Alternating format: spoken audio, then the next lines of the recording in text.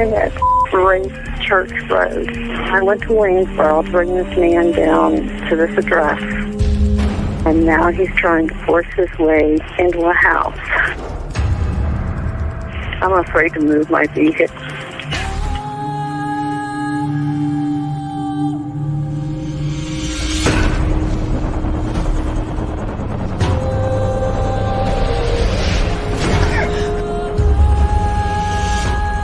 They're fighting in there. It's inside the house now?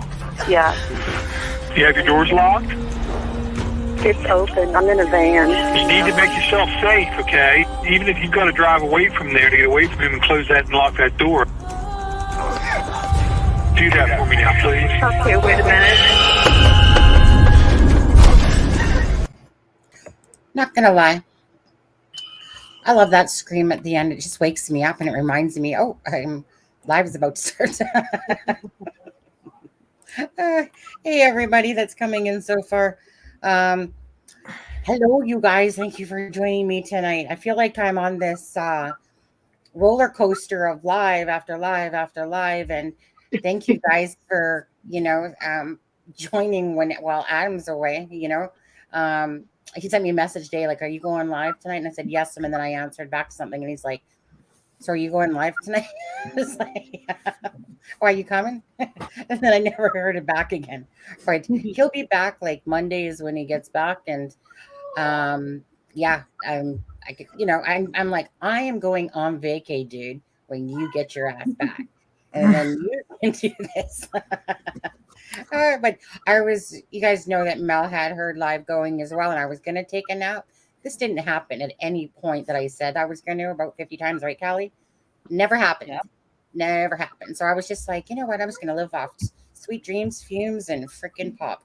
But yeah, so Mel had her live, and there was a bunch of channels on there as well. So was on that for about an hour, and then said I was going to go for a nap.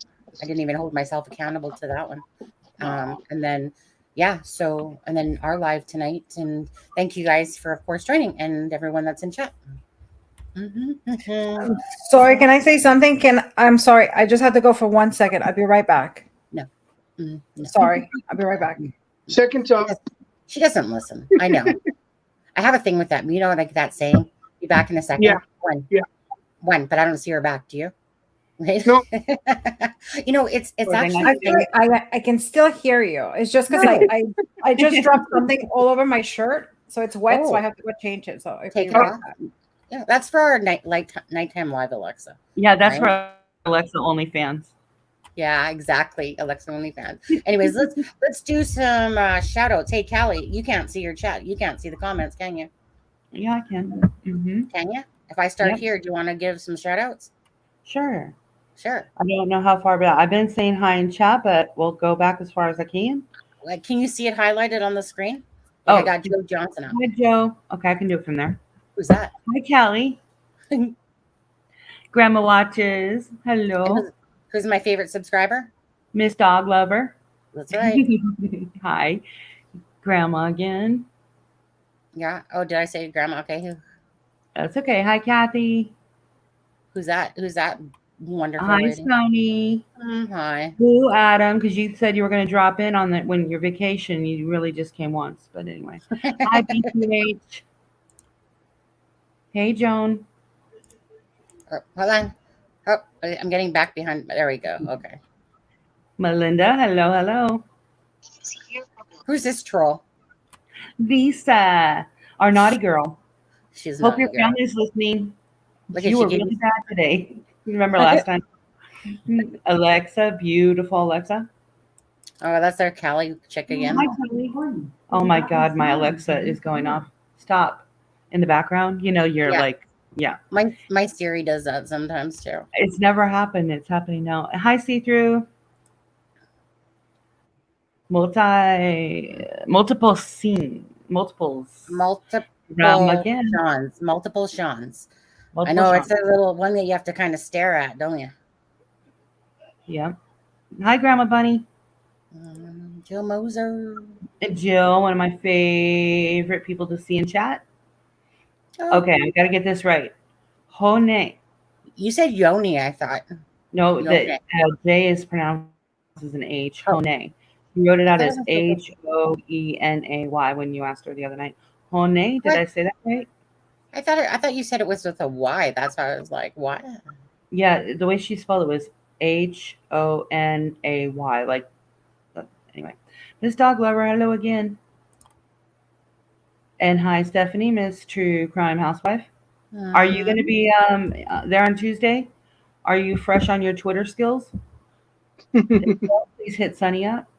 We need somebody that's good with Twitter. Hey, JD. I love this name.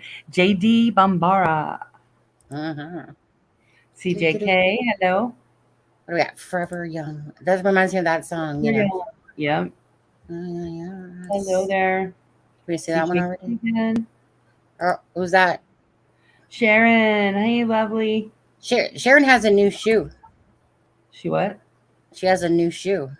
A new shoe? Hi. Yeah, you know, it's called one of those air casts. Oh, no. She's been struggling because of that. She was talking about gout the other night. Hi, Nancy. Hope you feel better, Sharon. Hi, Brian. Mystical. Hello there. Just Mary. Just Mary. Just Mary. Yep. Not something about Mary. Just Mary. I wonder if Mary is quite contrary. How does your garden grow?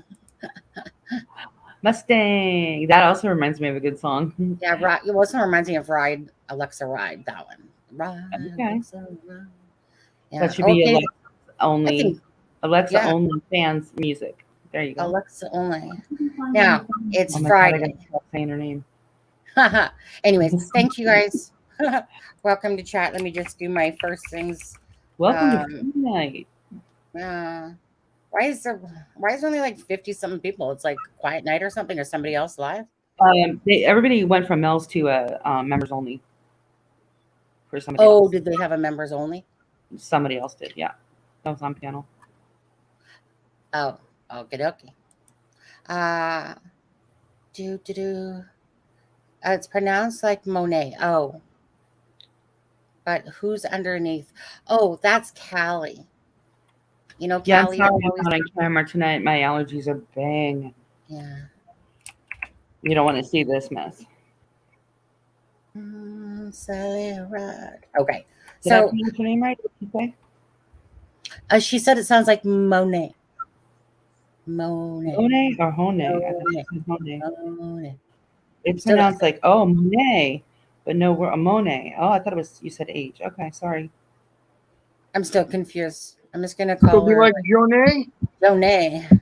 Monet. It's a, Jonet. I thought the other name. Monet. It's like that. Jonet. Sunday. Right? You get it? You get it? Sunday. She's Canadian. Right? So you become Jonet. Yeah. So Jonet can now be Canadian. Jonet. Yeah. Okay. Let's see here. 1 second. I am going to get a few things. Let me just go over here. We'll get a few things out of the way first on here. Just because we all know, I know you guys have your Thanksgiving all later and stuff. You know, it's always, ours is in October. You guys do yours in November 24th. And yet I want to freaking do Christmas stuff, right? Out of respect for you guys Americans that celebrate it November 24th. I normally would be like Christmas into Christmas already, eh?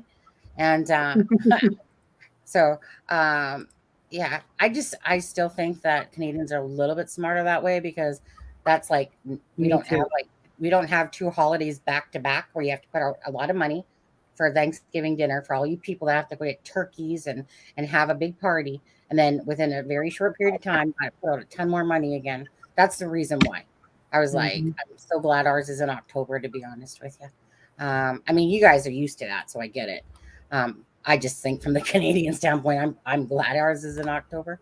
Let's see here. Okay. Yeah, but when do you know how to decorate for Christmas? See, most people here decorate the day after Thanksgiving. I will be starting tomorrow. Only before everybody hates me, I'm going on vacation for like 9 days. So I need to get a head start on this. I don't want to miss a day. They're already playing Christmas music. Yeah. So that's what I was going to say. So just quickly, just to get this out of the way. So this is the merch site, okay, which is always in the bio link. The bio link houses all the links for following on Twitter or Facebook. It has the merch site, but I just wanted to show you guys quickly because I did all this stuff yesterday, as a matter of fact. So there's like coasters, then I love the little koozies, the nutcracker. So I did a nutcracker line, basically a nutcracker line, and then a simple wishing you a Merry Christmas line. So you guys can check that out. Like I said, I did this all yesterday or last night, pretty much. So you guys can check out the Christmas line. A few things in there. Well, but you just got to go to the collections up here, shop like the collection or whatever. And that will take you to all the different collections as well. Okay, guys. So I wanted to show you that just to start off because I just, you know what? I'm sorry. But when I do all this work, I got to show somebody. Can't just sit there. So I was like posting it to my Facebook yesterday because Christmas is really not that far away. It's really not. You know, it's only I love Christmas. So I have fun. I like creating, you guys. You guys know this. I also have my Strike a Pose Creations one where, again, you guys can check that out in the bio link. The Strike a Pose Creations is where I can create videos. I can, whether it's that you want a card, you know, and you mass email it out to your family and friends, and I put it into a moving card, Christmas card, or you put a child into a video, a Christmas video, you know, starring them. Maybe they want to be with SpongeBob. Maybe they want to be with Paw Patrol. I stick them in it as if they're, you know, it's a video for them, for whoever. It doesn't matter what it is. It doesn't matter what event it is. I'm just talking about Christmas. But anyways, so just so you know, that's on the Strike a Pose Creations if anyone does want to do something special. Because you know what is the hardest people to buy for? And is parents when they have everything. Well, again, all you have to do is send me like pictures or a few videos and some pictures, and I can turn that into a moment, Jack. You know, whether it's of you guys when the kids, you kids or something when you were younger, and you give it to your parents, and that's like people like parents really appreciate stuff like that because those are memories. Those are memories of your life, as we were talking about. Remember when I was preaching to you guys earlier yesterday and stuff like that? Does Alexa crack you up? Sorry, I'm back. Today I was like the typical woman. I was like, I have nothing to wear. Like I ran upstairs into my closet. I'm like, I have nothing to wear. Because I don't want to look like I'm wearing the same thing every day. I'm not. Yeah. I usually like white and black, but one of those days, eh? Yeah. Okay. Yeah. At least I'm not wet anymore. Okay. Sorry. No, it's okay. Who's in the mood for reading?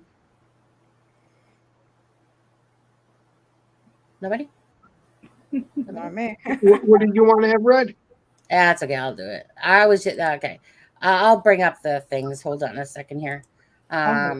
Cancel it. Let me just bring in those things. Open.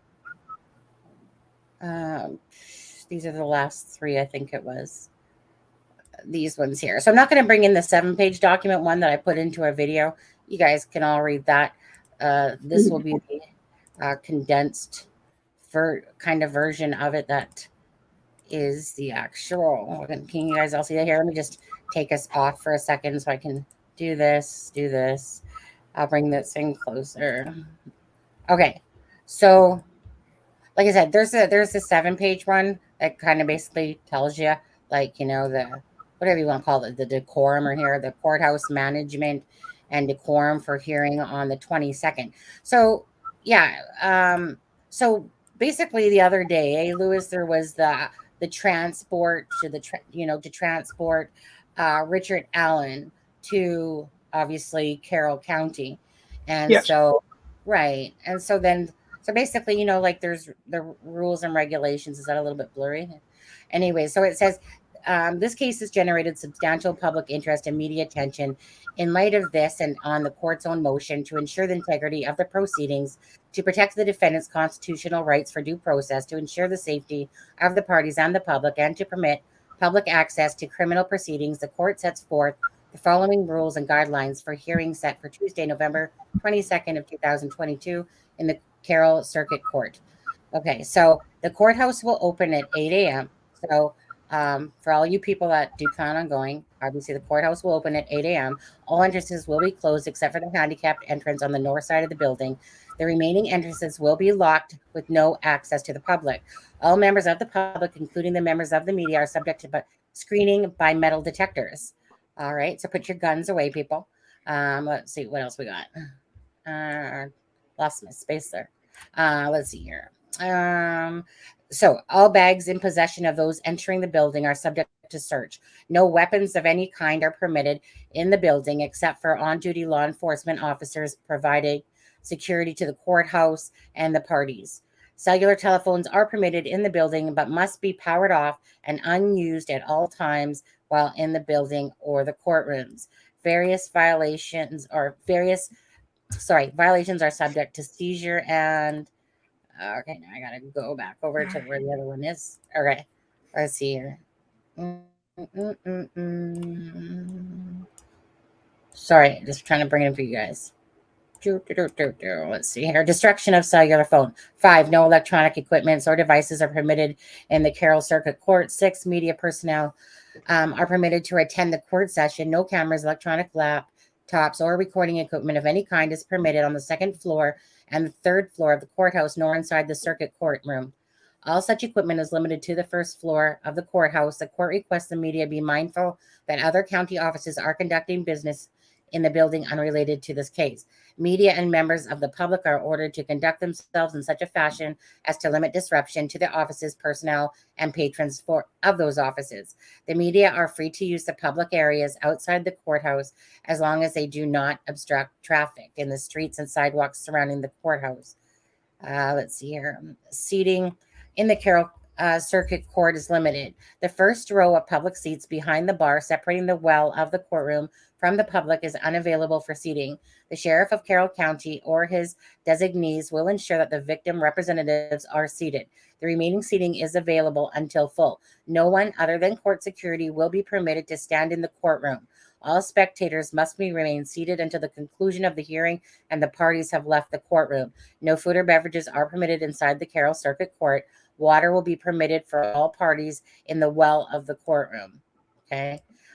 No food or beverages are permitted. Water will be permitted. We said that all members of the public and the media are required to follow directives of the sheriff of Carroll County. Courthouse security and courtroom security. No court-produced recording will be made available to the public or media. The audio record made pursuant to Indiana Criminal Rule 5 may not be copied or used for purposes other than perpetuating the record. The court anticipates, it's a little blurry, that all members of the public and the media will conduct themselves in appropriate fashion. Any violation of this order and any conduct of the court finds disruptive of the proceedings may result in an order of temporary or permanent exclusion from the courtroom and or courthouse and is punishable as contempt of court. Obviously, that's dated for November 18th, 2000 by Special Francis Skull, special judge, eh? Is that what they're called? It's called a special judge. Whoops. Mm-hmm. Okay, so back on here. There we go. Okay, so Well, okay.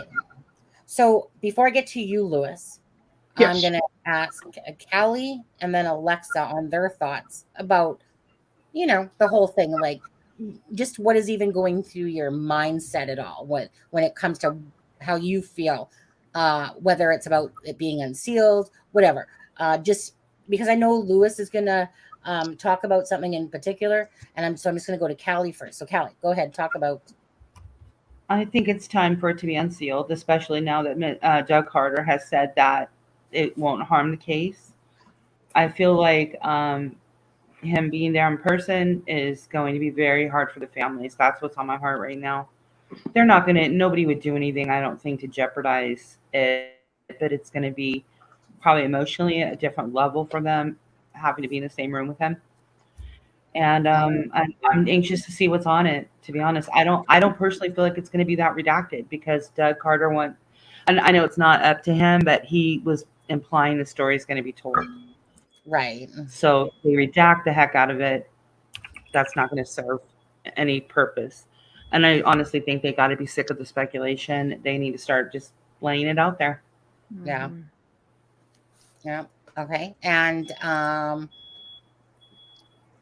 Alexa, thoughts? I agree with Callie. I think honorable goal I think her name is Gold, right? Gold. Yeah. Yeah, Gold. I think she is probably going to unseal it. I think she probably knows everything that is happening, and I think she doesn't want to cause more controversy to the case. So, and like Doug Carter said, I mean, if there's nothing that really, jeopardizes the case, like why not? Like I get it. I respect it, and I agree, and I think it's whatever it's best for the case. Even though I'm dying to know, and we spoke behind the scenes, Sonny, like how anxious we are to see it on the 22nd. Yeah. And But like I said, yeah, we'll be going yeah, live that morning as well. okay. So, what do you mean? Okay, you're there too. Remember? Oh, me too. Oh, like yesterday, like coerced me into coming today. Yeah. They're gonna be like, When, oh, she's when you know she's in when you your live again. Jesus, like get her out of there. You know when you said husband, I told husband, which your husband, and you said from 9 to 1, and I was like, no, you said it wrong. 9 to all day, because you know that if that thing opens up, the I freaking, know. I just like But it's anyways, a Thanksgiving yeah, party. But yeah, we'll figure it out. yeah, Yeah. So I think hopefully they'll open it up, and hopefully we can finally start getting some answers. absolutely. I mean, again, I'll still want always what's best for the case. If the family is asking for it to stay sealed and it needs to stay sealed, like I said, um, barring the fact that I'm not roadkill in a couple of days or something like that before that happens, I'm willing to wait myself. Um, so whatever happens, happens. We've heard that it's supposed to be opened up on the 22nd, but only the 22nd will tell the real answer, to be honest with you. But yeah, okay. So, Louie. So you want my thoughts? No, Okay. yes. I'll go home. Keep your thoughts to yourself, Louis. What are you on this live for? We're here to look at your avatar, silly man. Exactly. Yeah. My Okay. thoughts are this is an experienced judge who is now doing damage control from what happened last week. Yeah. My first thought was we're having this held in Carroll County with the same sheriff that last week said media was bloodthirsty and is a threat, and a judge that had to recluse himself because he had a breakdown saying that they're not prepared. Now all of a sudden this judge is having him shipped several hours away to Carroll County to the same courthouse.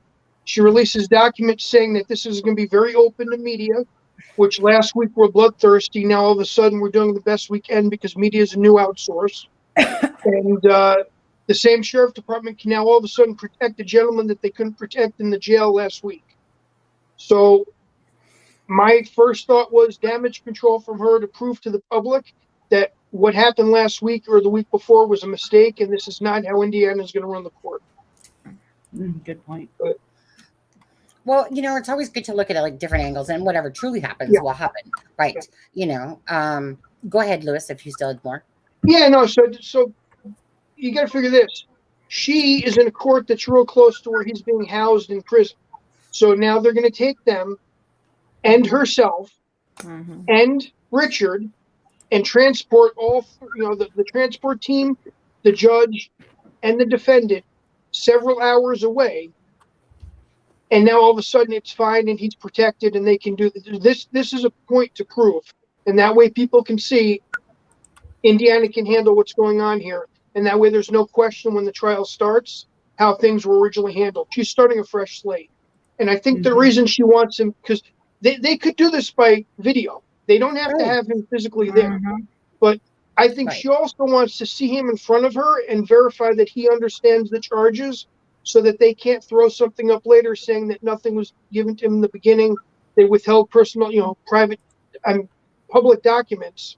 And that way there's no chance that his attorneys can now use that as a defense. They're probably going to do everything by the book. I think that she's an experienced judge who is calculating many different points by holding this the way it is, not changing the date and physically having everyone show up. I think that's multiple points being proven to the public. And that tells me that they're trying to correct any issues from what was withheld. So there's no issues with the trial when it starts. And I agree. Like I said, however it plays out. I'm not in the court system and stuff like that, but I mean, obviously, it's a good thought and makes sense. Well, I agree. public opinion is what tries most of these big cases in the very beginning. And by starting off by saying that social media was the devil, now has to be corrected. And those longer documents that you sent me earlier, that 7-page thing, it specifically outlines about how media is a good thing now. So I think we just had poorly handled stuff by a small town that didn't know what to expect, that was overwhelmed. And that's not the way they actually see this on a state level. So I think we're in good hands now with it. Correct. I like if it would have probably. I'm glad that diner guy, passed it off, because it does need to be in the best hands possible, of people who have the ability, whether it's what do you want to call them, like I don't even know what do you call it, employment wise, like for the amount of people that are in the court. How he said like one person was new, and it was almost like that they had this little little baby team. And it was just, and so it just, at the end of the day, cross your I's, dot your T's, with this case. It needs it. It's such a huge case. It needs to be protected in every which way, shape, and form, definitely for justice for Abby and Libby, that's all we care about. So, anything else below that is being selfish towards our own needs, because this is about Abby and Libby. It needs to be in the best hands possible. And I'm sorry, like I know there's some hard ass guys, but there's some hard ass chicks out there too, And so this judge seems to have everything and talk positively about and stuff like that. So all the power to her. And I think Louis hit it right on the nail, and by saying what he was saying, I completely agree. I didn't think about it until you said it, and I think I agree. I also think that she wants to make a point that this is her courtroom and this is how she's going to run it. She is running the show, and therefore this is how she wants it. Yeah. So good for her. Yeah. It shows that she's a woman of power. She's a woman that knows what she wants, and she's going to get what she wants. I like that. I do too. I love women that take charge, like kind of like I can handle this, come at me type of idea. I personally, right, Kelly? And also her reputation. I mean, I was reading a couple of sightings that she has done and everything, and then she seems like she is the perfect match. I'm actually glad that the other judge stepped down, because I think this is a better fit for this case. She has a very strong, proven track record. Yes, and does. Then even to say this, if they did not change judges, even if he's the fairest judge in the world, you're going to have the defense try to rip apart any kind of correlation that you've got from the judge and the families. And when you're in a small county, there's going to be some sort of connection between the family and the judge, and that could bring things up later on.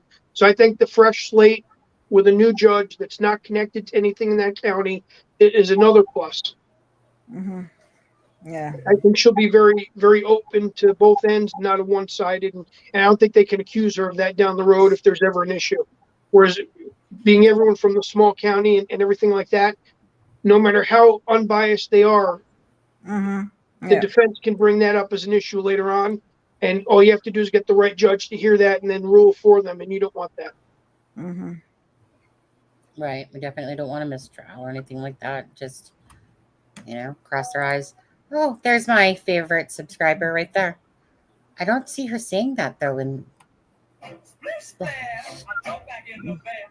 how was I to know there was a party going on? There's always a party going on here.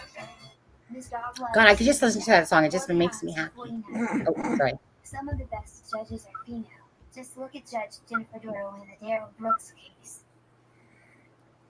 I don't know who that is, but I believe you.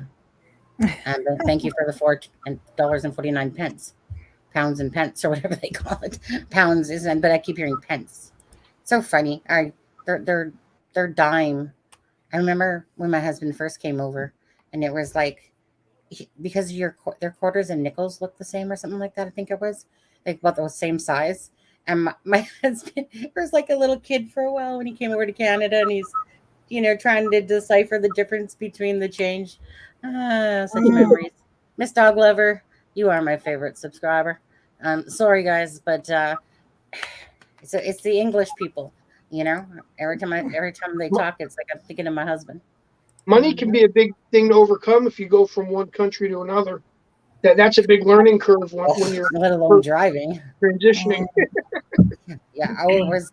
Well, Oh, yeah. driving's another subject. Yeah. One time when he was driving, and he's like, you could see he panicked a little because he was getting confused because of, you know, he was. But it took him a while. It took him a while to get adjusted. But he's adjusted now for sure. He hasn't adjusted probably to the Canadianized food versus that. Oh yeah, which reminds me. Let's see. We cannot afford a mistrial. This is America, where criminals have the right. Unfortunately, in his case, absolutely can be thrown out completely if the public shows their ass. Remember that. Still, however, I had my days, still hurts, and I'm limited. For example, I still can't drive, or I can't drive still. So same thing. Yeah. Oh, Alexa takes out her little red wagon when she goes. She gets her kids to pull it. Isn't that's how you get? Yeah, she pulls out her little trike actually sometimes too. No kidding. That's almost how I'm doing. Yeah. Poor thing. I know, right? I'm just like Uber. You know, I never taken an Uber. Really? I did for the first time a few months ago. I was like, I'd actually quite like it. Actually, no, I know everybody does it. All my friends are like, "Oh yeah," it's like I'm like, no, I don't know, and I'm also a little bit afraid. Yeah, we did a case back in the day of somebody that got in an Uber, got killed. So I was like, oh, I don't know. I know. That one stuck with me as well. That case. Alexa, you know, go ahead. Does I forget her name, Samantha. Adam knows her, but there was a case in South Carolina where the girl got into what she thought was the Uber driver. It wasn't. It was some random guy waiting for someone drunk to come out of a bar, and he took her off and killed her, etc. But her family started a campaign that says, "Say my name." Now I travel almost weekly for my job, and I do use Uber a lot when I'm traveling, and it's just gotten to be a habit when they pull up. Let them say your name. That's it. I know that I have their license. You know, they send you the type of car, they send you their license plate number, sometimes a picture of the driver, but never get into the car without just, what's my name? Say my name. That way it's confirmed that is the Uber driver. And I think the case you're talking about is, I think it's Samantha. I said Josephson. Samantha Jordan. Yeah, Josephson. Yeah. Horrible. He went to trial this year, and it was horrible. The guy was just not the Uber driver. He was just a guy that picked her up, and she didn't ask, and it, got in the car, and he tortured her. Yeah, I'm amazed that rule wasn't in place though when it started, because taxi cabs will always say like Sonny, and like, meaning that to me was just a golden rule that they, because that's you knew who you were picking up. You said the name, but I didn't realize that maybe they were told to do that, and maybe some people did it and some don't, but I'm sure they're doing it now, because it was a common rule here that you said your name. That's how you knew the taxi was for you. Yeah, her family started that petition after after it happened. But I had to tell you a funny story. One of the last times I took an Uber, the guy pulls up and he's in a Tesla. Oh, wow. I had a lot of thoughts going through my head, and I was like, I wanted to say, is this how you have to make your payment? Like, why are you doing Uber if you have a Tesla? But he, I just said, nice car. And the guy said to me, well, think about it. I'm the only one out here not paying for gas. That's when gas prices were really high. Oh my God. Yeah. Because I'm like, good point. This guy's very smart. He knows what he's doing. Yeah. I just, there's a guy on YouTube that does a YouTube channel, and he lives off grid, and he's got like one of those tiny homes on a small piece of property, and he bought a Tesla, and everyone gave him a hard time over that. And that's what he does to make a living. He goes out there and he delivers, for Uber and Uber Eats and stuff. And he's like, I'm almost off grid. My electric is all solar and battery packs, and it costs me nothing to drive. It's one car payment, and that's all he has. Yeah, they're a little more money, but at the end, I think they're worth it. But also, I always tell everybody, when you get into a car, whether it's a taxi, whatever, always make sure the child lock is not on. and Yeah. that's pretty easy to look. True. Just look at it, and also if you have a string, always leave something and the window down. Like the first thing you do is you roll the window down. Doesn't matter how cold it is, always the window, and always, and I always tell women this: always have something. And they sell little things. I don't know, I forget what they're called, like little hammers that you can break the window in case you need to get out of there. And it's tiny. It's like literally the size of a pen. I forget what they're called. Louis, probably you know. Yeah, but you know what's even better is a center punch. Yeah. Because those little hammers that break the window to get out. If those are the ones that I'm talking about. Yeah. If to the break the window's tinted, like the windshield. If the window's tinted from the inside, that doesn't work as well. So they make you go to the hardware store and you pick up a thing called a center punch, and it's spring loaded. Thank you. And it's got a sharp point on it like a nail. And when you push it against the glass, the spring makes it fire and it shatters the window, even if it's tinted inside. But the hammers work well, but they just don't work well on tinted windows. So always carry one of those, and they're tiny. I mean, you can put it in. Very, very small. They're pretty small, and that way you can break the window, and it's also for your safety. If you ever trap in your car, you can get out. So always. Hey, if you guys can remember to hit that like and share button on your way in, if you could do that, or if you're on your way out, do the same thing. Thank you guys. Let's see here. They also look at the license plate, a picture of it. Yes. Matches. Yeah. Okay. Yes. Hey, what do you think? You think Richard Allen's going to come in a Tesla or? I'm almost sure if the Marshal Service is going to deliver him. I'm curious. Okay. So how do you picture this? Do you picture like a bunch of police cars surrounding the vehicle so that because you can? It's almost like you feel it. It's almost like. You know what this is reminding me of in my head, and this is kind of whatever, probably weird to say. I'm thinking of the whole JFK assassin thing. Like, it's kind of like I'm picturing all these cars and like because everyone wants to take his ass out, probably. A bunch of snipers on the side of the road in Indiana.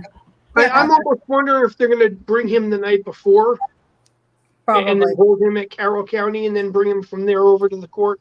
I am thinking probably in the wee hours without anybody knowing. Yeah. Less risk. Yeah. And I don't know, probably somebody's gonna be sitting there in their vehicles staking it out, waiting for, there's always those people out there in the YouTube land or in the YouTube land.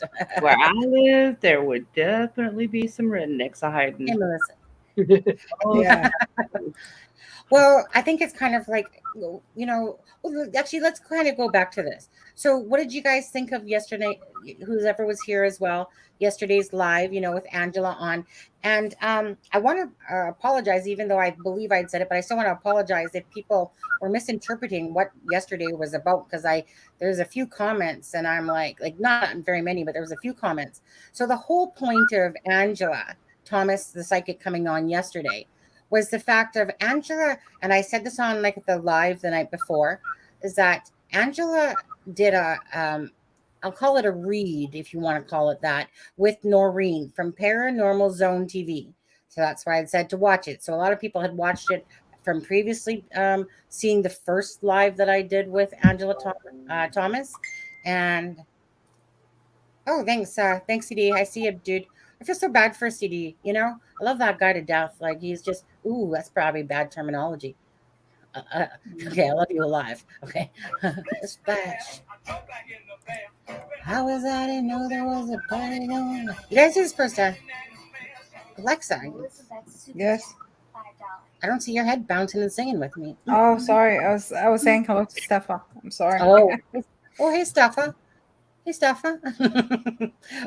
But so yesterday's live was simply about the fact that Angela was going to come on. And if anyone, that's why I said to watch it if you hadn't watched it from the Paranormal Zone TV. It wasn't that Angela was going to be doing no read.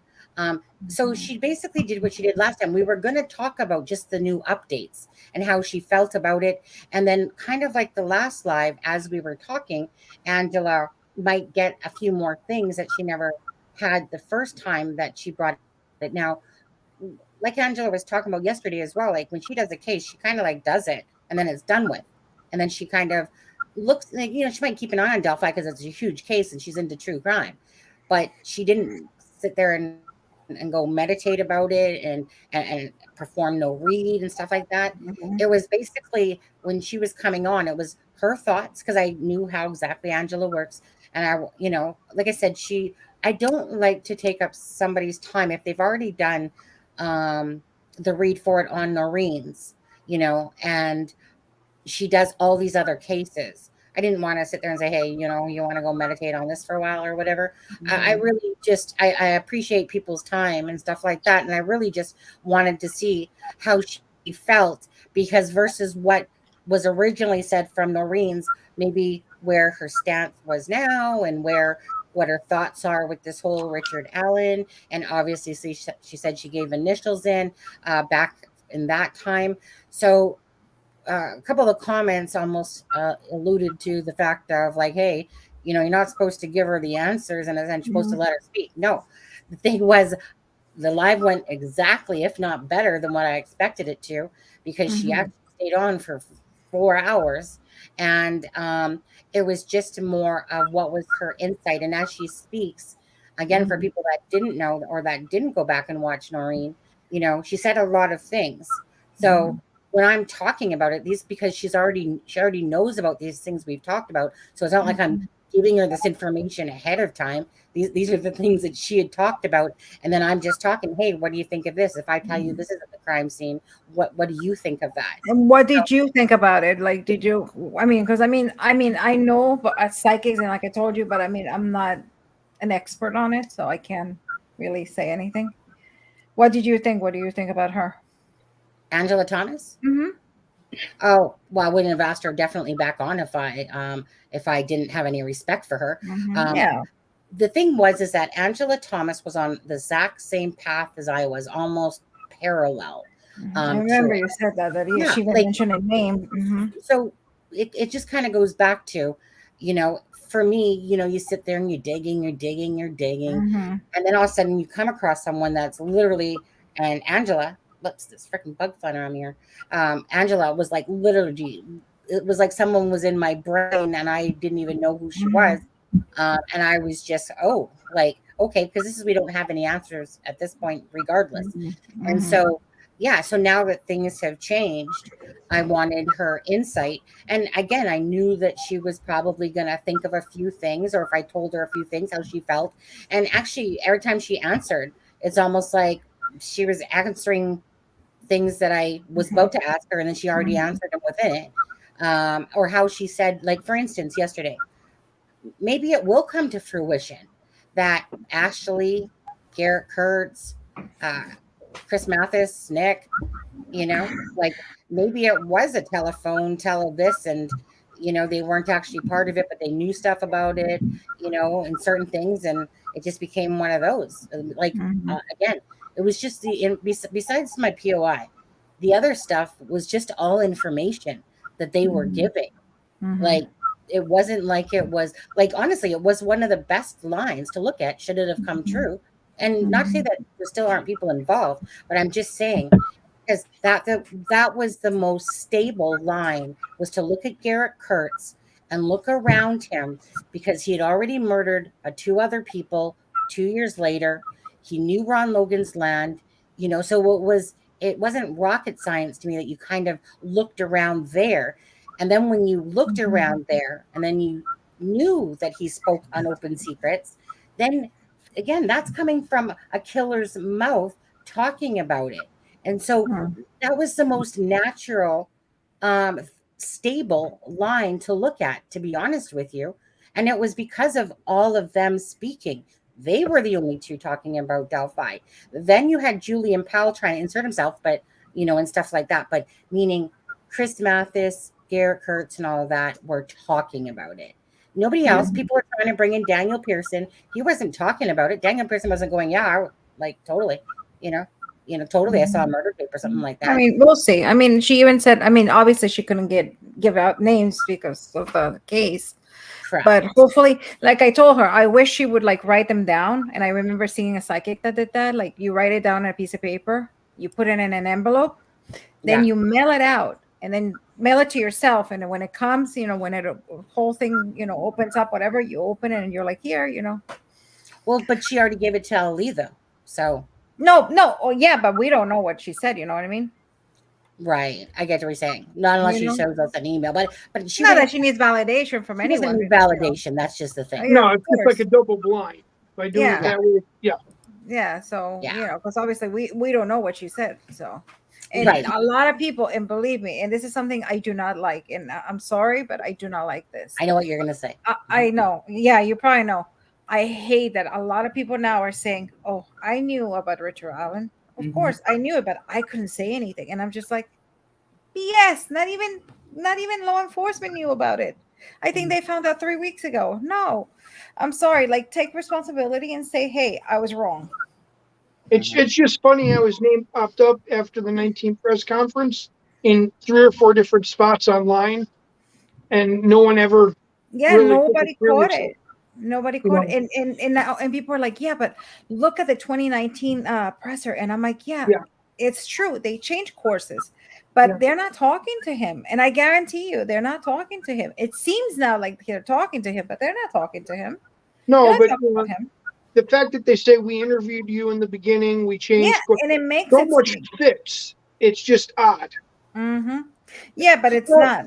It's not about him. I guarantee you anything. Not about no, him. but it's like they knew the person was somebody that they did talk to.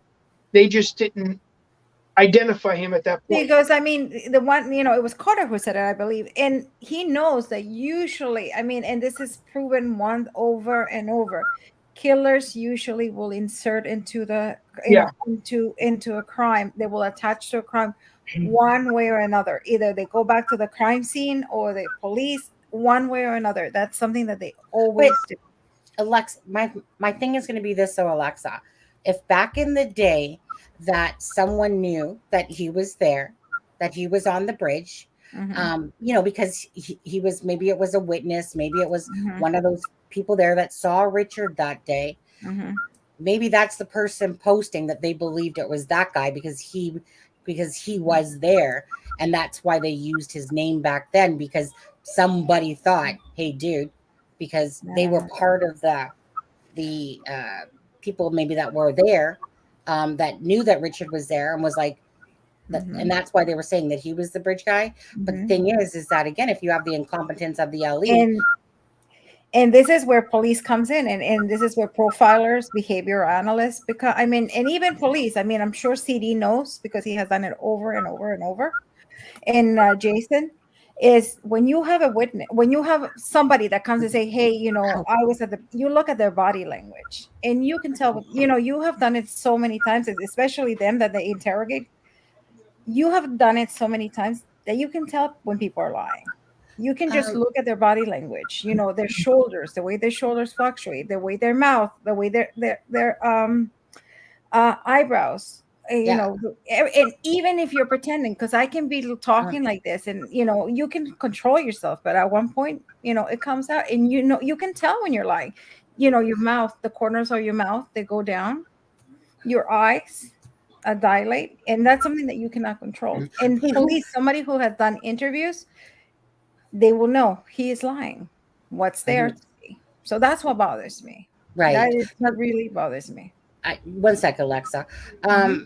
Okay, somebody has a chirping going on behind them, and someone says, "Can someone please let Sunny know that there's horrible feedback?" Well, I don't know if it's because you have headphones on, Elizabeth, and you're hearing that noise. I hear a little bit. Oh no, I've been here. I messaged you about it a little while ago, Sonny. Yeah, I hear it too. Yeah, It sounds like a fan or a squirrel cage. Kelly, yeah. Is that Kelly? Is that at your end? I don't know. Let me mute and talk. Okay, so let's see if we hear it again.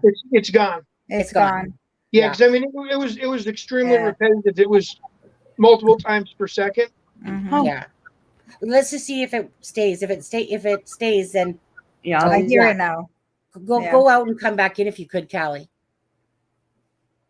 See if that unless you got something else moving, but yeah. So I'm not sure if that was it, Elizabeth. If so, because it sounded almost like a desk fan or something was too close to the mic. Like a little chirp, chirp. Yeah. Okay, so if you knew and you didn't say something, Shane, I'll correct your spelling because me and Alexa are used to typos. Shame well, you know what pops into my mind is they keep saying how complicated this is, and it's way more involved than most people think. So that makes you think there's got to be at least more than just him involved. And for so many people to keep quiet over that many years is unheard of. So maybe there's a submissive person involved that was dropping links on time online just to try to get it out there because they knew they couldn't speak to anybody. And that runs through my head occasionally. That has been the confusing part here is like, okay, if multiple people know, like, honestly, like, even in my head too, it's like, okay, so is someone, like, are they all afraid to talk because someone's going to kill their family? You know, like, this is like a mind warp to me right now. I feel like I'm in the twilight zone with this case a little bit. I just feel what you thought, it's still there, whatever that sound is. It's like a squeak. Yeah. Kelly, do you know what it could possibly be by chance? It's just like it's like a little squeak. I can't hear anything. Do you by chance have a desk fan? I don't have a fan on, no. No? Okay. It sounds almost like that little bit of a noise you get from like a desk fan that was on low. Let me see here. Or a hamster wheel. Oh, no. That's a horrible. I can just leave if you want me to. No. Don't be silly. Just put yourself on mute. And then when it's time to talk, there we go. But I don't hear it like this when she came back. I don't hear it anymore. Yeah, I could still hear it. It did come back. Sometimes it was loud enough to where it pulsed the picture. What about she's also in a phone? Don't you have a phone too, Kelly? I mean, maybe the volume, because that happened to me once. Like, I didn't realize. I'm using my laptop. Maybe my phone is too, but I've been using my phone this close to the. Maybe is your phone too close to the mic? Pardon? Yeah, What? Could be feedback. Yeah. Could be feedback is what he's saying. Is your phone too close, like, to the mic, or I don't know. You know, sometimes people don't realize sometimes that even though it's not like a deep trip, but I'm sure if somebody has headphones on, they're probably like, ow. Well, if it's feedback, she won't hear it because her mic's going to cancel out what's on her end. She'll only hear everyone else speaking. So it could just be feedback from the phone being too close to the speaker on the laptop. Right. Yeah, exactly. So maybe it's that. I mean, I got to the point that I got used to it. Like, it didn't bother. At the beginning, I was like, "Oh, what's that noise?" And then I was like, it didn't bother me anymore. Noises like that, they bother. Or when people are talking and they're pounding the table, and they don't realize they're doing it. Oh, so. Go, Misha, go. That's right, Misha. You say it like it is, Misha. Absolutely. You know, she says, I want anyone who knew anything held accountable. The hero did tell someone and they brushed it off too. They should lose their job. Sorry, not sorry. Right. Absolutely. Yeah. I agree. Want the truth to be told. Mm-hmm. You know, I agree. Go ahead, Lewis. No, so what keeps popping into my mind, which it's not my dead set theory, but for them to say it's this complicated and for nobody to speak, there's got to be some sort of a online type of a connection to this, not a local type connection, or local enough but far enough away that communication was unknown between the people. I mean, I just find it really hard that in a town that small, if he was involved with somebody else locally, that somebody would have said something at some point. But you know, well, and you know where you could, like I said, you could be right when they say complex and whatever. Like, you know, like to sit here, okay, there's all these connections going on. You know, before this, you know, Richard Allen come along, right? There's all these connections going on. You could see that it could be revenge. You could see that, you know, Garrett Kurtz and the Palladinos knew the Kleins, and you could see all this. Then, poop, like a jack out of the box, you know, but more like a jackass out of the box, comes this Richard Allen, and you're like, well, where's the attachment to anything, like to anything besides the Wabash River search? But there's nothing online. Like, I'm sure there is somewhere that there's something. There's a crumb somewhere of some sort of attachment. But I don't believe, like Alex said, that he had this strong social online presence. He probably did not, and if so, it was deleted. And maybe he was using just a fake account. But from what Alex and that said too, like and Fig and him search deep and hard, I'm sure, and I do too. And and you're just like, Well, I'm still not convinced that Craig Renfro guy doesn't play into this. Yeah, that's an odd coincidence to have that put in that first document, and then for him to be connected to so many other people that connect to the rumors. I mean, that's an odd one.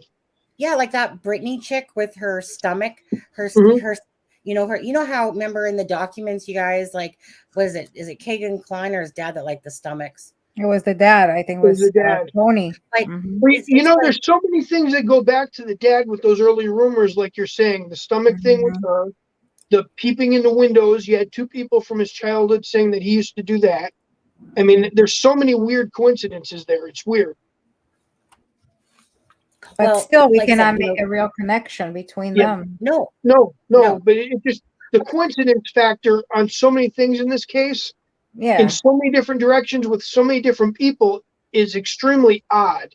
And I can see that complicating something to the extent, I mean, you've got somebody that's killed two people that frequented the property they were found on and talks about seeing a video, but might have nothing to do with this. And then you've got another person whose son is in jail, and he was known for doing things that have been linked to similar things in this case. I mean, how many sick people out there connect to Delphi and have nothing to do with it in the end? It's going to be very telling. I can see the detectives being thrown completely off the whole investigation. You don't see, Kate, because the only one thing that even stood out the most besides that Craig Renfro guy, and dude, I'm sorry, if your name's not supposed to be out there, blame that on the freaking courts there that put that shit out onto you, attached the alias to your name. But you know what? Your list is naughty. It is not nice, and Santa ain't coming to you this year or next year. Can you explain to me that whole Craig thing? Because I don't know about it. I heard about it, but I don't really know about it. Yeah, absolutely. So let me say my one point there after. Yeah, sure. Sorry. This is for Miss Dog Lover, and this is for my McDougal tree. Okay. Oh, and by the way, if he's watching and I haven't seen him in a while, hey, Cordy, dude, if you're watching, hey, how are you doing, Cordy? Because sometimes like you would see Cordy and then you don't see Cordy, but Cordy sometimes hides and then comes out and peekaboo. Maybe he's like, I'm not coming back on that channel because Deb's not on, or maybe because Adam's not here because Sunny's my least favorite. Maybe that's the reason. But Cordy, I feel like there's a strong, like me and Gray Hughes. Gray loves me. You guys. Oh my God. Anybody that's fooled by that, the guy clearly loves me. Okay. Oh, there it is. 40's here. I'll tell you. Okay. I might not freaking have called the right PO perhaps, or POI perhaps, but Cordy's in the house, Hi, Cordy. I was gonna say like an angel. Yeah, I hate Cordy. I just want to give you a shout out, Cordy, because I was thinking when I was talking about names the other day of people that about kind and caring and stuff like that. And Copper Horse, she just happened to purchase something from the store, and I went to go look at it because all of a sudden it came in just as I was about to get off the live, and she purchased this another bomber jacket. And all of a sudden I looked at the time and it said 11:11. But anyways, I was talking about people. I kind of wanted to kick myself because sometimes when someone's name's out of sight, out of mind, but yet when I got off later, I was like, oh crap, I forgot to say Cordy's name. So that's why I was like, oh, I got to remember to talk about Cordy. So yep, just like there you go. Hey, Cordy. So yeah, Cordy's over there. I mean, he's solving World War III problems because Cordy works at some nuclear plant or something like that. Well, Cordy. I mean, I know this might go against your rules and stuff, but if you could just maybe put a bomb underneath Richard's little butt there. I don't know, just saying. Maybe I shouldn't say that, huh? A fart bomb. A fart bomb. That's what I'm talking about. Fart bomb. Okay, 11:11 is my number. Absolutely. That's my number. It's my number too, Cordy, because 11:11. Isn't it 69? I thought it was 69. No, I have. Okay, you're right. I got two numbers. 69, favorite position, good year, good song. Okay, so that has multiple. But the 1111 is the angelic side of things. So Oh, I'm sorry. what is it supposed to mean? 1111? Mm. Well, 1111 is always two things for me. It means make a wish, but and it means that your spirits are around you. That basically it's like when you see 1111, it's like someone's Oh, trying to basically send you a message. So like for instance, when I was flying to England, and I said this story before, when I was flying to England, I told my mom, you give me a nuclear fart bomb. That's right, McDougal. I said, give me a sign, as you know, and I asked for the 1111. Okay. Now 1111, to see it as much as I do, is just, I see 1111 and 1234. Those are the two most common things. And I've seen 1234 for many, many, many, many, many years. But 1111 is again to catch it. So I asked my mom if when I was going on a plane ride to England, that to give me a sign. And sure as shit, I seen 1111. And then I said the same thing back. And I said, Mom, give me a sign. All of a sudden, my husband that night yells and says, baby, it's 1111. And I'm like, okay, honey, we're going to make it home fine too. The only thing that happened on that plane is some thin ass chicken or guy that she was sitting with. Okay. I'll never forget this. Okay. Take you and your freaking little rabbit food green. I don't even know where the hell they got this food from. Most disgusting stuff ever. They're sitting there opening up all these containers full of like wheat grassy stuff. I don't even know what to call it. Then the chick literally gets up with her guy. Think of a plane, how, this is like the bigger plane, but still they're narrow. She starts literally like freaking stretching and her ass is in my face. And I literally was getting so pissed. I was just this close to saying something, but they start stretching with each other. Then of course, as they're stretching, and then these two people are not something to look at either. Okay. But they start, it's like, get a room. And then she bends over, puts her ass like in my face. And I'm just like, chick, seriously, we're on a small plane here. She was literally doing aerobics in the freaking aisle. And I'm just like, some people have no thought for others. No different than the people that put their seat all the way back. And you're like, oh, really? Got this much room? But anyways, back to the 1111 thing. But, okay. That's my birthday in binary is 1111. Oh, that's right. You're January 11, right? Yeah. And then when you add the year together, it comes out to 10. So 011110. Don't gotta add shit to mine. It's just 69.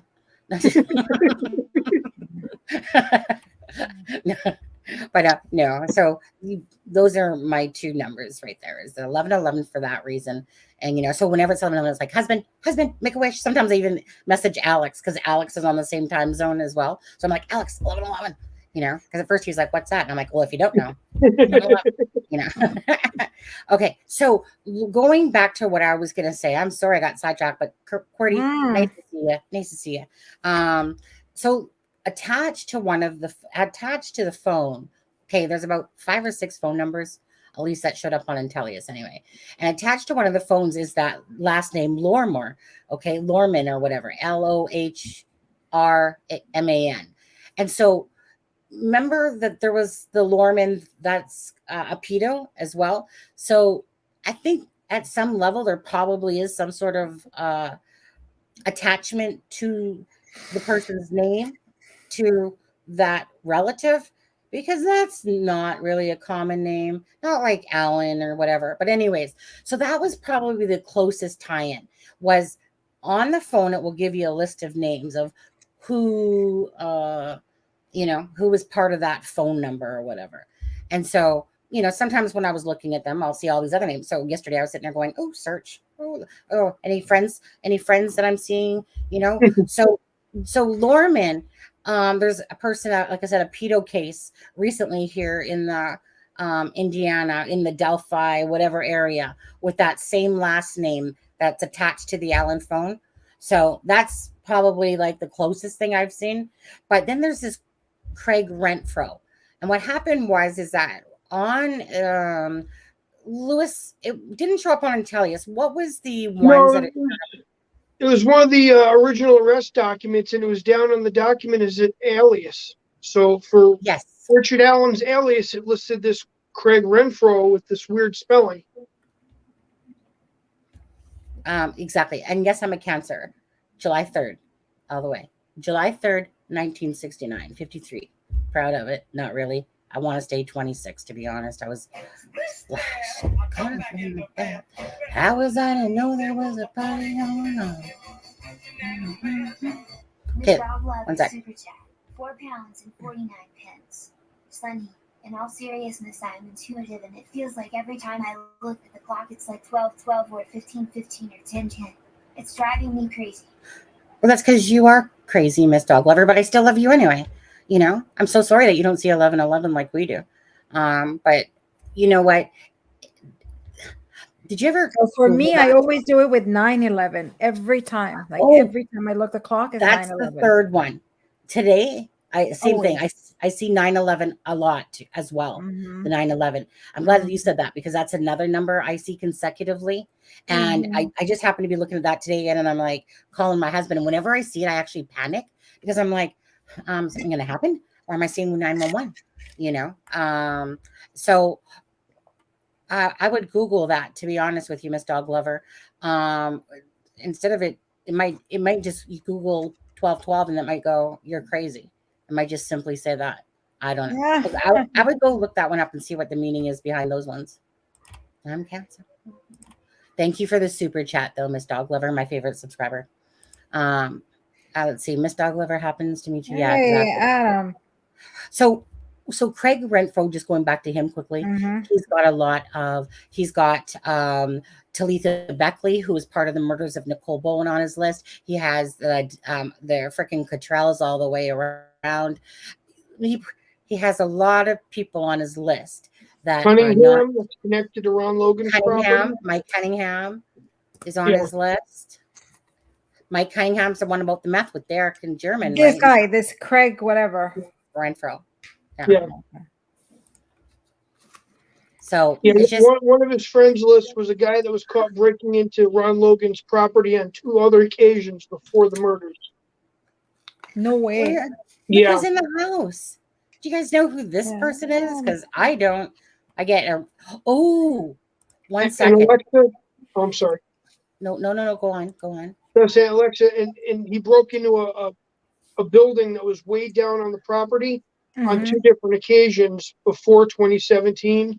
And the second time was in a police chase where they finally caught him in a field with a meth lab in his car and stuff. But he doesn't live in Delphi. So his connection to Ron Logan's property is always stuck in the back of my head as being odd.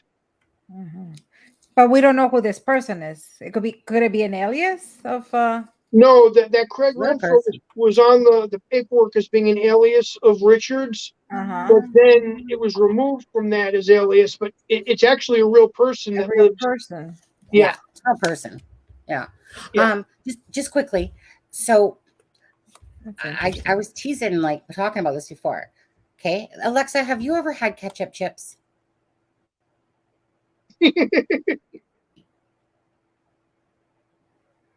You don't know how to answer that? I think she froze.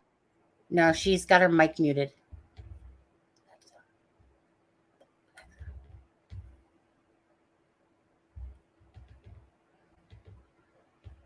Who's she talking to?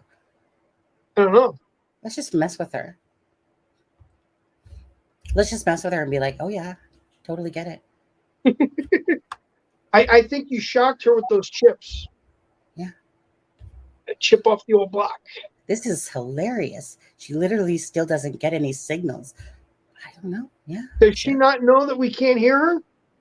Apparently not, but let's just play with her because she's obviously like just talking to herself. Anybody else understand? Anybody read lips? Yeah. Look at her. She's still talking as if like we're listening. I have bought what is it called? Hot dog peanut butter chips for my son because he likes these weird flavors. Yeah. Can you imagine that? Hot dog flavored chips? Oh, is that our boy? Okay, wait. Let's tell Alexa we can't hear her, please. Alexa, we can't hear you, Alexa. Okay. Alexa, Alexa, can't hear you. Who the hell is she talking to? Alexa? Oh, she's having dev issues. Is it real that you can't hear me? You were Yeah, talking and to yourself. you've been muted the entire time. Oh my god! I thought you were joking. No. And I'm like, okay, Lewis is now in the joke. Ha ha ha ha! Funny. Until I read Nancy, thank you so much. Until I read that Nancy's like, oh, you're muted. Is that what she was saying, Cordy? I'm sorry. I'm so Cordy sorry. said from what Cordy could tell was that you were saying I love Cordy. I don't even know how I'm I love honestly Cordy. on here. Yes, I love do. Cordy. Cordy Yes. is the bomb. Cordy. Cordy, we missed you. We haven't seen you. He hides out. Yes, but I have had ketchup chips. So we don't really know who Adam is, and I don't even know why we should give him too much time here because he's pretty much ditched me now, and I've had to hold down the right. You guys, all the time I'm like begging you, come on, Alexa, come on, Lewis. Hey, Adam. You know, somebody who's got multiple names can be a little sketchy. I don't know. If you need an alias. How are you doing, my friend? I'm good. How are you? Hi, Adam. How are you? How's your trip? I'm good. How are you? Can you guys hear me okay? You sound like you're in a bathroom, but yeah. How was the Libra? Oh, I'm still in Portugal. No, I meant that when you thought you were going to the library, quote unquote. Oh, yeah. Looked like a new place. Well, I need to know the real answer here. Did you eat those ketchup chips yet? 3 bags. Right? Do you like them, I suppose? They're amazing. Aren't they? Yeah, they're good. There he is. Hey, baby. Adam, we thought you got eaten by those birds. We hadn't seen you, and last we heard was all the birds. I know, right? Did he get killed out there, the birds? What time is it there, Adam? I'm trying to be quiet because my friends are asleep. So sure. What time is it there? Like 3:45. Oh, aren't you tired? Yeah. Oh, so you're just coming on to pop on. Yeah. I wanted to show everyone the chips, and and you were the worst vacationer ever. I'm the best vacationer. I know. 12 days. Whatever. So you're gonna be back when? Monday? I'm gonna be back Monday. Yeah. What time Monday? Monday, like mid-afternoon, unless I can get. So I'm going to London tomorrow. So unless I can get on a flight to Charlotte earlier on Sunday, I might get back Sunday night. I'm not sure. Okay. Did I hear correctly that you're landing in South Bend and then meeting me to drive down Tuesday morning? Absolutely, yeah. Is that what happened? Yeah. Okay. Good deal. Good deal. Yeah. Just land over top of the courthouse, parachute out. Face plant on the cement if you need to. I don't care. Just whatever landing. Right. Are you going to London tomorrow? Is that what you said? Yeah, I fly out to London tomorrow night. Oh, nice. Whereabouts in London? Heathrow. Oh, nice. Yeah. I love London. Yeah. I'm exhausted. I'm exhausted from it. What is like 9 days in? I'm like. Are you broke? Sorry that you have such a bad.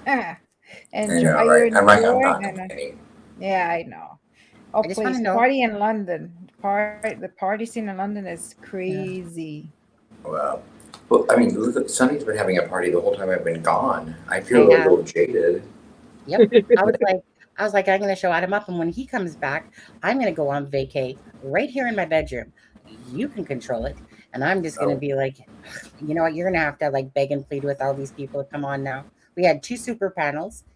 Figgy, that night, and Angela was on yesterday, hosting another live today. I'm just, I'm like, all I was sitting there doing was, Adam, fuck you, something like that. It was like, She did not message me at all. She's like, she blocked me.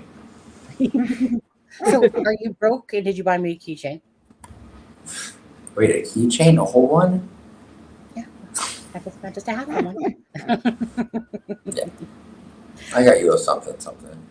Yeah, he forgot to mail out 2 books, though. I know that. Mm-hmm. Mm-hmm. So, did you go to see the house or the complex where McCain? Oh, what's her name? Yeah, Madeline. Oh, did I you? did. And how was it? It was. I have videos. It was surreal. It was a little. It was very heavy, and I felt a little cringy being there. Like, so I tried not to linger, but I did go. Yeah, and it felt heavy. It was weird to see it in person. Oh, okay, cool. I would love to see one video. That's so cool. Yeah, Put it up in your channel. It's a case that I've watched so much of, and like I studied so much of. To see it in person and to see the proximity of it all was very weird.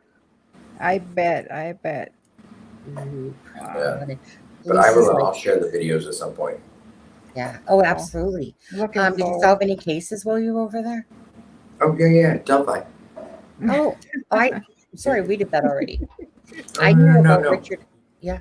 Yeah, no. I know. There's a whole other aspect to it you don't know about yet.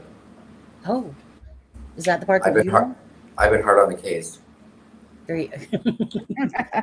Is that while you were on the boat or when you were on land and you were, yeah? It was in the airplane. I spent today in a castle. Oh, nice. I was in a castle once, Borshire. I think I'm gonna buy it. Oh, that with your money or is it Cordy's money? No. And you're gonna use? Did you guys meet up in Portugal? No. No. No one's come to see me here. No. Anyway, so are your friends in the same room? No. We're in an apartment, so I mean they're like sound asleep, so I'm hoping that I'm not waking them up. Okay. Are you gonna head off and go to sleep in a minute? Sonny's like, get off here now. No, I just want you to get your proper rest so that you're ready for Tuesday. Tuesday. Yeah, that's what's Tuesday? Oh, I don't know. What's Tuesday? Well, I'm hoping, fingers crossed, that I'm back Sunday night. Or do you have another lineup planned for Sunday night? No. I'm just too excited. Cordy says that you and him can talk about it, the castle thing. Right. Yeah. We're gonna go Dutch. Oh. No. Cordy was like, Adam, I insist. I'm taking you out and I'm gonna buy you the house. Yeah. Isn't that what you said, Cordy? Something like that. Oh, he's in the other room. Oh, is that why he looked bad? Yeah. Is that why he did that whole neck? Well, yeah, we're not married. But anyway, yeah. But no, Sonny, you're invited on my next vacation with me. Where are we going? But yeah, I mean, Cordy, where are you taking us? I met some like 28-year-old like British guys. If you want to go younger than your husband. Oh my God. I told you guys he was going to meet someone and fall in love when he was on this trip. Remember? Do you remember me saying that? Did it happen? No. Not yet. Not yet. Oh, really? Not happened. So I feel so out of the loop. I really do. I feel like I've missed out on so much. Don't worry. It will take me about 15 minutes to catch you up to speed. That's it. That's how much has really happened. There's not been a lot. I've been waiting for you to message me to tell me if there's anything. You want to hear something that is kind of big, Adam? You probably already heard it. They are actually, the judges at this point saying everything is going to stay in Carroll County, and she's requiring Richard Allen to be at the courthouse in Delphi Tuesday. I bet you ain't knew that. Oh, dang it. I don't know though. Adam, did you know that already? I did. Yeah, that's what I thought you said. You know what, Kelly? Thank you. But thank you. I did not know it was confirmed, but thank you. There you go. See, Callie? Well, I didn't want you to miss those juicy tidbits because I thought they were pretty good. How do you think Tuesday's going to go? Well, tell us. Oh, wise one over there. I'm curious. I don't know. So I want to ask you something, dude. What's with this whole crap that Richard Allen is saying that he was on the Monan High Bridge? Do you believe that to be true or bullshit? Like, I can understand that if you went to say that he was there, but to literally say that he said that he was on the bridge. I I heard that he said that he was on the bridge, but Okay. I don't know where. I heard that he was on the bridge, but I never heard it in that specificity. Yeah. As far as like, I was told on the bridge, but it could have been the trails. I don't know. But like I told you all along, I thought he approached the police. The police did not approach him. Or no, the police approached him. He did not approach the police. Now, okay, so because I knew that you said that, and then Wish TV reported that that basically he talked to a conservation officer. Is that part true? Like that he talked to a conservation officer? I don't know. I don't know that part. Because that's what it's so. I don't know anything. It's all speculative, of course. Yeah. So what it seems is that he talked to the conservation officer, and then the conservation officer, talked to, told Ellie, because obviously, so there was 2 conservation officers there, Dan and Jared, and so they were both there, and we know that for a fact because the lady that was on the other end of the phone with Kelly said that that those 2 were there. So it would make sense if one of them was friends and they just kind of was like, oh, you know what I mean? Like they looked at him, but they didn't look at him. And is that seems almost more of some dark, like. I mean, there may have been more than that identified him there. Yeah. Like maybe 5 to 10 people within the age range of Libby to Kelsey. Oh, sorry, say that again. That they gave the description of him on the on the trails that day. They came forward that week and gave the description of him, which is what led law enforcement to him. Okay. Allegedly, possibly. Yeah, allegedly, for entertainment purposes only. People. That's my theory. And he's sticking to it till the 22nd. Do you believe it's going to be? Let's ask you, Adam. Redacted heavily, softly. That they're going to open it up on the 22nd still. Well, I mean, I'm out of the loop, so I think that they're going to open it up on the 22nd, 100%. Because I don't think there's much in it that they need to redact. There may be some things redacted, of course, probably to protect his family, but I can't imagine nothing that I'm aware of is damning in it. Yeah. Which is why I've been baffled by the whole thing all along. But okay. So supposedly there was was it a shell casing that was found or a bullet or the casing? Supposedly. If you were to ask my opinion, I would say a shell casing. Yeah. Casing. Right. And that's always been my theory, which is why it's been kind of a misleading thing that people aren't able to understand. And I had to do a lot of research into it to really kind of make it make sense when I really came up with the idea. So, my thing is this then. What else? Like, so there was Macy's bags, a box that was supposed to recover from the search warrant. Yeah. I'm just trying to think what else would tie him to that. So let's say the casing did same gun, blah blah. No, correct me if I'm wrong too, Adam, but didn't you say to me that it's his wife that actually had the registered gun, that he didn't, it wasn't underneath him but her? No, I don't know that. I've not been told that. I know that he had a handgun permit, but that expired in 2009, and I don't think you have a concealed carry in Indiana anymore. But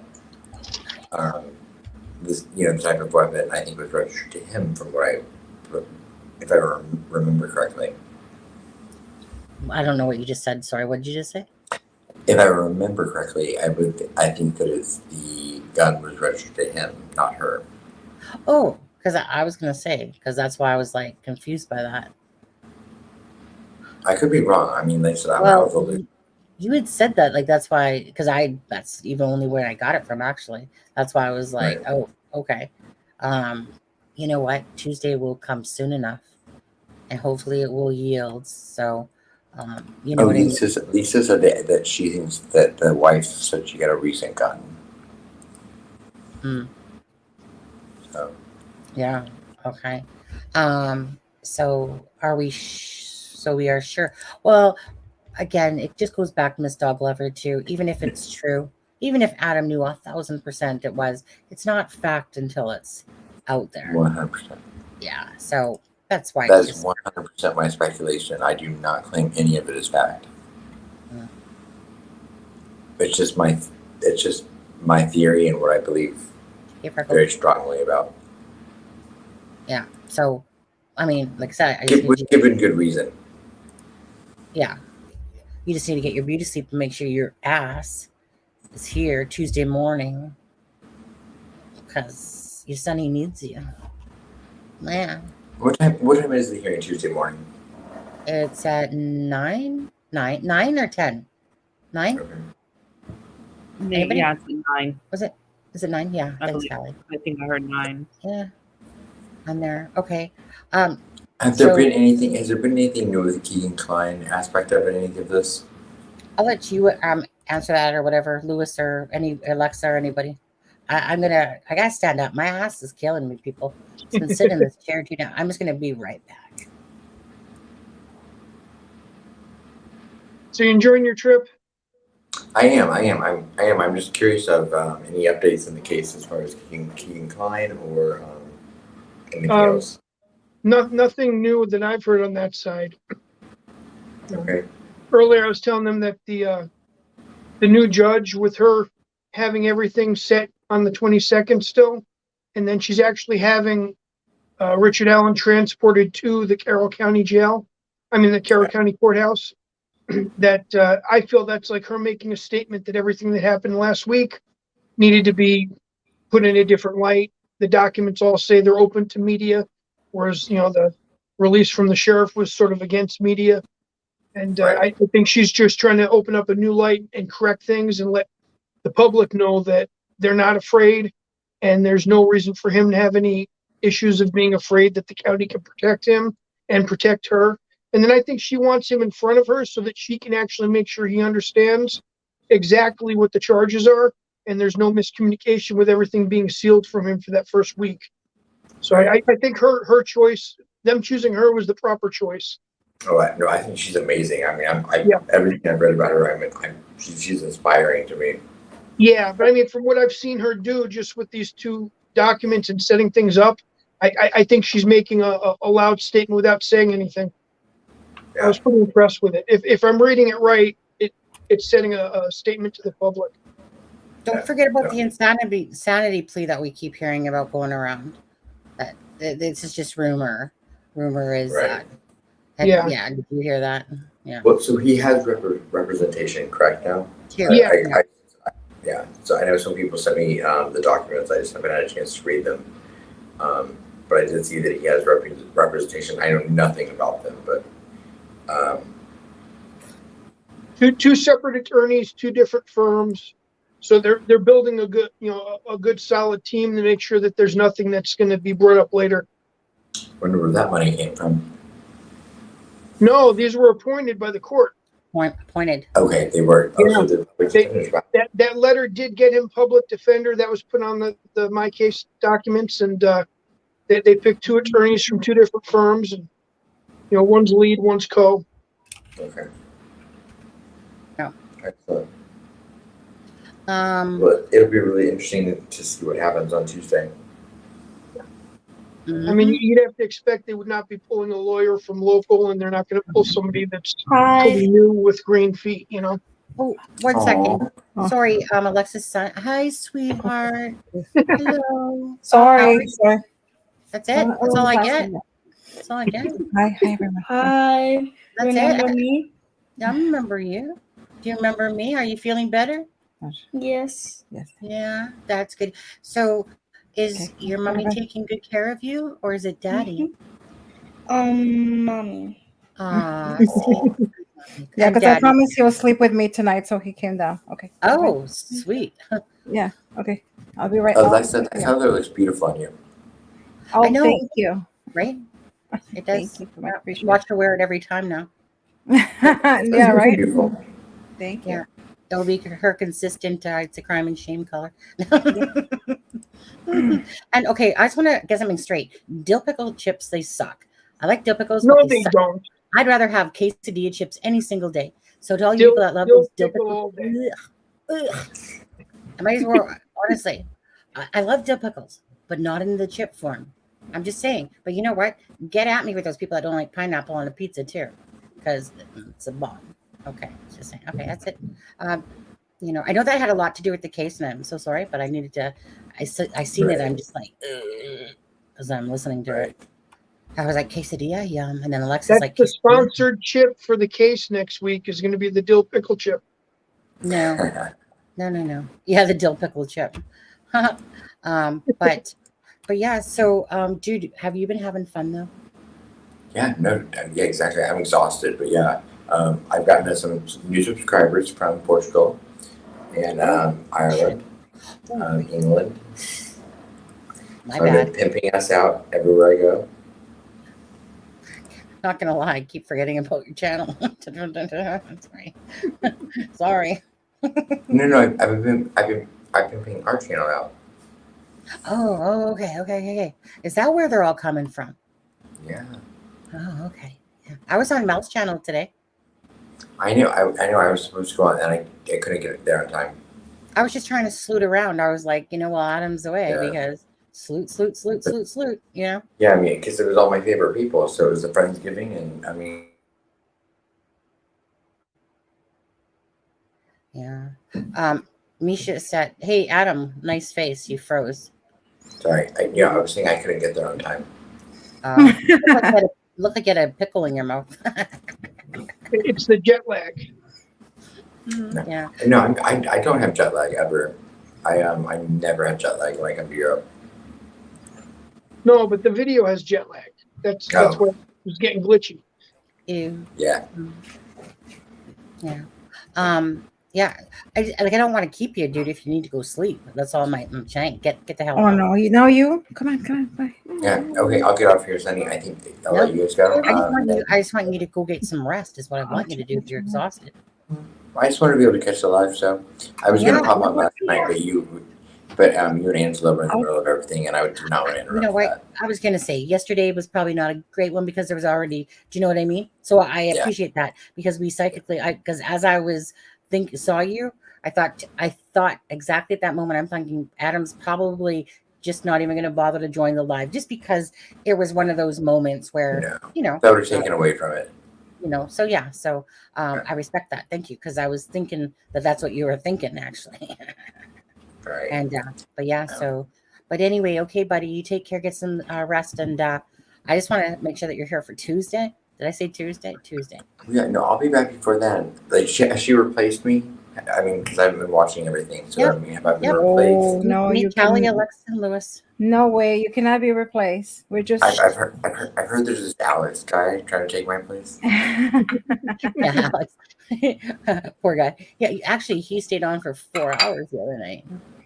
Legit. Wow. I know. It was like here, like there was an out for him, but he was like, you know what? No, I got nothing to do. I'll hang. So okay. So yeah, there's all these people while you're away, but I do miss you, dude. So I miss everyone. I wish everyone would come on when I'm around sometime. No. No. Okay, give it out. Well, you get me and Steffa in person in a couple weeks. I know, right? Don't forget that. Right. I know, and then I was like, and then Alex was on Bloke's channel, and then I was like, they want me to come on there. I'm like, okay. I'm like, that'd be boys' night. Oh, and Alexa too. Are you still coming in December, Alexa? I might. I mean, you said you had tickets. Hmm? You legit said you had tickets. Yeah, no, the ticket. No, I do have tickets. It's just I have to see. Hopefully, I can. I invited Cold Truth to be my date. Yeah, okay. I'm sure she declined because she knew better because she knows that I hold a pretty bigger paddle than she does. All right, well, I'm gonna get off of here. I'm gonna go to bed. All right. It was Have nice to see you. Nice to enjoy. see you, Adam. Night, Adam. Good Good night. night. Good Good morning. Night, John Boy. Bye Have a safe bye. trip back. Yeah, don't forget my keychain. To say, do you want to say Sunny or do you want to say Aspen? Or how about KD? Yeah, well, KD. You Feel said like you want 69 on there. I want What? what? 69. Oh, or yeah, or one. Anything. Okay. Well, I'm going to hop off of here. Everyone have a good night. I will see you soon. All right. Take care. Bye, Good buddy. night. Good night. Isn't it? I always find it funny when we're talking low because somebody else says that they have to talk low. So it's like I'm whispering, going, "Okay, buddy," and it's like when somebody says that they can't hear, or that that they're blind, and then you start talking to them as if they're deaf too, you know. But so I just found myself kept talking low because he said, "Yeah, people," because I didn't want the voice to come across too loud on the Yeah. thing. I'm new. I'm the new vacation at exactly. He looked really tired, but I mean, it was 4 o'clock in the morning. Oh, hi everyone. It's just me here right now. Just my face. You had to look at, or maybe I'll do that too. You can't see none of us. How's them apples? Yeah. No, it wasn't really good to see Adam. Honestly, it wasn't at all. Yeah. Bite your tongue. Yeah. No, it feels like it's been forever. Same with Michelle, Metal Mama Michelle. She's been gone for almost a month. She'll be back next week, and then Callie just is going to take off on her vacation as well. And yeah, she's going to go. Well, wherever it is you're going again. Where are you going again, Callie? Did you say? That's confidential information only for your ears. Oh, So Kelly, you're coming to Georgia too? I didn't know that. Yeah, I'm coming on. So I am going on vacation. I will just say it's Tennessee. Part of it's North Carolina, part of it's Tennessee, part of it is back in North Carolina. So it's like an extended vacation. Then I literally come back, go to Alabama. Oh wow. For the entire week, and then go from Alabama to Atlanta on my way back. So yeah, it's a bit of travel, and then I will stop with that for the year. Kind of take it easy. That's why I want to get the Christmas decorations up. I just have too much time away before the actual holiday, and I just can't. It's my favorite time of the year. So yeah, my son's going to be busy tomorrow. He's going to be what we call elfing tomorrow. Yeah. Elfing? Yep, we're elfing. We got to get some stuff done. He's the muscle. Yeah. Just quickly, Todd. I'm not sure if you just seen that, but like we reported that, and like a couple of weeks ago, actually. Yeah, so it was a couple of weeks back, I think it was. Yeah, that he lived a few doors down. So yeah, because it was said, and then someone, and then it was kind of like, oh, like did he? But we didn't see nothing on it, and then it came to fruition that he did. And that was like, yeah, a couple of weeks ago. Yeah, and then last week I confirmed with the local that was accurate, that he was there actually quite a bit. Yeah. But actually, yeah. Lewis on that one, yeah. But wasn't Cody like really young when that happened? No, yeah, that was like that was his girl.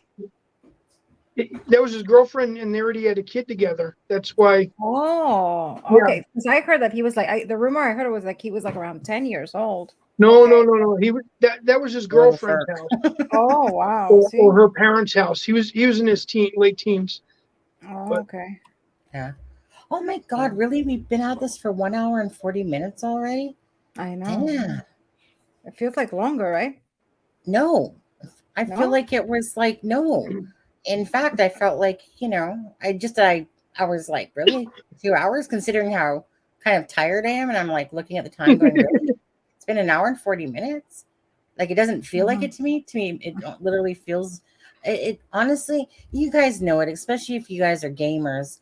Or you sit there and you do stuff on the computer, and next thing you know, your whole day is like out. Like, do you know what I mean? It's just like zap, and you're like, oh.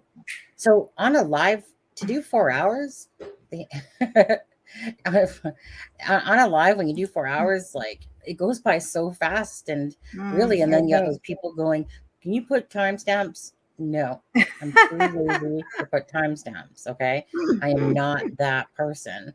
So if somebody wants to put timestamps on it in the on the video themselves underneath in a comment, feel free.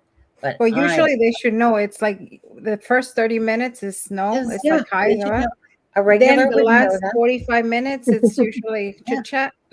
Yeah.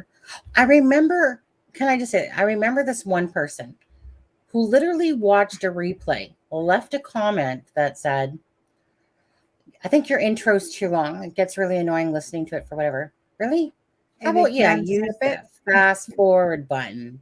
Yeah, if you're watching a replay, just fast forward. Yeah. That's what I do with most of the channels.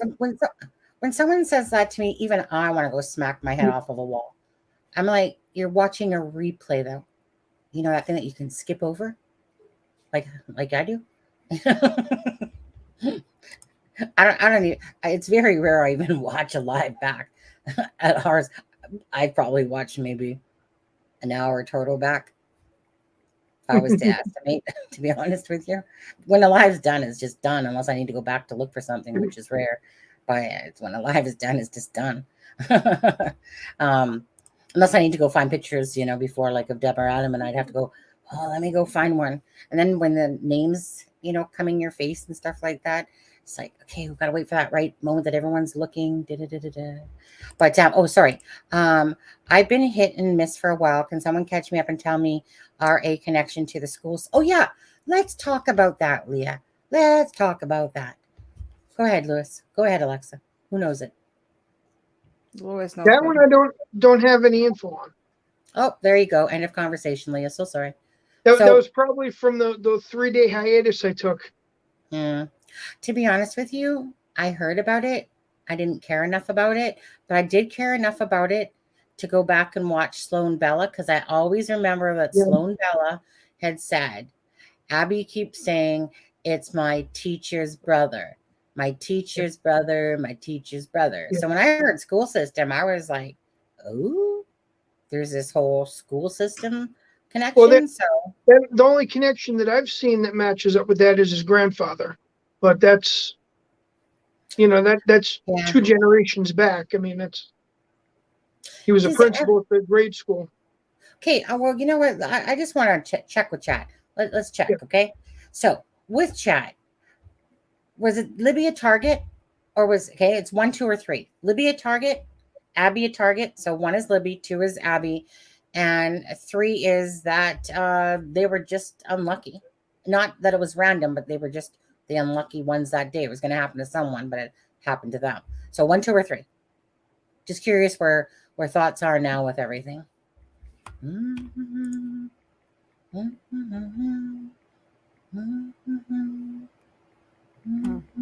What about the I heard somebody's told me that, let's see if I get this on.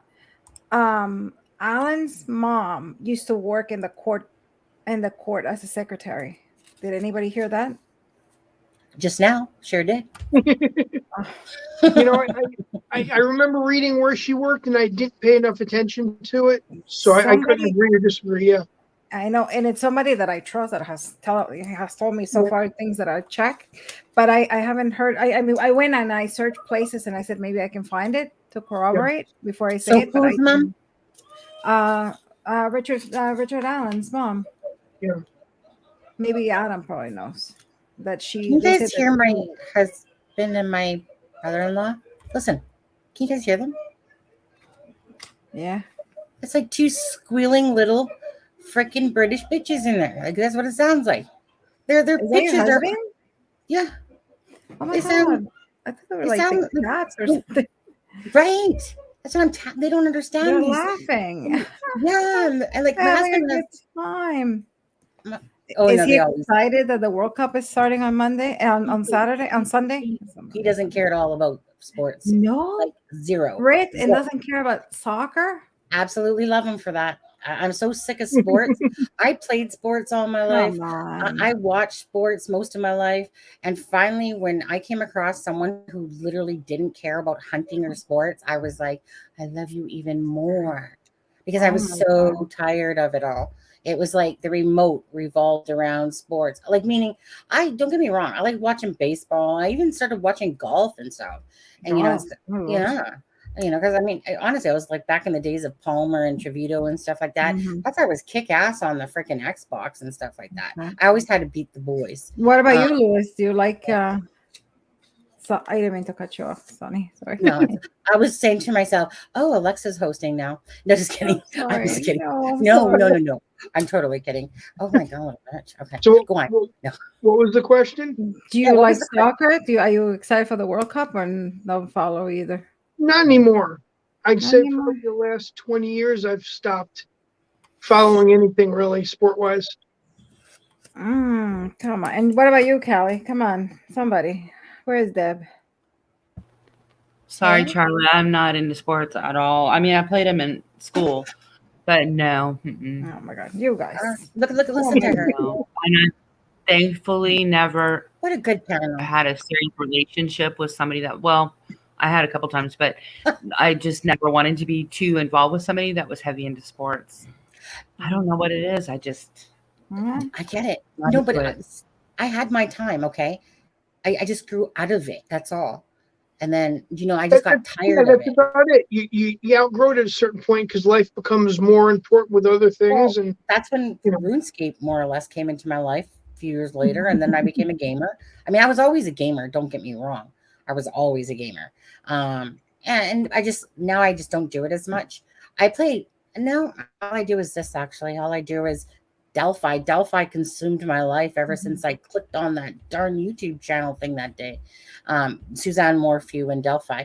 Like legit, I can honestly say my life, besides going to work, was Suzanne Morphew Delphi. Like Suzanne Morphew's case exhausted me mentally, everything. It was like I was kind of like the Delphi girls, but not as bad because knew that I knew what I'd gone through with Suzanne Morphew's case. My brain was just fried of all the different thoughts of this and this, and you're listening to the story, and all you do is go to work, and you're thinking about Suzanne Morphew all throughout the day. And then the Delphi thing, same thing, but I at least knew I had to find a balance, because if I didn't, I was like literally exhausted. So Delphi is exhausting, but it doesn't exhaust me because I don't allow it to exhaust me the same way I did with Suzanne Morphew. Even though I spend a great deal of time, because even when like I said, was going to work every day and stuff and working my 7 hours or whatever, every moment was Delphi. But at least I could lay in the bed with my iPad and just be like, but I was always going. But, I consider it relaxing looking at photos and doing stuff. Like I find that relaxing because you're trying to solve a puzzle piece, and that's all you're trying to do. You're trying to understand this puzzle, and you're trying to help, even if at the end of the day, I mean, obviously it turns out to be this whole different puzzle than it seemed to have been or whatever.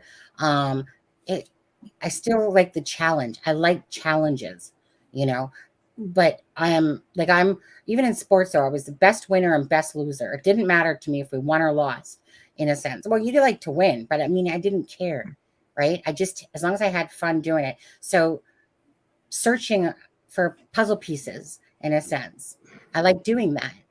I find it fun. I find it interesting. So if I think, Alexa, you're being shady to me and I want to look you up and I want to check you out so that I can find out the true you because I think you're lying to me, right? I find that fun to do. Well, because it's to prove it to myself. It's to prove it to myself that what I thought was right. And then I go, okay. And I might call somebody out on it and I might not. I might just let them think that they, got one by me. But it's just, it's more of a personal challenges. It's never about outdoing somebody. It's just a personal challenges, that I like to do. So, yeah, if you want to call that a sport, no, just kidding. Yeah. Okay.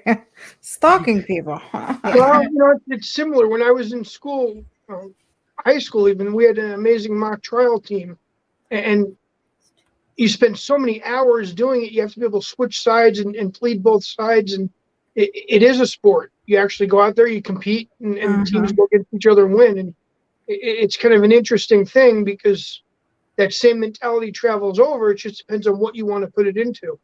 And the most rewarding feeling is when you're stuck on one thing and somebody proves you wrong. It might not sound right, but that is like so rewarding when you're stuck on one thing and somebody brings out a point that makes you see a different side. Matt Sullivan did that to me, actually. Yeah. I thought it was Garrett Kurtz fighting with Kegan Klein. You know, Oh, that one video? Yeah, didn't do my homework good enough. I found a couple of similar markings on his face. I just instantly just kind of loosey-goosey just was like, okay, yeah. I think it was with Ray Jones. And people are saying like, no, it's not. And I'm like, no, like seriously, poof in your face. Here's some pics. And then all of a sudden I'm like, oh. Thank you. Then, and the thing was, is that I felt kind of actually stupid on that one because I knew that Kegan Kline had a tattoo on his arm and people kept saying it was Emily. And I'm like, you guys, it's not Emily, it's Klein. You can clearly see it's Klein, but it did look like Emily if you looked at it a certain way. But I was like, no, it's Klein. And so even though Matt Sullivan did it in a shit way of how he kind of like, you know, because he was making fun of the whole crystal ball thing and, you know, stuff like that. And that shit gets old. And like I said, he's a Canadian, eh? Is he coming over your house for the holidays? No, he ain't coming over my house for the holidays. Because he's back up in Canada now. Yeah, right. Or he can stay at that end of Canada. Like I said, you know, like it's just the thing is that when he I just was. Let me put it this way. Whatever, I had fun with it back, and I made a video and threw shit bombs back as I showed a plane flying over and dropping shit bombs on his channel. Just more like a fun thing or whatever. Yeah. What was my point? We were talking about Matt Sullivan and when he brought up something that showed you that you were wrong about your thoughts. Yeah, right. But you know what? But I turned around and I thanked him. For the fact that, right, like meaning, okay, thank you. I was wrong. So I made a video to say, hey guys, I'm wrong. I was wrong. Do you know? And so so I didn't mind the fact I was wrong. I didn't appreciate how he came about doing it, but I didn't care about that part. I cared more the fact of, you're right, Matt. I was clearly wrong on this one. I forgot about the tattoo on the arm. You're right. This guy doesn't have a tattoo, you know? He doesn't for sure, or we don't know? No, the guy that was in the video. Okay. Seen, yeah. Okay. I'm curious what this one's Mystical. I'm not sure what you're meaning. Can the panel tell us their thoughts too on survey? What's that mean? What's survey? You asked the chat to give you 1, 2, or 3 on who they thought, and then I don't know if you went back and counted numbers yet. Yeah, there was mostly one. It was mostly one. Most people thought. I wasn't here. It was when I was putting the kids. What was the survey? Yeah. No. Like I'm not a fan of arrogance. I am not an arrogant person. If anyone thinks I am, they are so wrong about that. But I'm not a fan of arrogance. And so I felt what he did was just, he comes off as arrogant, to be honest. And so all my life is that when someone thought that they were good looking, that they were better than other people, I would put them back in where they belong. You know, because again, we're all the same. You're not better than me. I'm not better than you. Get off your damn high horse. And we're the same. So just treat me the same. Quit thinking that your shit don't stink, because your shit stinks just like anybody else does. Yeah. So that's my thing. I've always hated egos and arrogance, you know, because again, you know, we're not here to try to better each other. I'm not here to compete with the Joneses. I'm not here. I'm competitive, but I'm not competitive by the same token. I like helping people. I look at this as, hey, you know, if someone wants to drop their channel and stuff, and in our thing, we've allowed that. We've had to help people get to 1,000 subscribers, even if they never asked. It was just like, hey, you know, we can do this and stuff like that. Because my first thought is, well, how can we help each other? Yeah. I don't even think about the other way. It doesn't even faze me to go, or let me make sure, you know what I mean? Like, I'm going to be upset at this channel or stuff like that. You know, well, unless they're, you know, the trash ones, that's different. You know, those ones don't do anything to benefit the case, and all they do is attack people. But, you know, if the goal is the same, competition is good, and you're not attacking each other. The ones that attack each other, their goal is not the same. Their goal is to be right or to prove you wrong. Their goal is not to figure out what happened. But your goal has always been to figure out what happened. My goal was never to care about those people and what they do with their channels, really. Right. And it was the fact that Matt Sullivan didn't know me, decided to make a shitty video to make fun of intuition by using a crystal ball, knew nothing about me, you know, and this all feeds off of Greeno, Graz, and all those people. It was Gray that started it all, to be honest with you. And and then the men just think that they can pick on me and stuff like that sometimes, some of them. And I'm like, you ain't gonna get sorry. Like, I'll freaking come back at you fighting every single day, because you're not gonna try to bully me because you guys hopped on a bandwagon of, you know, over crystal ball or this or that and make fun of me. Like, do you have nothing better to do? So had he have done it simply in a right way, that was fine. But he didn't. He disrespected me as a person. He disrespects mediums. He disrespects anyone that does have intuitiveness in that. And it's like, jerk off. You know, you can do something and you can just say, hey, Sonny, you know, you got it wrong. Put it in a video. You got it wrong. Okay, Matt, I had it wrong. Simple as that. You know, I've not seen the DP apology video yet. Right? I don't even know who he is. I guess a YouTuber. I don't even know who he is. That's a story that's, but it's I know what you're saying. It is horrible. I hate when people think that they're better than other people. There's just no need of it. And sometimes just because you don't correct them and you don't say anything, they think that, you know, I don't know, they find you, like, just because you're polite, they take advantage of that. And I just don't like that. I truly don't have patience for that. But at this point in my life, you know, I'm like, whatever, I have better things to do. What they don't realize is the fight is beneath you. So you're not even going to engage in the conflict with them. You just let them go on feeling that they're right. And oh, well. Sometimes I do, just for the sake of making it, like, because I can take humor with it all. Yeah. But there's no way some guy is going to, like, come at me. I don't care if you're a chick or you're a man.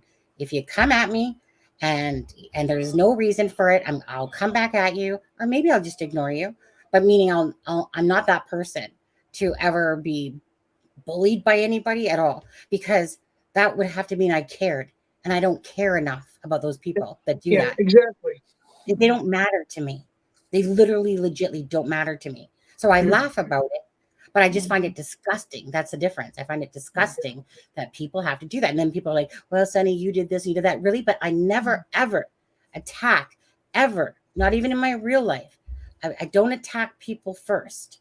You know, I mean, don't get me wrong. There's the odd time. I have very few moments where I might be the bitchy person on somebody. It's very rare. I just was never built that way. I go to work with a smile. No one would know my issues. I come home smiling. I was just that way. I didn't take my problems out on other people. And some people, like a lot of people, aren't like that. But it's hard on me because it's like, I don't want to hear about your bitchy day all day. You know, and stuff like that. I want to just be like, hey, how's it going? Without hearing back like, oh, I'm a sucky day, blah, blah, blah, blah. Hey, Kelly, I forgot you were here. Damn it.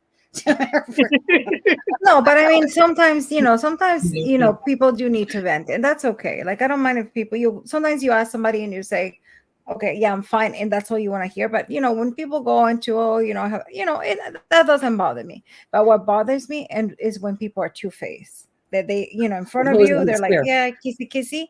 And then in the back they go. And, obviously, not only because of my job, I told you, I have an excellent track record. I can tell you the type of person you are in seconds. And that's just, and like I said, I'm usually polite. I will never be rude or mean to you, but I just don't engage. I'm not interested. At this age, at this time in my life, I'm not gonna be playing games. And now I notice with this whole YouTube thing that they're playing games, and I'm like, why do I need to play games? And that's just it. When I play back, it's just for fun. I could care less. It's so rare, unless I'm having only a bad day myself. Like, let's say I'm just legitimately having a shit day. Sometimes you just wake up and you feel heavy. Sometimes you just have a heavy day. And then everything seems to go wrong that day. And then all of a sudden I tear up because I'm just tired of, this and people attacking for no reason and stuff.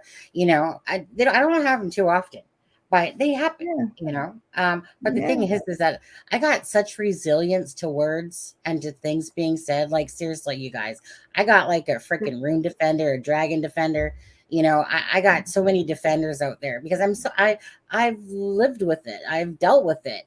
The one thing that never impacts me is words. It's like if Alexa said something hurtful to me, that would impact me because, me and Alexa are friends. And like I said, we're close or, so that would bother me more. But that's because we're closer than just a random YouTuber that I don't care about that's talking trash about me. And sometimes even though I don't agree with you, I always tell you, and I said, what, and that's the one thing I like about you. And we were talking with my husband the other day, and I said, that's something I like about you that I told you from the beginning. I might not agree with you.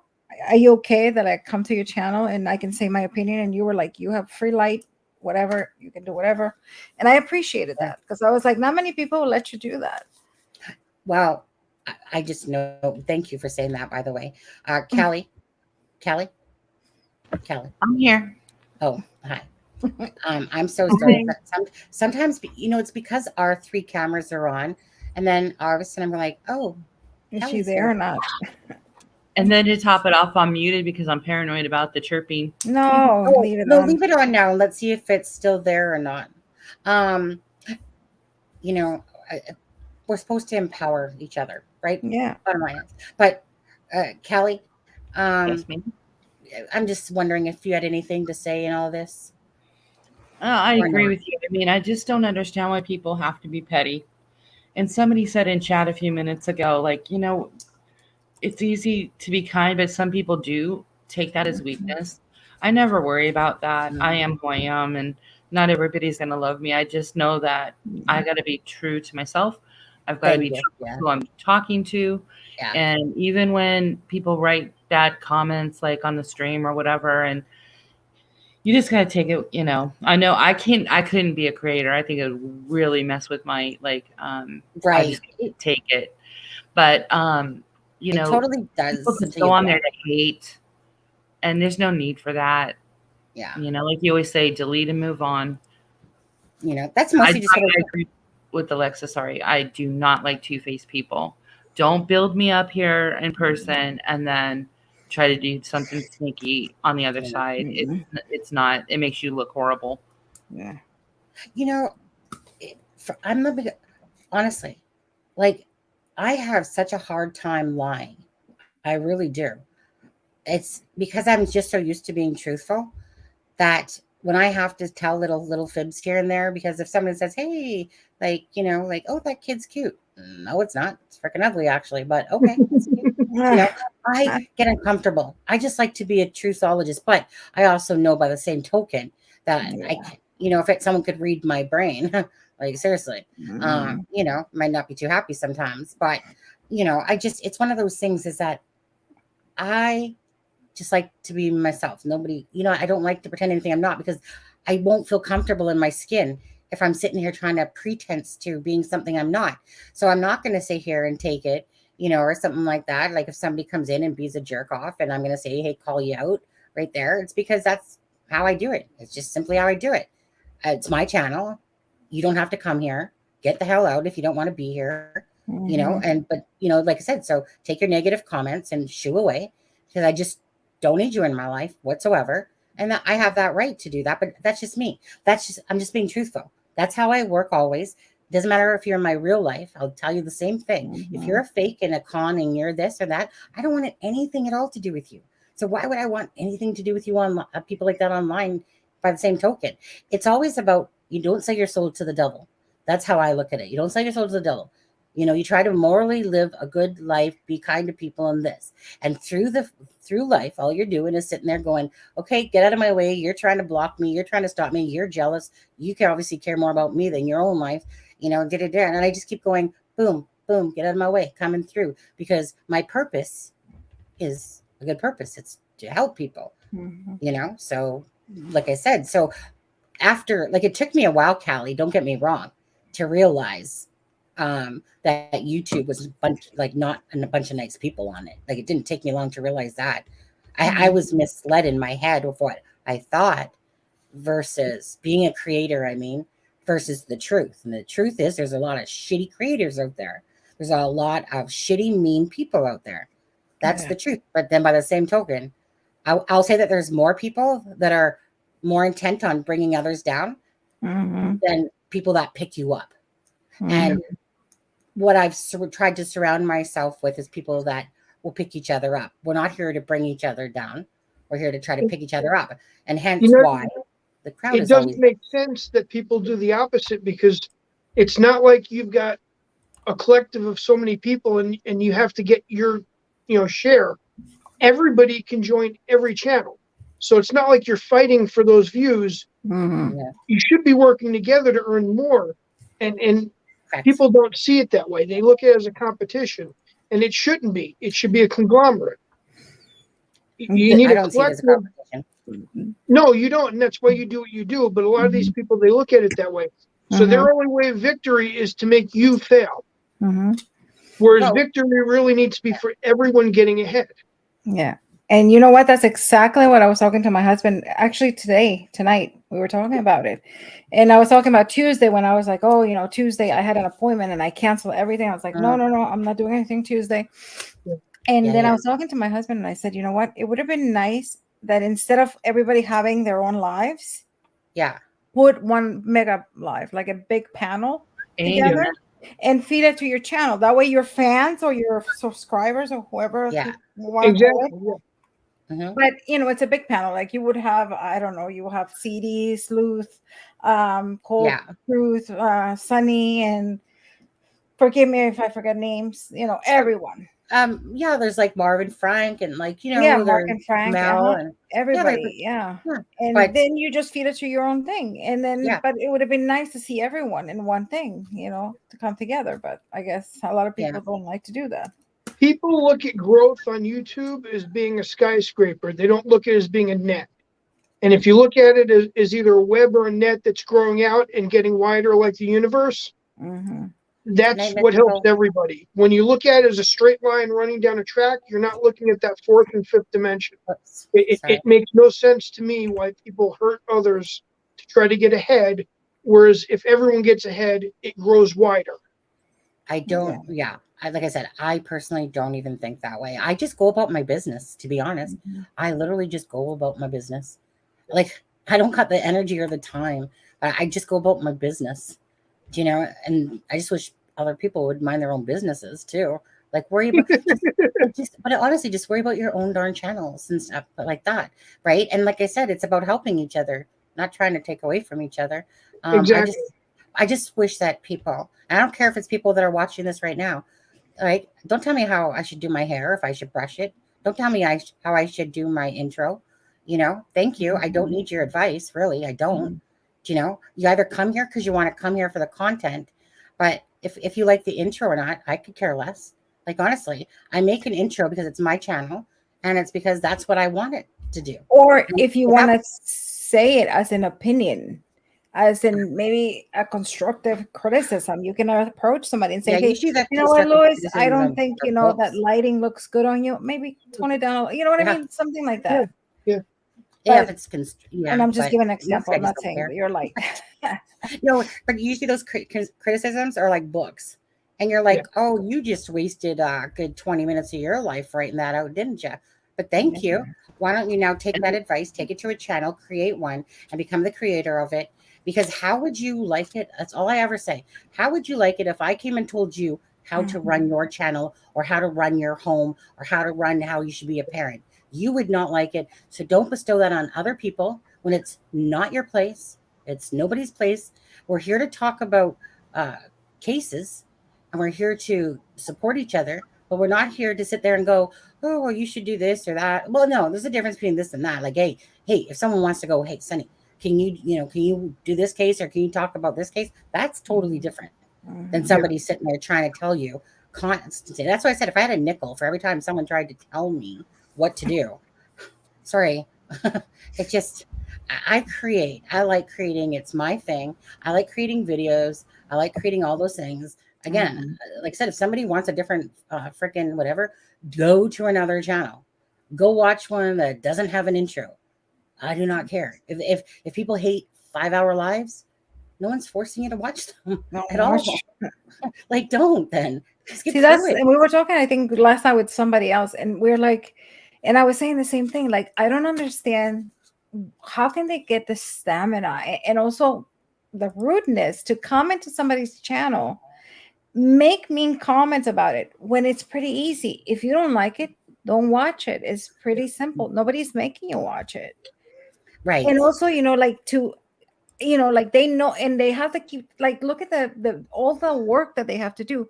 They have to keep a track of when are you going to go live, subscribe so they can come in and be mean. I mean, all the effort. I know. Right? I don't have that time. Multiple accounts that they use. How do you keep? Who's got time to keep track of that? That's ridiculous. Thank you. Yeah. I don't know. That doesn't sit well with me. I just don't understand. What gets me is when they unsubscribe and then they have to resubscribe because they want to watch that live because there's something on it that they want to hear. Like our channel is one of the most in-depth channels for Delphi. There's a few channels out there that are totally in-depth with Delphi. Other channels out there have a lot of, different content and whatever, and each to their own. But this channel has been dedicated to the Delphi case. It's one of the few that are totally dedicated to the Delphi case. And so, where else are you leeches going to get your information from?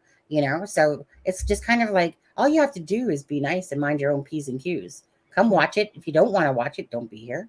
Then go, like I said, go do a Delphi channel yourself and create your own content. Because, we sit there and research and research and research, and thank goodness for, you good people that send stuff in, or Lewis or Alexa or anyone that sends in information that helps make it easier as people working together and stuff like that, right? Most of this information, like I said, if it wasn't for like channels like ours that are dedicated to Delphi, most of you guys would be sitting in those Facebook groups that don't know their freaking end of their ass from anything, because most of those Facebook groups, not all, I don't want to say all, but a good chunk of them, all they are is a bunch of drama. And all you do is get a headache from all the different stupid things that keep going on in there. And it just becomes a vicious little circle. I had to literally get out of them. They literally gave me a headache. I literally couldn't stand the ridiculousness of those Facebook groups. And I was just like, but I don't want all these, weird stories. I just wanted to dig for the information myself. And then as it was growing, then it was like someone like Pork Chop. Hey, can I help you? And I was like, yeah, I could use some help, honestly, because I'm never going to figure all this out on my own. Like, this is just too much, and then it was just nice over time that, Dad had information, or Adam, or who dis, or, you guys or whatever. And then it made it so much easier to go, hey, we can all pull the information because we're not looking to go, like, woohoo, yeah, all this. It's just a matter of, hey, we got the information. All we want to do is get it. And maybe not all of it we share, but we'll share, I'd say 90% of it with you guys, at least 90% with you guys to say, hey, from all the research we've done, from all the creating, from all our time, all this, extra time in our lives, hey, we're going to give it out. So I think people should respect that a little bit more, because it's very time consuming to do, to dig. But we legitly, I know Lewis does. I know Alexa, like I know Callie, you guys all do. We all, and even a lot of people in chat there, you guys spend like most of your time in a day looking for some sort of connection to Delphi, trying to find, but one of the most useless places to find something is literally in the Facebook groups. Honestly, I'd rather go look at Reddit any day than go to a Facebook group. Because honestly, because at least with Reddit and stuff like that, as much as I'm not a huge fan, at least I feel like there's definitely, like, it's at least a little bit more of what I want to say. I don't want to say smarter people, but there is. I want to say that a little bit, because it's like there's like really good threads in there, and they keep all the documents and stuff like that. Whereas any channel that I was in for Facebook, all they did was like a little pack of wolves attacked. All they did, all you had to do was say something that they didn't like, and that became them just attacking you. It wasn't even about information. It was just about it's their agenda. Mm-hmm. Yeah. Mm-hmm. Oh, does my work go unnoticed? Why? It goes unnoticed, San Antonio? Thanks. I don't think it goes unnoticed. But hey, if you want to think that, go right ahead. No, I think he's trying to say that in a good way. You put a lot of time in, much. and it doesn't go noticed because you don't push it out as much on things like that. I think it's that what you're trying to say? Yeah. I think he's acknowledging that people don't realize what you put into it. Yeah, they don't realize how much you work, that you don't get the recognition that you should be getting. Maybe. I was going to say, I mean, I kind of took that a little softly, or just in case it was meant backwards, but meant to be a compliment more than not a compliment. So that's why I was like, nah, I'm not going to boot him because he's probably No, that was a compliment. He's made comments before this. Yeah, I do. I am, like I said, I do boot freely. Some people might not like that, but I don't care. Like, again, it's just, if it's geared nasty, don't got time of day for you. I just don't. My life does not revolve around, like I said, YouTube and whatever. Sure, it takes up a good chunk of it, but it's not like my life revolves around it, Well, that's a lie, because it kind of does. Yeah. Shh. Don't tell anyone. No, just kidding. Anyways, I don't want to talk about that negative stuff anymore. Yeah, because here's the thing: is the trolls, or whatever we want to call them, live for these chats. They want to. Will never change. They're always going to be there. Unfortunately, they have hate in their heart. But when we have these conversations, and they live for this, this is them saying, "Yes, I won. Yes, I won." So I don't know. I just feel like, and sadly, we're just not going to change them. And I think it got worse with what everybody faced 2 years ago. People just got a lot of hate in their heart. But true. Here in chat about. Did you read what Shayla said? Shayla Jones. That's what I was thinking. Yeah, Sheila Jones. Yeah. Something before that, it says, "Hey panel, what do you think about what the lady said about Tobe?" I think is what she's asking. Oh, that she knew yesterday, Angela. Yeah, I know. Angela said yesterday that Toby might right, might have known the killer, and that's why he called off the search of the dogs. Well, it's just one of those things to me that, again, it might come out in the wash. What do you guys actually think? Because it's like I heard it. I remember it from before. She said it back in Noreen's interview as well. And I was like, "Oh, you talking about Tope?" And she goes, "I'm not really sure." And then I showed her a picture, and then she's like, "Yeah, that's the guy." So when I pulled it up yesterday again, she's like, "Yeah, that's the dude right there." I know it's been said. It's always been sitting personally in the back of my mind. But what do you guys think about that? Do you think, because it was always said many times about almost like there was a deterrent, like why? And it just probably goes back to, why would you call off the dogs? But do you guys think that there's do you guys think that there's a connection of something there that, or not? I personally don't think he knew. Oh, he knows anybody. I think maybe if he knows somebody, maybe he knows, but he didn't know that they were going to be killed. I don't think the body language and the way he looked in the conference, his face was, you could tell that he was, whatever he saw in that crime scene, you could see it in his face. He was very disturbed. So I think he called off the dogs simply because I think that they weren't expecting. Think about it. It's not a crime. It's not a high crime area. I don't think they even thought that's what they were going to find. In my opinion, I don't think so. I see him and no. Yeah, I don't feel. I'm sorry. I don't feel like there's anything malicious there with Tobe. To be honest, he's off a little odd, but yeah, I didn't. In my heart, I never felt anything malicious. I think the dog thing sucks so bad, but he did apologize.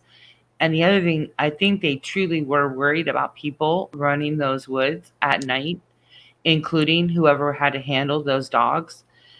because I mean, the second day they should have had dogs there for sure. But I mean, the thing is, they were really worried about safety. And now that we heard from Mr. Steve about how really intense that really was out there, I do understand why they didn't want people out there to, or at least that they didn't want it to be their responsibility legally if somebody got hurt after dark. But I mean, I always think like if that was my son out there, man, I'd want everybody out there doing everything that they could, you know? So you always have that conflict inside.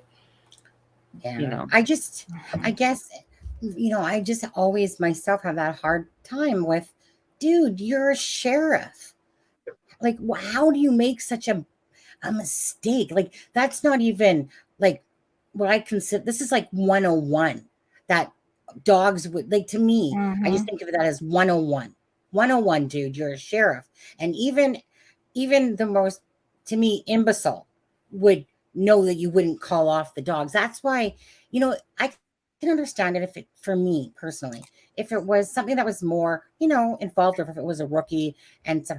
But when you're the sheriff, and I get it, maybe just don't deal with it, but like, you guys, even the most untrained detective or police officer, if someone was coming with dogs, great, sniff it out. Where did they go? Yeah. That's all I think in And my they could head. have found him. Yeah. So that's why I have such a hard time, because he was a sheriff. So what a crucial mistake. Unfortunately for him, right? Because this is something that will always be present in his head, that he did that. Now, so whether he's forgiven himself and stuff like that, who knows? But that's not going to probably stop him for always having that memory that he screwed up royally. So unless he's displaced it on other things, like, and went, well, all this happened too, so I wasn't just me, and da-da-da. Who knows? I just as a regular person, dogs at a crime scene just seems always like one of the first things you do. See, that's what I see that bothers me is a mistake is not calling them. Calling them, then canceling them, that takes more actions. There's something behind it. That's not an accident. That's not a mistake. That's intentionally canceling something that you've already called in and you knew was needed. So I don't understand the reasoning behind it, as other people think they do.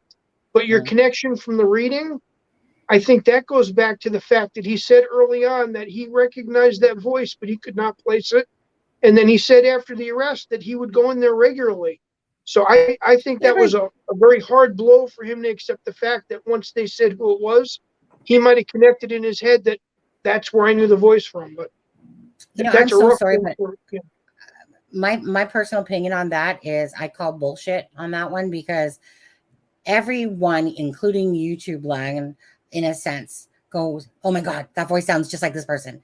And people in real, I can place it. That's a normal generic thing that a lot of people think and say. So I feel indifferent from him though. When you listen to when he says that's not coming from average Joe and the guy online. That's coming from a vetted sheriff. And you could see him look up when he says it. It's like he's trying to remember and he knows. I don't think it sounds familiar to me. I think it's wow, that's stuck in the back of my head somewhere. And it seems like an honest, legitimate, he's stuck and he can't figure it out, Yeah, I disagree, actually, honestly, on that one totally. Just because for me, Lewis, I'm just like in my head going, okay, that's something that everyone would say. Like there was other people when they did interviews that was like, that would say, I can recognize that voice. So now once he found out who it was, I can see him like, why didn't I place that? Like, I knew I had heard that voice from somewhere. But I just think of the more logical thing a little bit there, more so of how people think. And that's a very common thing, that when someone hears a voice, it's like me, I've heard voices and I'm like, where have I heard that before? Where have I seen that before? And then for him, unfortunately, you just got to be there you go, dude. There's the target that you did run into him. Now you know it. Now you can place the voice. But I just think as natural people, most people around there, when you hear that voice, they're probably going, why does it sound familiar? Is that Uncle Fred?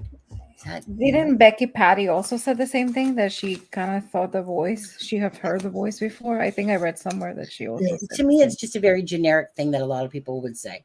That The that reason, meaning, the reason I don't push it that way with Tob is because I've watched his interviews and I've analyzed the way he speaks, and he's not one to just say something like that just because the other people have. Yeah, He does speak. He's not like Carter, who speaks in riddles. undecisive riddles. Yeah. He speaks in riddles that actually say something, and he seems real direct with what he does let go out there. So I think he's a very protective person when it comes to what he actually says on camera, and that's why I put a little more weight with him on that. I did appreciate him in the Renner interview. Yeah. I did appreciate him in there. That was probably the first time I actually liked him a little bit. Now, why I dislike him, it's only because the first time I remember seeing him was just chomping on gum, and I thought that was the most ignorantest thing to do. And it just reminded me of, dude, you are nothing. If you think that you're all that and you're sitting there whapping on gum, I just felt like this guy that has an ego, in a sense, and obviously he did, though, because the guy from Lafayette said that as well. That, like, I don't know if it's ego or whatever, because it is. I'm sure it's ego that gets in there for sure. So that's why, again, when somebody rubs me the wrong way and I see ego kicking in the way, and I saw that, and then I saw the chomping of the gum, then I was just, that's why I really just was turned off by him. It's not because I felt like he was involved or this or that. I just didn't like how he was presenting himself, like with his chomping of the gum. You're legitly whopping on gum while you're doing an interview. And I just thought it was, and all you're hearing is the. See, I agree with you from the very beginning. I felt that way. And then about a year and a half ago, when I started looking at him differently, I changed my opinion. And after doing that, I went back and rewatched all of his interviews, and then I took a different stance on the way I viewed his actions. Nice but in the very beginning, I was just like you. Once he gave me that impression, I looked at everything with a crossed eye, and I didn't really trust or like him. But I just never really switched on me. Yeah. Yeah, and I don't like, oh, hold on, actually, somebody asked a question about why the dogs, why, he explained it. I remember him explaining it when he was talking to that reporter from whatever news station it was. I remember, and I just recall him saying something. I could be wrong here, but it was something like that they weren't available, so they had to call the ones from Illinois because that was the closest, because the other ones were unavailable. That's what I remember him saying. I could be totally wrong, but I remember him standing there talking about the interview, and I felt horrible because I didn't actually know it was Tobe at first. When I seen him in that interview, I actually thought it was some other dude. And then all of a sudden it showed Tobe Lesenbie's name, and I'm like, oh, that guy. Okay. And so he was talking about the mistake of the dogs and feeling regretful and bad. And, how he, like he said, I think this will be a forever regret. Absolutely, dude. But if I'm not mistaken, it was because he said that the dogs weren't available. So they had to go to Illinois or whatever, because the other dogs were being used for another, on another case or something like that. I will tell you this, because I do listen to scanners on a regular basis. If you could hear the conflict that certain departments have with each other when it comes to sharing services, like crash scene investigation teams, and I listen to a certain scanner that actually puts several different channels into one. So you'll actually hear one requesting this from another department, then you'll hear the request, and then you'll hear the chatter on the requested side about how they're not going to do that. And then you'll hear the original one have to call a further away department. And it's like, it's like being petty and trivial over things. You're talking about the Delphi scanner one, the longer version? No, I'm talking in general. When I listen, because I listen to the scanner quite often, and if you hear the disagreements between different departments when it comes to sharing resources, when the one department's not hearing what the other one is saying, it really is disappointing at times. But I can understand that, where nobody local is willing to share their dogs because of one reason or another, and they had to go further out. But I said, it just, in general, when you listen to the scanner on a regular basis, it's disheartening. Like not to change subject, just a quick story. The other night, there was a hospital on the mental wing side that had somebody that was being combative and they needed help, whether he was going to stay or not. And the one supervisor on the channel said, no, we're not sending officers over there for somebody that's just going to be turned away from admitting. We're not doing that. And because of that mistake, an hour and a half later, he assaulted somebody in the hospital and got away. And it turned into a 2-hour manhunt with probably 15 or 20 police officers, which would have been avoided if they sent one officer there just to help this guy get admitted. And it's funny when you see the after effects of decisions that they make that should have been done differently, and when they're handled improperly, it had a decent ending, but what would have taken 15 minutes turned into 3 hours of resources. And go ahead, Callie. You say something. Say something. Kelly? Yeah, I'm here. I just had to get to the right clicker. Okay. The something Lisa brought up too is a good point. All right, that's enough, Kelly. That's enough. Thank you so much. We love Lisa. One of the issues with dogs, not issues, but something to have an understanding about, there are different types of dogs. We don't know, at least I don't know, specifically what was ordered on the 16th. Were they search dogs? Were they cadaver dogs? You could break that down further. They didn't think they were looking for anybody dead. Right. Maybe somebody broke an ankle. Maybe somebody tripped. Maybe they lost their phone. Those are the things we heard come out. They would be needing search dogs.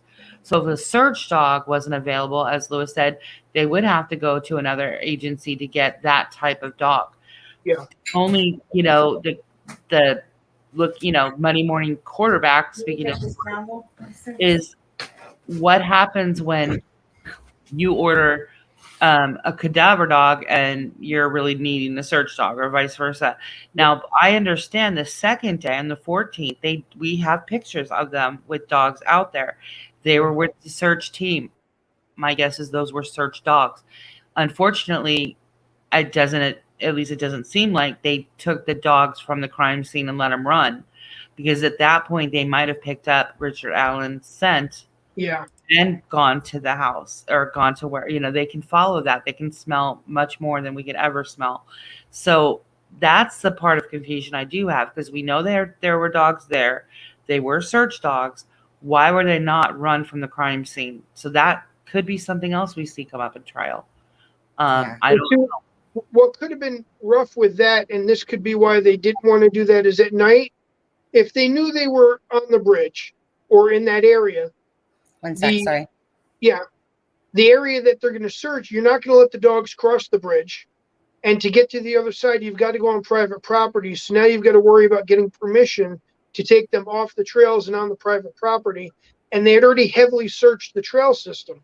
So at that point, the object of that search is most likely going to be something that's not easy to accomplish. Mm-hmm. And playing devil's advocate, maybe that was the reason for not pushing so hard.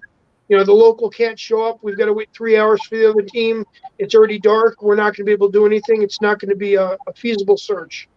I agree with you. And we know from JP's pictures from the morning of, what was it, the 12th, possibly the 13th, there was frost on the bridge. So even though people are saying that was a warm day for Indiana, it was not warm in the shade. It was not warm on that bridge when the wind's blowing. So even though it was appealing for the girls or anyone else out that day, because it was what they call it, an unseasonably warm day, once you get the wind from the water and factor that in, and then you get the wind, the shade from where they were at on either side of the bridge, that would bring the temperature way down. So we know they were getting frost at night at some point. At least they had the night before. Another safety issue, and we have to look at this from a legal point of view. They can't have an official search and put the searchers at risk.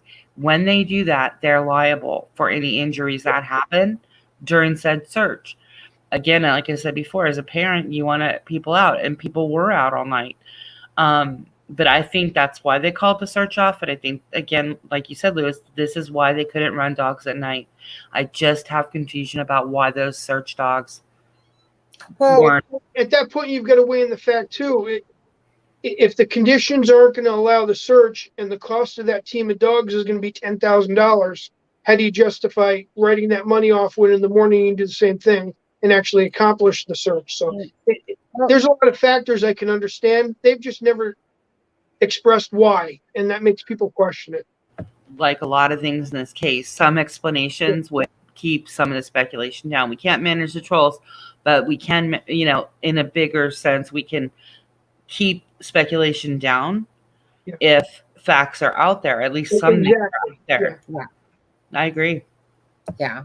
Like, honestly. Oh, I hear my husband. 1 second. Yeah, 1 sec. Can you answer Steffa about the scanner? Oh, for the scanner app, let me open up my other phone and tell you which one I like to use, because it's old, but I think it works best. It's called Scanner Radio. That's what I have. I pay the yearly fee. It's like $34. Yeah, it's orange and gray. And I've been a member for so long, I didn't have to pay a dime. Yeah, you can do it for free, but you get ads and they don't let it just run continuously. So if you've been with them longer before they started charging, they don't do that. I never have an ad, and I stay in the station hours at a time, which is nice. But I know that if I had to put it on my other phone, I'd be stuck like you were and had to pay for it. So yeah, I like it. You can mark your favorites. So I do Carroll County, Miami County, and Indiana, those. And if something major is going on, like if you hear about a shooting or public event, I can run the radio and hear what's happening. That is until they change the frequency to block the public. Well, I didn't like when they changed some of them, because I didn't like the combined frequencies on one channel. But now I sort of like it, because I pick up the mixed traffic, which is kind of neat. It's immediate. You're not waiting for it to scan from one station to the other. Can you repeat the app for Steffa? Sorry. Yeah, it's Scanner Radio, and it's like a pumpkin orange color in the background with a gray walkie-talkie looking radio in front with a pumpkin colored screen. Sorry, I just said, yeah. Is it Scanner Radio Pro? Yeah, you can get the pro. You have to pay for it now, but I just did the yearly. But you can do I think monthly if you have Apple, where it's so much per month. It's not much. It's worth it if you ask me. I don't do it all the time, but when something major is going on, I will easily. It's on my phone. I just click it on. Yeah, Lisa loves you, Louis. So, can we have a special segment called Ask Lewis? I know. Right? That would be the Lewis OnlyFans, by the way. What I like about Lewis is that we talk many times behind the scenes, obviously, and like I said, and we run through thoughts, and I'll show him stuff, he'll show me stuff, and whatever behind it. But I love people that are well balanced in their thinking, that they have the logical thoughts and they're not like out of this planet and stuff like that. I just really like people that are just thinking logically, that make things that make sense, right? Whether or not it's true or not is a whole different story, but at least you're kind of, thinking logically. And I just like to say well balanced is the word.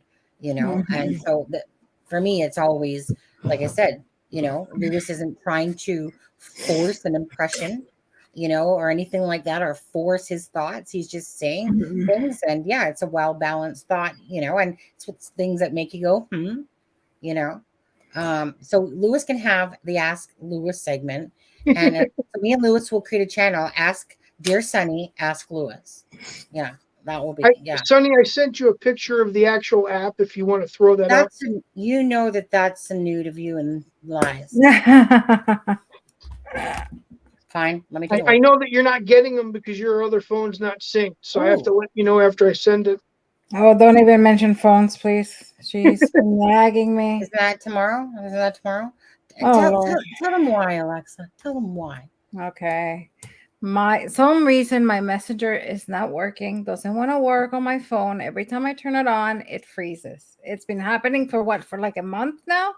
So I uninstall it, I install it, it doesn't work. So my husband looked at it, everybody looked at it, I just gave up. So do you have the Facebook app on your phone? Yes. Okay. You have to go to the Facebook app, and I'll see if I can look here real quick. and in the top right corner, there's a thing that looks like a lightning bolt in a black circle. Mm-hmm. That is the messenger on that. You have to click on that and make sure you're signed in there first before you install the app on the phone. Yeah, we tried that, but it's something is wrong with my phone, because it's not only that it's giving me issues. So before we were emailing, but she thinks that emailing is what did she say? That it's archaic. So we move on to texting. So we text each other, but I guess she doesn't like texting. I prefer texting. So she's you talking about me again? But I have my appointment tomorrow.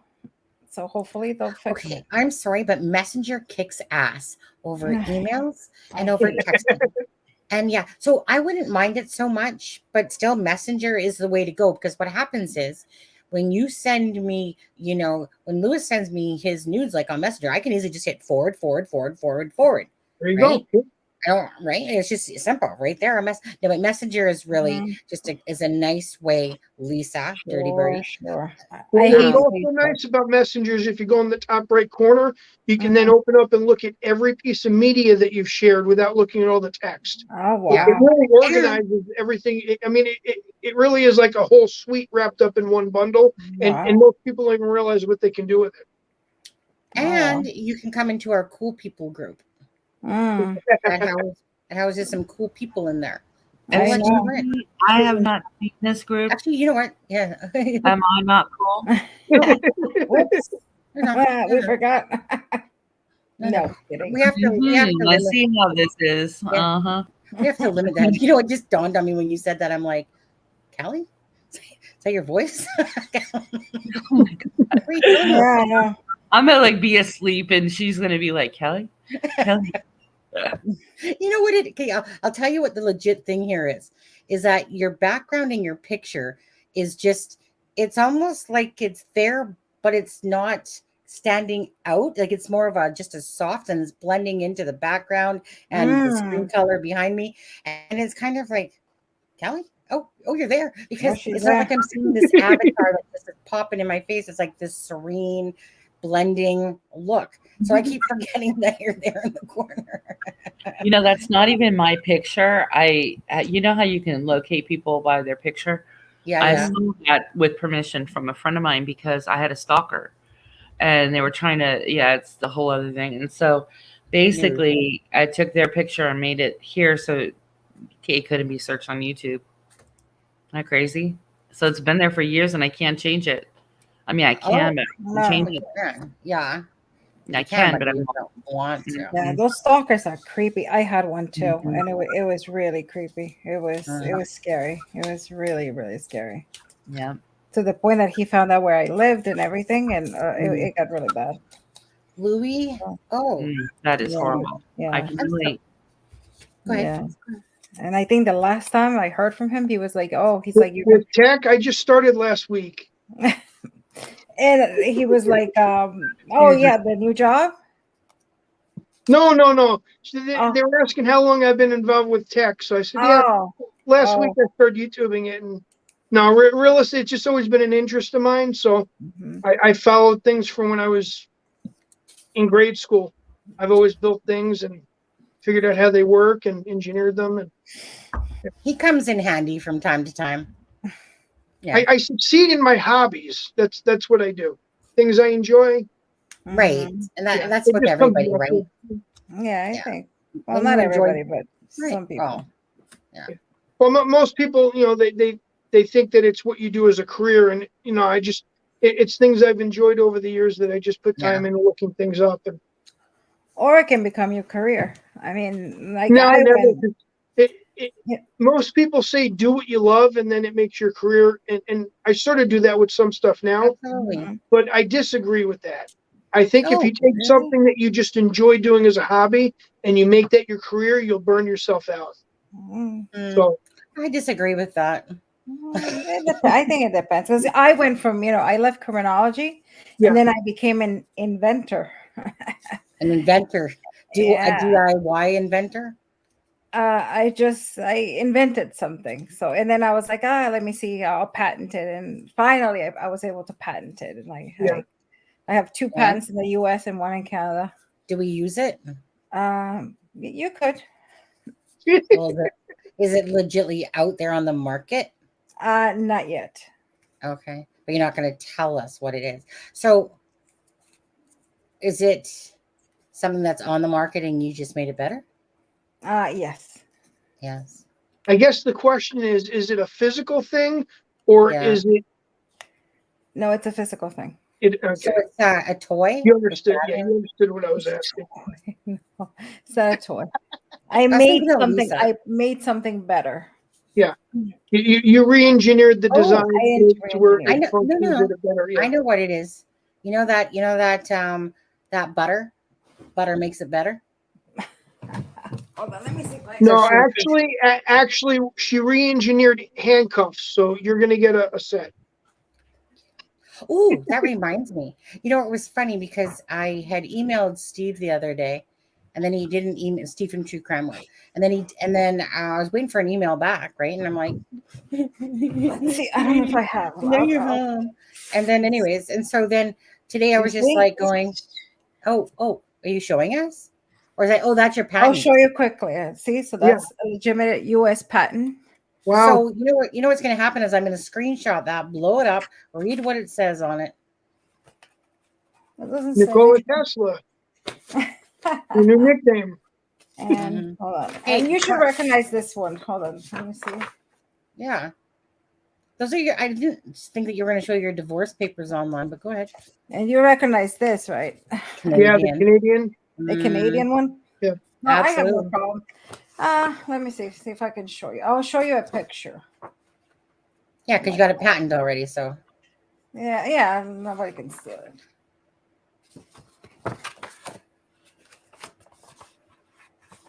Okay. That's it. No, there was everybody's like searching, like where is she? No. Show it again. This is like, is this like that? Okay, this is what I saw. Are you gonna screenshot it? Which one did I give you? No. Hold on, let me just get my screenshot ready. Go ahead. I forgot which one did I show you. Okay. Here on screenshot. 1 second. There we go. Is that like a bra? Yes, it's a bra strap. Okay, but you know what? So this is what I saw. Good night, Melinda. But this is what I saw. What I saw was this bra and what I thought was like a horseshoe magnet. And I was like, is that the new invention for underwire? That's what I saw. No, it's a strap. So, okay. So the strap does. It lifts. It's different. I engineer it in such a way that it's different. It lifts from the middle. You don't have to have wires.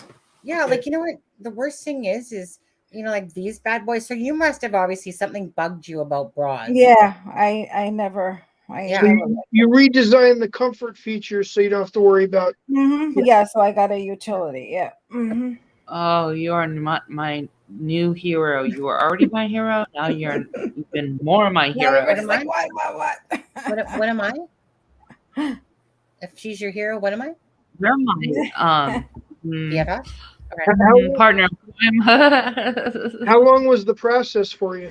Oh my God. It was, I was still working when I did it, but it took like 6 years, I think. Yeah. Did COVID slow you down or no? Right. Did COVID slow down the process? No, COVID just stopped everything. Like, you know, I had it for a couple of years, but we were supposed to launch and then. Yeah, COVID just. Can I tell you my bra issues too? Lisa, thank you for bringing that up. So, okay, if there's any men in here, you guys listen intently, okay? Because this is women, we put up with a lot of crap, and the bra issue just is an add-on. So I must have one shoulder that tilts more than the other one or something, because I am forever on this side. Doesn't matter if I tighten the little bugger up so those puppies almost hit my face, and then it slides. But on this shoulder here, thank you, Callie. I am your sunshine, my own. Thank you, Callie. But I'm constantly like I get to the point where I get so irritated that I just am like all the time. It doesn't fit properly. That's why. Well, no, the thing is that they do. It's just my shoulder must tilt more on this side. Do you sleep on your side? Yeah, Which side do you sleep on? not this side. Right, the other side. So the other side's pushed up. You need a chiropractic adjustment. Do I? Okay. Now I have to go back into the live if anybody's got numbers. Oh my god. Seriously, Lewis, you do need your own, like, Yeah, at see? least one night a week. Ask Lewis anything. Solve your life. Yeah. Seriously, you have some really good answers. I would not have ever thought about that to go to a Me chiropractor. neither. Yeah, if you're a side sleeper, a lot of times the one side you sleep on, that shoulder hunches up more. Or if you drive a lot and you use that one arm on the steering wheel, that shoulder locks up more, and then it throws your shoulder height off. Really? Wow. I'm going to start making a list for you, Go, Lewis. Lewis. What else do we need, right? Lewis, Charge everybody Everyone like can be like, I need a $2 list. to answer a question. I know. You be rich. We split the money. For Yeah, I was most of my working life, because I gained a lot of relationships with customers and their families and friends and stuff, not work related, just because I'm personable and I did what I did because I enjoyed it. I would get constant text messages and phone calls from just people that I knew with odd questions all the time. Repair shops would call me constantly asking what they should be getting instead of diagnosing to attack. Just odd stuff. But, you know, I've never thought of charging people. It's just, you got to be nice and help people out. If I know an answer, it's there. Lewis, you know you're mean, dude. What's that? You know you're mean. You know you're mean, dude. You help people out. Ha. I'm trying, you know what? I'm trying to help my mouth out. But now I'm hoping. I'm hoping I didn't show any numbers. I mean, I don't care. No, you didn't. Yes, I you mean, did. they find me. They find me. All you'll find is my patents. So Screenshot. I don't mind. You won't find my house, so I don't care. So if you want, Sonny, if you want to sort of diagnose if that guess of mine is correct, next time you get in your car, take your opposite arm, the left one, and grab your steering wheel and twist your body. And if you feel a crack or a pop, you'll know that shoulder's sitting well. Really? Couple things wrong with that scenario, first of all. Yeah. Oh, God. One, I'd have to leave this chair or my bed to do that, or the bedroom. The furthest I go is to the bathroom, which is about 10 feet away now. Okay. Before that, I only had to walk to work. Me in a vehicle, not going to happen. You don't have to drive. You just have to sit in the seat. Me in a vehicle. It's been a few months now because I've never had to go anywhere, because where I live, IGA's right there, Shoppers Drug Mart's right there. I'm literally over the bridge, you people, right? So I'd actually have to leave my bedroom, leave the apartment. And you know what? Let me tell you guys something. You know, when I went to work every day and stuff like that, this just dawned on me. Do you know? And I know what you're thinking. Call me crazy, but some people do. Do you know when I thought about it? I think it was about a month ago that I was outside because I live on the 3rd floor. Well, wow. You haven't gone outside in a month, at least. Really? I haven't had to. You don't go anywhere? No. What about like food shopping and nothing? No, because my husband grabs it on the way from work, because my husband works about 5 minutes away. So when he does it, he just stops at the IGA store, which is just over there.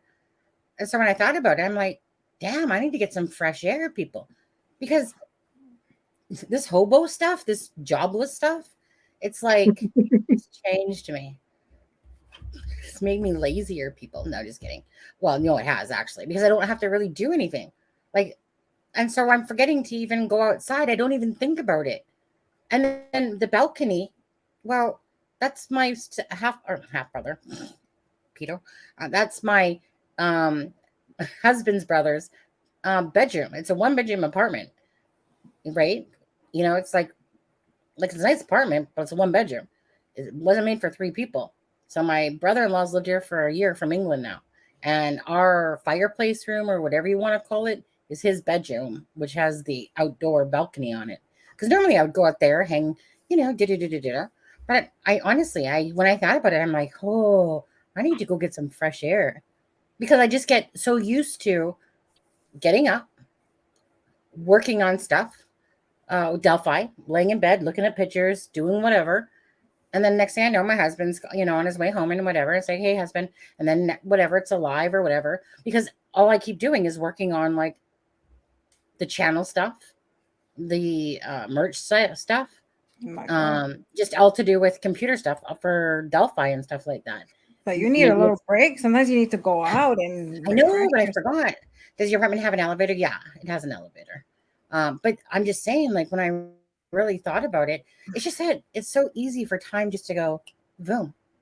And then I realized, wait, I haven't even needed to go up because I haven't. Do you understand when everything's at our doorstep pretty much? The grocery store is like 2 minutes away, not even. That's walking, So my husband just stops there quickly.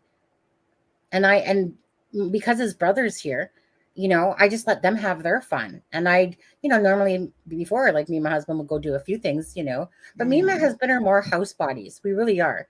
We would prefer to stay at home together than to go out. And I say that only because I did that. I did that stuff. I spent my life, in a sense, raising my son, my kid's son, spending all that time with outputting energy. My husband, he just likes to come home and chill and relax and play games on his computer. We're both just homebodies. So that's really why. Like, I could care less if I go to a movie. I could care less, about going out to some things. I did all that stuff. I'm actually got tired of that stuff. So I actually just really enjoy that. I'm 53 and I just like to chill and relax. I don't have no pressures of children or this or that. I just get up and do my thing, and forget that there's fresh air out in the world. Oh, well, anyway, I know. There you go. Another life story about Sunny. It's going to. So that Dear Sunny and Dear Ask Louie, that channel's going to come soon. I swear to God. And then when we want a therapist in there, we'll throw in Callie. Callie, go get your Google license. And then we got our handwriting expert and, profiler. Just going to have to change your professions. Instead of crime scenes, you're just going to have to profile their personalities, And there, we got a win-win. Perfect. We could do it once a week. So then I'll give everybody my recommendation of a show to watch. I sent this to Sunny earlier today, but has anyone watched Inside Man on Netflix yet? Oh, that was good. No. The read was good. What is it about? Well, it's kind of weird. It's a 4-part series, but it looks like it might become a regular series. But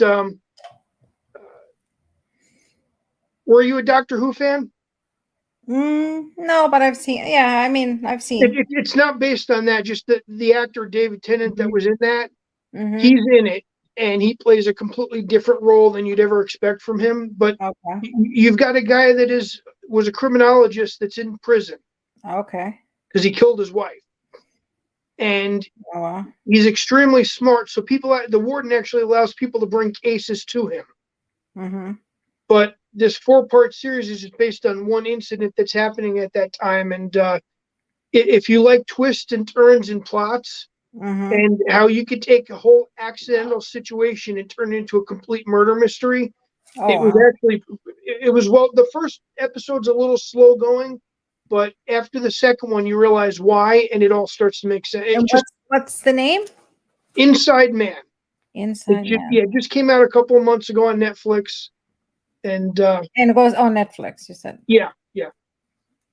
I'll watch it. For people that like true crime, I hate watching TV shows because I can figure out what's going on before it even gets halfway through. It's so aggravating to watch a show when you can predict the ending. And almost all those type of shows on TV about crime are that way. For me, it's just disappointing. Yeah.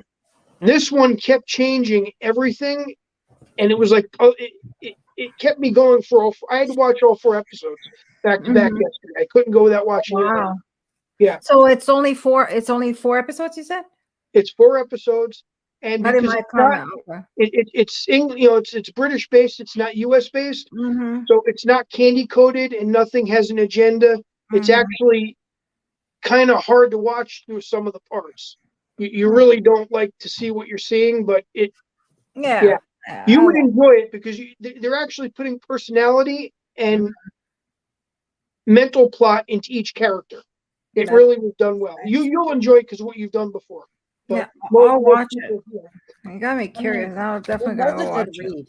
Like there's things that came up that I never would have thought of. Like this woman's being held captive, so she personally starts cutting her arms and leaving blood all over the basement in different corners and stuff, just so that her DNA.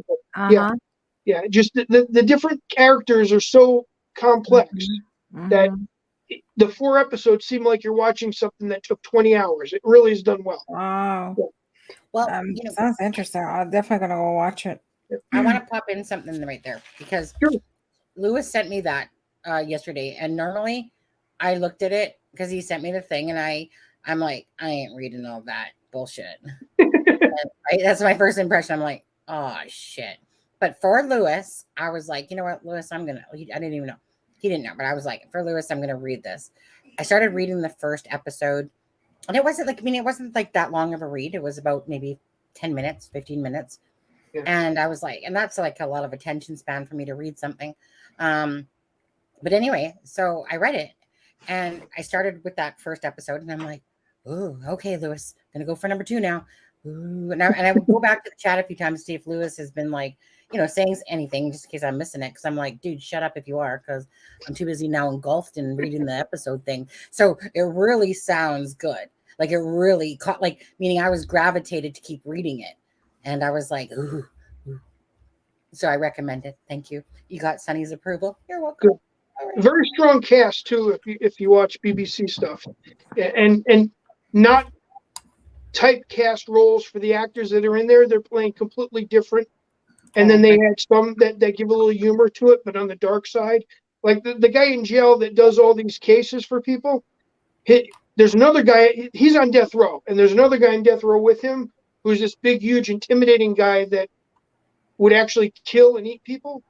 He's like the funniest, nicest person, and he's got a photographic memory. So his reason for being there is so that they don't have to write anything down. It's a very complex show. It kept me going, and most shows don't do that. So, Lewis, Rainy Days said that she was distracted with the bra topic. That she wants to know what you were talking about quickly. Just give a quick summary. Which thing? The show? No, yeah. Just go watch it. Inside Man, Netflix. Inside Man is a TV show on Netflix. It's a BBC-based 4-part series, and it's a 4-hour watch, and it kept me going and guessing. It really was well done. I don't brag about shows very often, and that was one. Yeah. And wow, and do you guys? I want to tell you guys a secret. Do you guys know that Callie's here? Boo. All that's going through my head right now is Callie's going, oh my God, boringest live I've ever been on. I know, she's probably like, oh. No, I'm watching Alexa shift in her chair, and I'm doing the same thing over here. And I'm thinking that's what you guys were hearing that was creaking. Because when I was on mute, I knew the chair shifting, and it creaked. And I said, that's what the noise was, I think. No. Yeah, I'm here. I'm listening. So. I wrote down the movie or the show that Lewis recommended. I always liked good recommendations. So there you go. Yeah. It just came out last month or the month before. It's a new release on Netflix. But you'll enjoy it if you watch it. Yeah, I'm definitely going. See, now I have to move again. It's because I can't sit properly. For me, I don't have a broken rib like she does, but I'm watching her. And I'm mimicking her. Come closer and I'll punch you in the other rib. Let's go. Right. Is it healing, Alexa? I mean, I know you said you have good days and bad days, but is it? Especially when I sit in one position. Get back down there. I know I've been degraded now.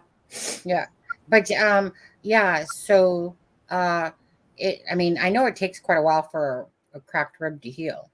Yeah, I went to the doctor today, and he said probably a couple more weeks. Yeah. I know. It's hard to sit. Like, I mean, because I find I'm Yeah. like slouching, literally. I'm Yeah. almost like lying down the way I am. Yeah. And when I'm sleeping, but I found a pregnancy pillow. And Oh, it's like a big pregnancy pillow. So what I do yeah. is like I put it in between my legs, and I kind of like, Mm. it's hard. Oh, okay. So wait, It's you know nice. what? I'm going to change the whole topic altogether because I want to talk about something. Delphi. Yeah. How'd you guess? I was about to go, you know what, let's go, let's end this live. But no, then I was like, no, what? I want to talk about something because it's bugging me about this whole crime scene that's like a freaking kid show versus Richard Allen. I really like. I want to understand how a 45-year-old man, if he was a lone wolf, and I get the fact of what's on his back and what's all around him, there's a lot of stuff, but there ain't no freaking 5-foot freaking bunny rabbit unless the bunny rabbit's upside down, splitting its legs like this. I don't know, but other than that, enough. Like it's bugging me that a 45-year-old man, if he was a lone wolf, why he would set up all these toys in a sense. I mean, it said that there was dolls on the grounds too. I don't know if that's true or not. I've never seen one, but I've seen stuff on the ground. Just I don't know that it's a doll, even though I swear to God I saw like what looked like a little cowboy doll, but I could be wrong on that. That just was probably more of pareidolia stuff because it looks like a almost like Woody from you know Buzz Lightyear and that whatever. Toy Story. Thank you. Toy Story. I'm sitting there talking about toys and I couldn't remember that. But anyway, so I want to know what your guys' thoughts are on if this is a lone wolf. What the hell is a lone wolf? Setting up a crime scene that has toys and camera, like just think of it like a freaking like masks and toys. I'm just want so based on the fact that you believe this is true. I've got a hypothesis that fits that. It's not my real theory, but if you want something that would actually describe why that is what it is, Yeah. He connected with somebody online who was paying for a video of stuff done the way they wanted it done. So now you've got a lone wolf that's working off of a connection made online with an actual script of what needs to be followed. And before people say that's crazy, you have a gentleman that's not too far away from Delphi that was recently arrested for offering to pay people in Alaska to do something very similar and commit murder. So yeah, did you hear that case? That's crazy. Yeah. So if you take the fact that you've got a local person that's an hour or so out of Delphi that did something similar, did he maybe connect with him online and offer to pay him money for videos of doing that? That's a good thought. That's a good thought, Lewis. It is. And Ivy, just to answer your question, and I'll come back to you guys on that one. Ivy, just to answer you, if you've ever seen Highbrow Street with Robert Lindsay and whatever, it's been said multiple times by not just him but others that there was supposedly a bunch of dolls on the ground. Yeah. You've heard it, right, Lewis? Yeah. Oh yeah. So and then you had the other guy, Bobby, on YouTube that was putting up the videos with the dolls. Do you guys remember him? No, I never heard of him. Really? Bobby, I can't remember his last name, but his first name was Bobby. And he was putting up videos and posting things about Delphi, but then he would take the dolls and burn them and destroy them and walk through fields and bury them. And I remember that. I don't. I can't remember his last name. Do you remember what his last name was? No, but it was creepier than you know what. I mean, like the kind of thing I would have nightmares about. Yeah. If the rumors of dolls are true and they have anything to do with his videos, it is extremely disturbing. And his videos were all based on Delphi. Well, I was going to say, okay, so, I'm going to go back to Alexa and Callie on this now. So, granted, that's a good thought there, Lewis, for sure. Like I wasn't really thinking of it that particular way until you just said that now. Alexa, what would you take from that being a profiler of a crime scene? Like, what would you think? By what they found, like supposedly what they found, because like, we don't know.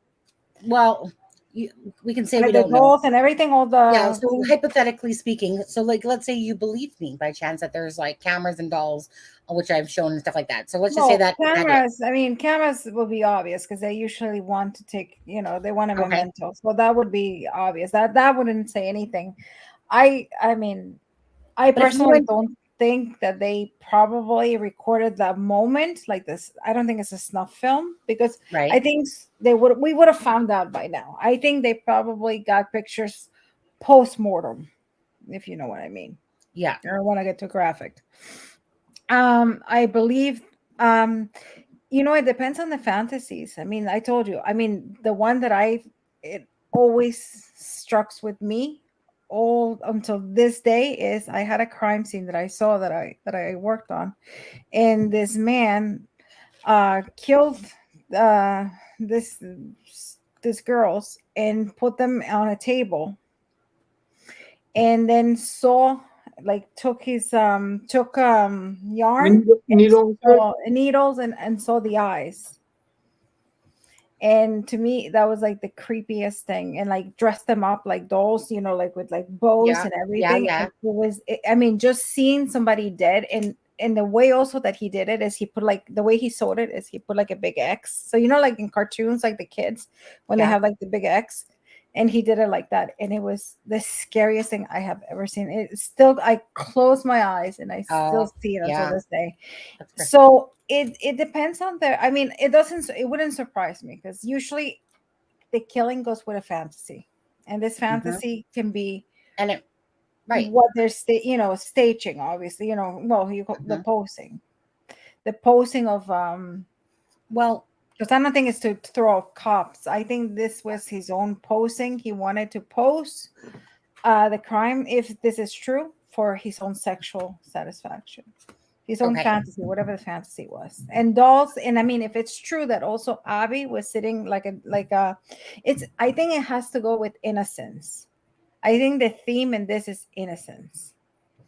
Dolls, stuffed animals, everything, they go back to children, innocence. And I think the whole thing with him is that innocence, taking that innocence away and then putting it, he killed them, putting that innocence back.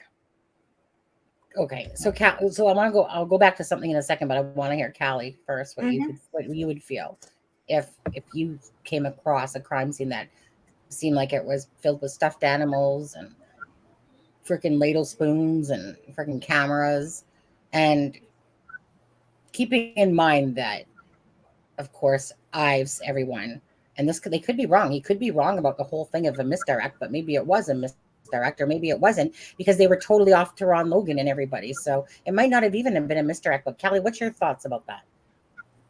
I just wonder, now that we know that Richard Allen was arrested for the murder, let's say the murders at that scene, we see that he's carrying a lot of stuff, or it appears that he's carrying a lot of stuff under his jacket. But if you're talking about like all the stuff that you've pointed out, I don't understand how it got there.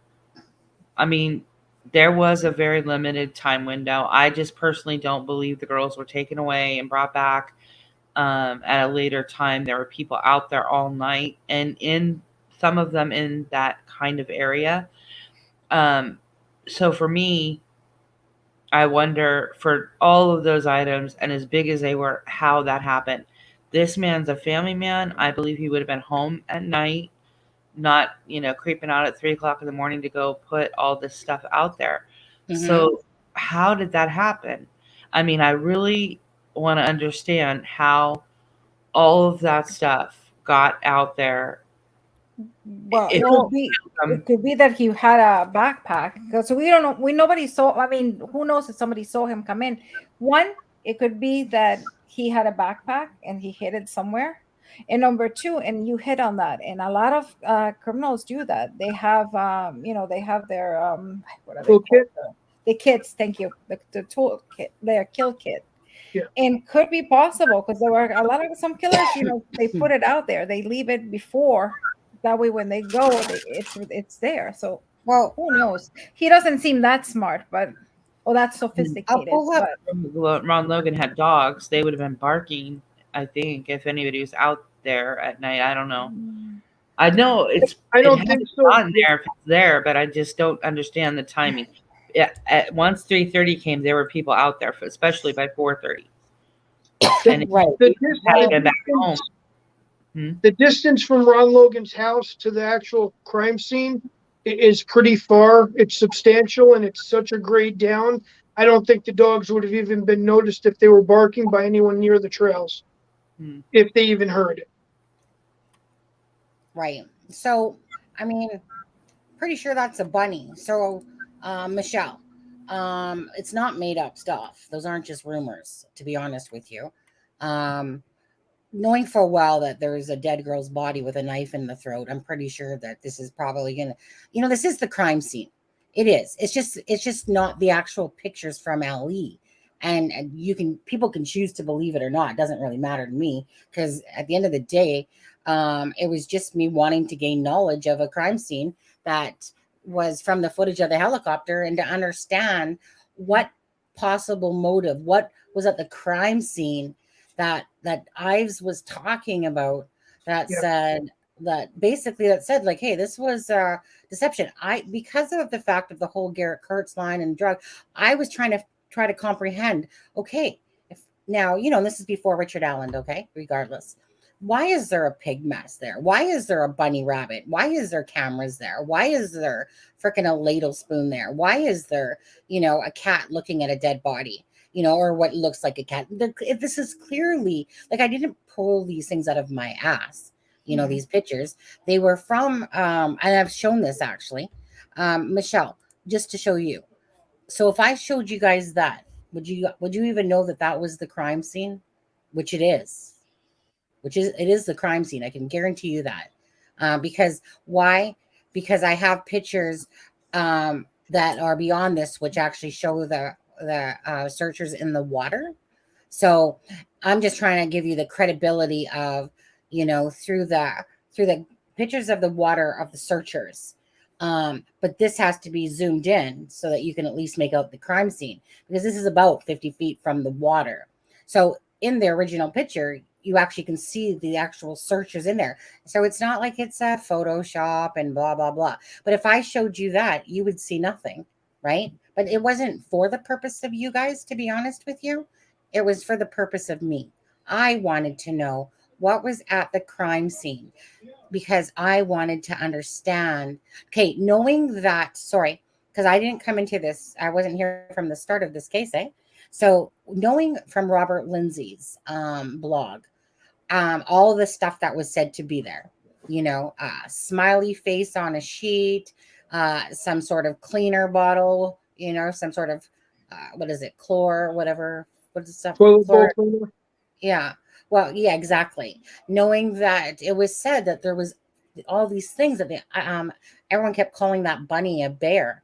But clearly it has like a bunny ear. But if I showed you someone like that, you wouldn't understand that. So just if I showed you this right now, for instance, this object here, right here, can you see where my thing's going? That object there, this is Pancake Man. I call this one Pancake Man because that's that weird attachment that he brought, that he's attaching to the tree. There's some sort of arm. But anyways, this is the knife. So this object here, is this object right in front of you. That's that object.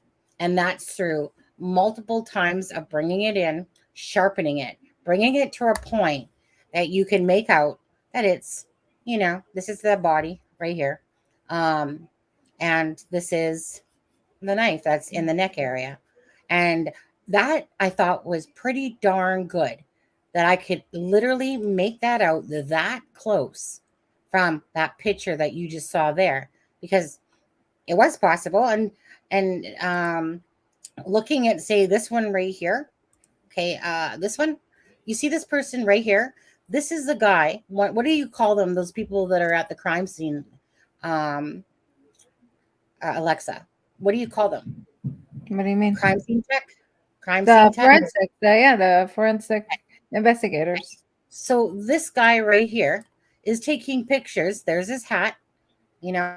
but I mean, probably backed out. But anyways, I can literally see the little ball thing on his hat if it's actually the picture's right in front of me. To you guys, it distorts a little bit more than. And this is Pancake Dude right here. That's Pancake Dude. Let's see. Okay, but anyway, the point of this picture was okay. Well, you're not going to see it from this. You're not going to see him taking the pictures, but so you bring it in like this, so I can show you. This guy's got a camera right there. Right? He's taking pictures of the crime scene. Okay. I'm sure there's other people around him too, but that's the one that's at the crime scene. So that I've spent a lot of time trying to understand. I don't think I have the shoes of the bridge guy, the runners or the hikers. See, to me, I mean, I honestly, and I have seen this before. Obviously, this is not my expertise, but I tell you, I cannot see it. To me, a lot of my own pareidolia kicks in. Yeah. Just because my brain, like this, to me, Yeah. it almost kind of looks like a ladder or like a spine. I wouldn't even guess that's a shoe. And I admit it. I'm sorry. I suck. No, I know, but you know I what? can't. If that looks like a ladder to you, then so be it. I get it. I get why. You know what I mean? And I'm not saying you're wrong. I mean, because you know, I told you I respect you that you have done the work and you can see it. And you pointed it out, and you always point it out, but sometimes I personally don't see it. And I'm like, I see other things. And that's the difference too, right? Is that I've literally spent, like I said, 2.5 years looking at, features. And I can admit if I'm wrong about BG. I can admit it because BG and KD are very similar. They have the same little butt chin. They have the same kind of nose, but it was both the markings. But I mean, if that's the case, then I like I said, I admit that, no problem. If I was just wrong, I was literally wrong. Definitely taught me a lesson, for sure. Can you still make out markings? Yeah, you can. But maybe it's just the markings that I thought. Perhaps I'm not saying it is right yet, but obviously, if this guy turns out that he was actually the BG as well as the killer, then so be it. So be it. Then obviously a learning curve to me, meaning yes, you can make out markings, because if I can show you that knife from here, and I can show you like a knife, and you guys, no one can, no matter what. That I can see. I can, obviously that I can see. But if you wouldn't tell me that, I wouldn't make that, because I mean, that kind of looks like a body. Yeah. I mean, this one is obvious. But some of the stuff, if you don't tell me, I don't see it. I'm going to take that down now for that one, only because I honestly, I don't care so much, but it really does look like her one breast was sliced, if I was going to go by what I'm seeing there. I said that to somebody the other day, and they were like, oh my God, like, I can't remember who it was. It was somebody that I said it to anyways, but bottom line is when they say that this was a horrible sight, this was what they did to those girls.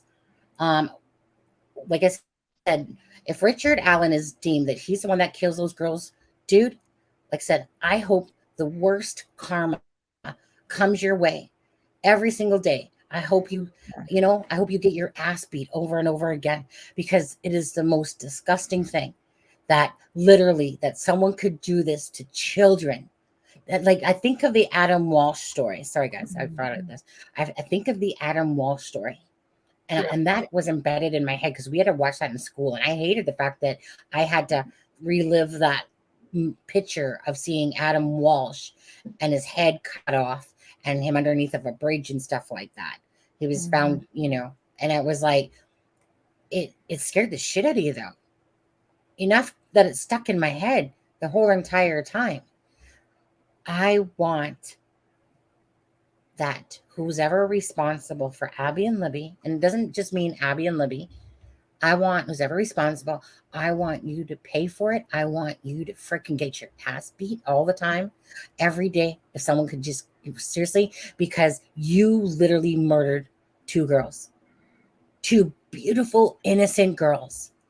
So I'm sorry. I'm not one of these people that go, oh, forgiveness is great and I'm forgive you. No. I don't forgive myself personally. I want the worst thing to be bestowed upon these people that take the lives of innocent children, but not only just take their life, but then to mutilate what will probably become to know their bodies and stuff like that. It's just That's horrific. horrible. You know what haunts me is when I think about, okay, whoever got killed first. I mean, obviously I don't want to make it sound like, okay, it's not a big deal, but I get it. Whoever died first. But I'm just thinking the agony and the pain of whoever was last. Yeah. That kills me, knowing that little girl, that little angel, had to see her best friend being killed. Oh my God, that truly breaks my heart. And I hope they died quickly, and obviously, well, painful. They had to feel pain, but hopefully their bodies went into shock. But that thought of that kills me. It really kills me. You know what I want to bring up? Because you're going to get people that say that your theories, Sonny, are crazy, but there have been a lot of vicious, horrible murders in the state of Indiana in the last 40 years.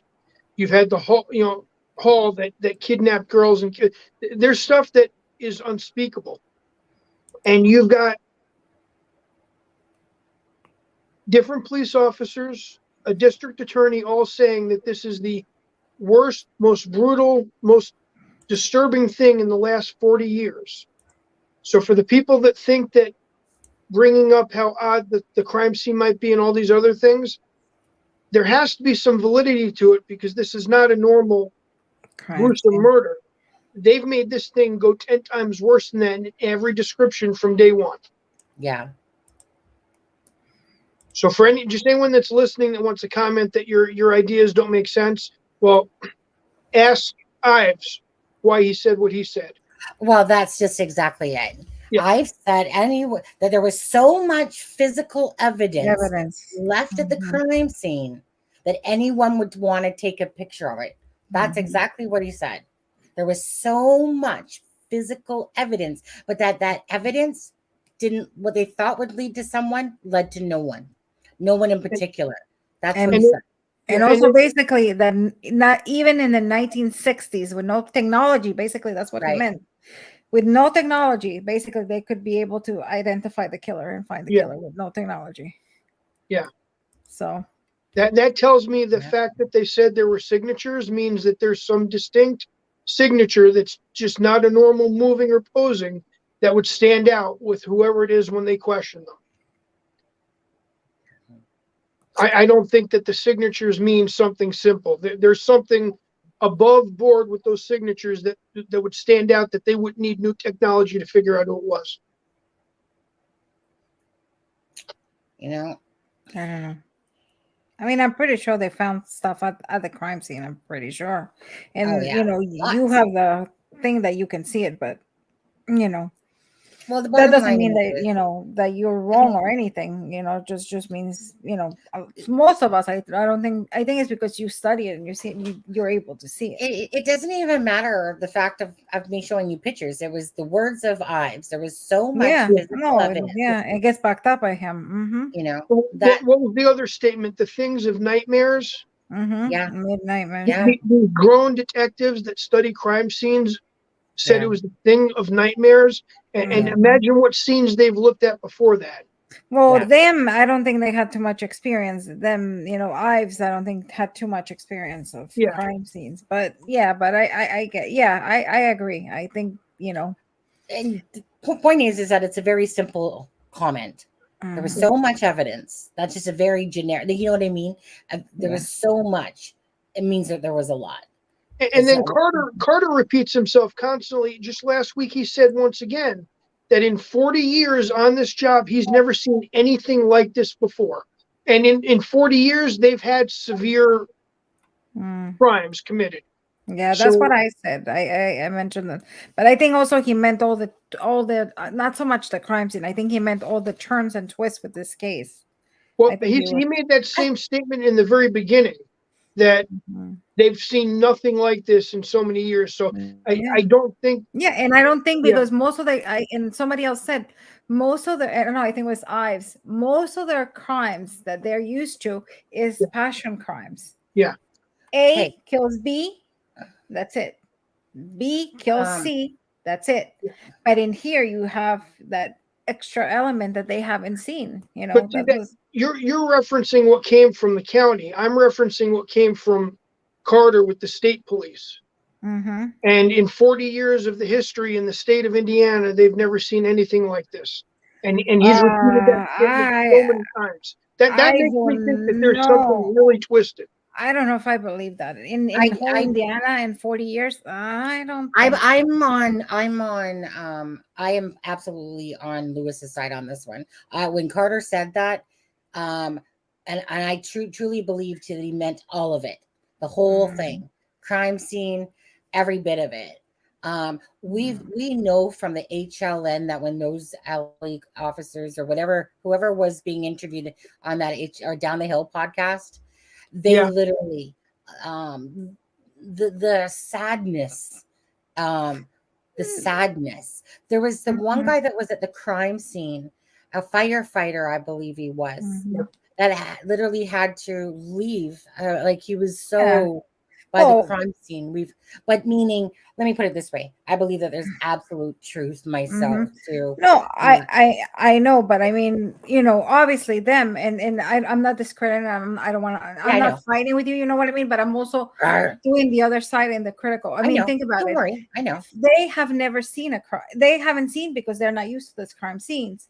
But I'm saying in 40 years that that this is the worst crime scene that they have ever seen. I don't believe that. I personally, I think when I've heard Carter say that, but I took it as this whole case, all the turns and twists he has never seen. But the crime scene itself, I doubt it because I'm sure he has seen in whole. I would agree with you 100% if he wouldn't make that statement the first year it happened before we knew anything about it, all these twists and turns. He actually came out with that statement the first year on more than one occasion. And that's why in the back of my head, it just think if they started this investigation off thinking that, then there's got to be some validity to a lot of the rumors. Or maybe that he didn't see other cases from Indiana. Maybe he just lived there and he didn't see, you know, like Indianapolis, he didn't see those crimes. Well, hold on. Okay, let's see. Callie, what's your thoughts on it? Because I totally believe that this is probably the worst crime scene that they have seen in 40 years myself. What are your thoughts? Honestly, I think you're both right, or you're all right, because if you think, seriously, if you think about, I mean, again, I'm going logical, but they've probably seen very horrific crimes in the state of Indiana. But at the same time, when you take the kids, the two young girls, and the fact that, as he said, tentacles, all of the different aspects, I don't think he meant literally just the crime scene. But when you look at as he said, the tentacles, but you have this horrific crime scene to two young ladies that is just bizarre. So probably maybe in a horrific, when you combine the age and we don't know what was really done to them, like we only know what all these leaked texts are, but it probably was very horrific. But Doug Carter does, like he said, this many similar things when he talked about the Flora Fire Girls. As far as like, I can't think of the example right now, but some of the wording that he used in his presentation, he used in the same presser that he did for Flora. So he does have a certain way of making his point across. And I think that was him just really emphasizing what he was feeling about what they saw. But I don't know. Literally, it was the worst thing they've ever seen. The way that you left those girls in the woods. Yeah, it's not how they are today. No, I agree. It was horrible. And I'm not even going to list what I think. Think about it. But somebody like a police or myself, a criminologist, that I have seen crimes like that. Yeah, you go from, obviously, you know, I'm a mom, kids, you go, oh my God. I think, and I was telling Sunny, that's one of the reasons I left, because I couldn't do it anymore. Because the moment I became a mom, I was like getting emotional. And I remember one of the guy who trained me was like, the day you become emotional, it's time to go. Right. And that's why I was like, no, I can't do this anymore.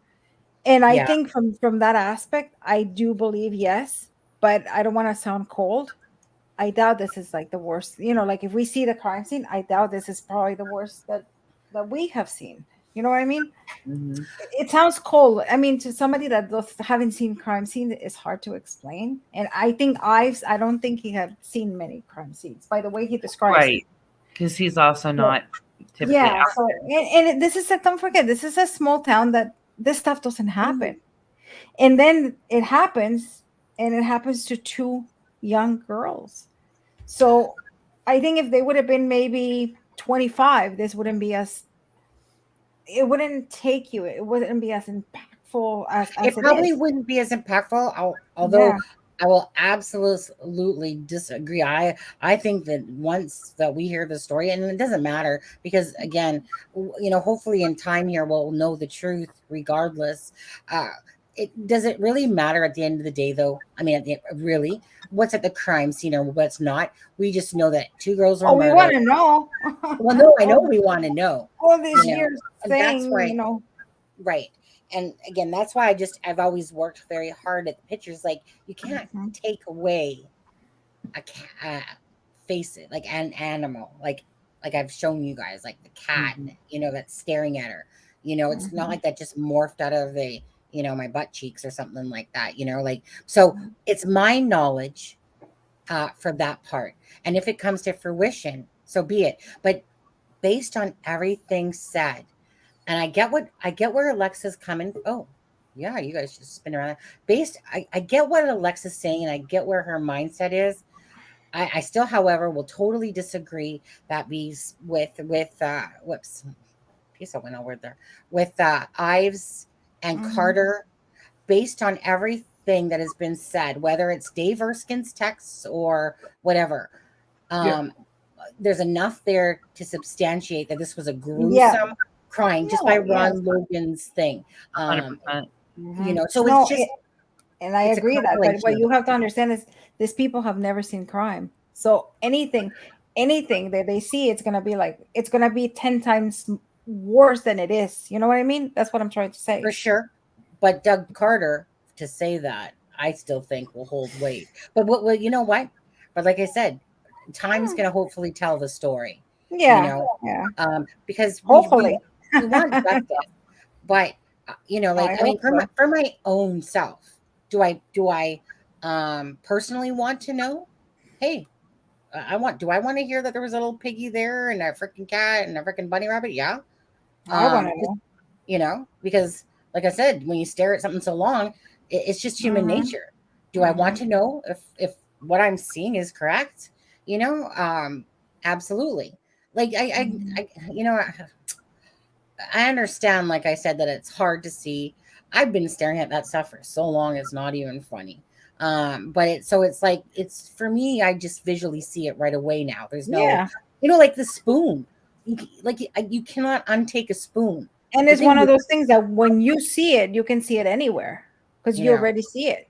But people that don't see it, it's like, no. And for me personally, I'm not speaking about anybody else. So I don't want people tomorrow saying, "Oh, Alexa said that." I am not saying that. Please don't go in Reddit and say Alexa said this. I disagreeing or saying that Sunny sucks. I'm not saying this. Yeah, she is. What I am saying she's a New Yorker. Is that I personally, Alexa, cannot see it. I know. And maybe I'm ashamed. I should be ashamed to be a profiler because I have seen crime scenes and obviously we work with them, but I don't see it from these pictures. But I respect what you do, and I respect that you see it, and I agree. And like when you point some things out, I can go like, yeah, like that knife. I go, okay, yes, I can see it. But if you don't tell me, I don't see it, and then my own pareidolia starts going in and kicking in. Especially the first guy, not the pancake guy, but the guy that you said that looked like a forensic.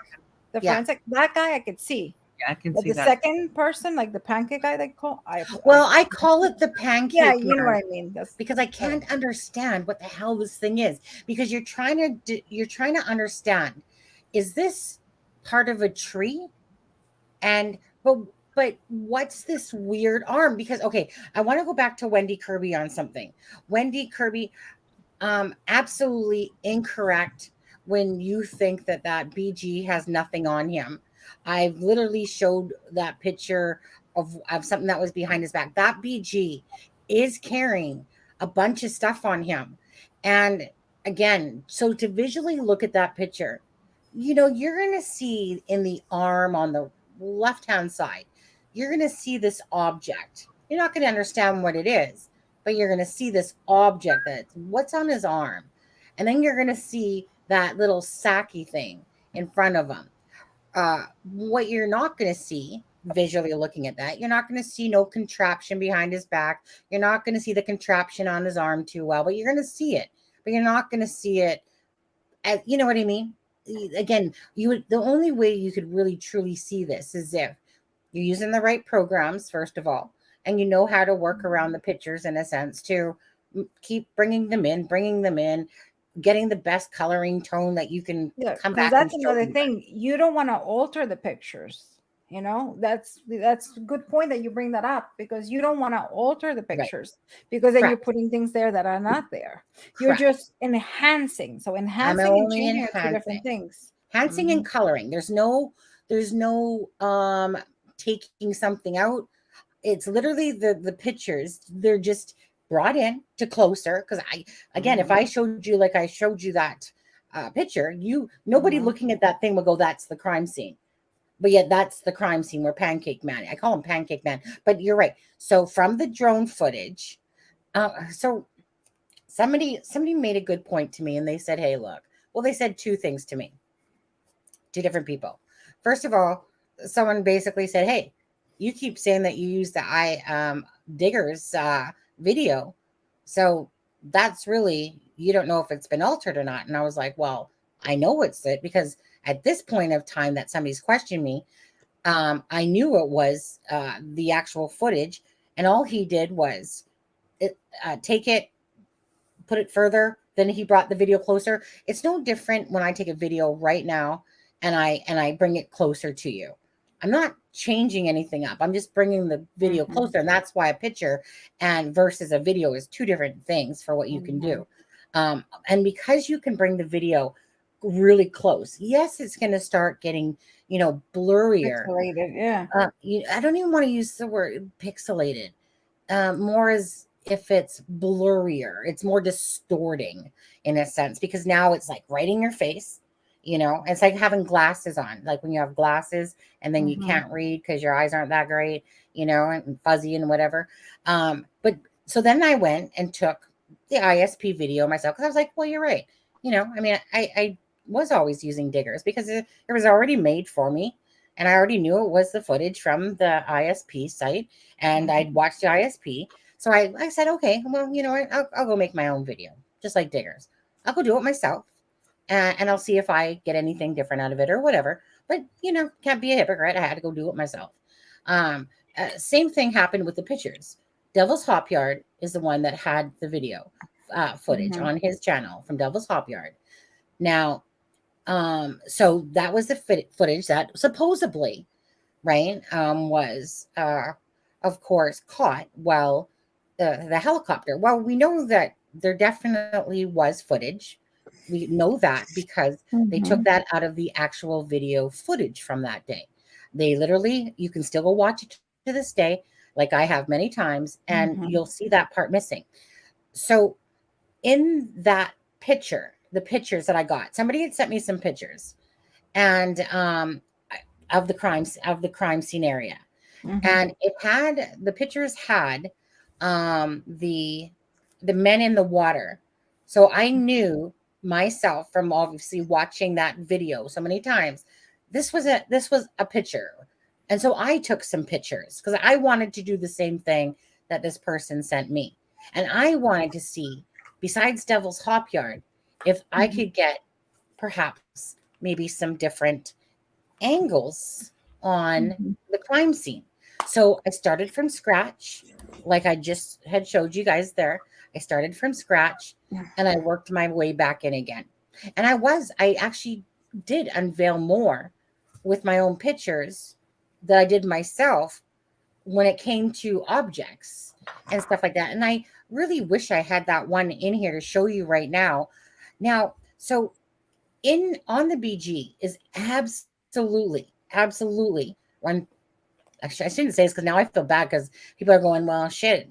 I mean, if she got the BG wrong, why should I even probably believe her? Nah. And it's not even about that. Like, now, no. trust me when I say, if you guys look at freaking, the moles, you can make out moles. You can. If Mr. whatever his name is, Richard Allen, like when I seen his younger picture, especially, I'm like, dude, you totally look like Katie. Now, I am still yet to prove that that's not Richard Allen, or it's not Katie, in a sense. So I have not proved that to myself. Every night I go to bed, when I go lay in bed, I pull out those pictures, and I'm literally sitting there going, I don't get it. Like, we're talking mole for mole here, mole for mole. Like, how? But then I think to myself, did I zoom it in so much? Because it's like a microscope. And so how do I explain this? It's like putting somebody underneath like a 10,000 times the microscope that I can legitimately see your damn ass pores in your face. So then I think to myself, okay, did I zoom it in so much that I see all these pores or bumps? But everybody has those pores and bumps. And so I'm trying to, let's see what I'm wording. I'm trying to say to myself, hey, am I wrong? Let me go back to my work and see where my errors had happened, because, and I can see where they could have happened. I can, if it still is true. But let's say it is true. Let's just use it if it is true.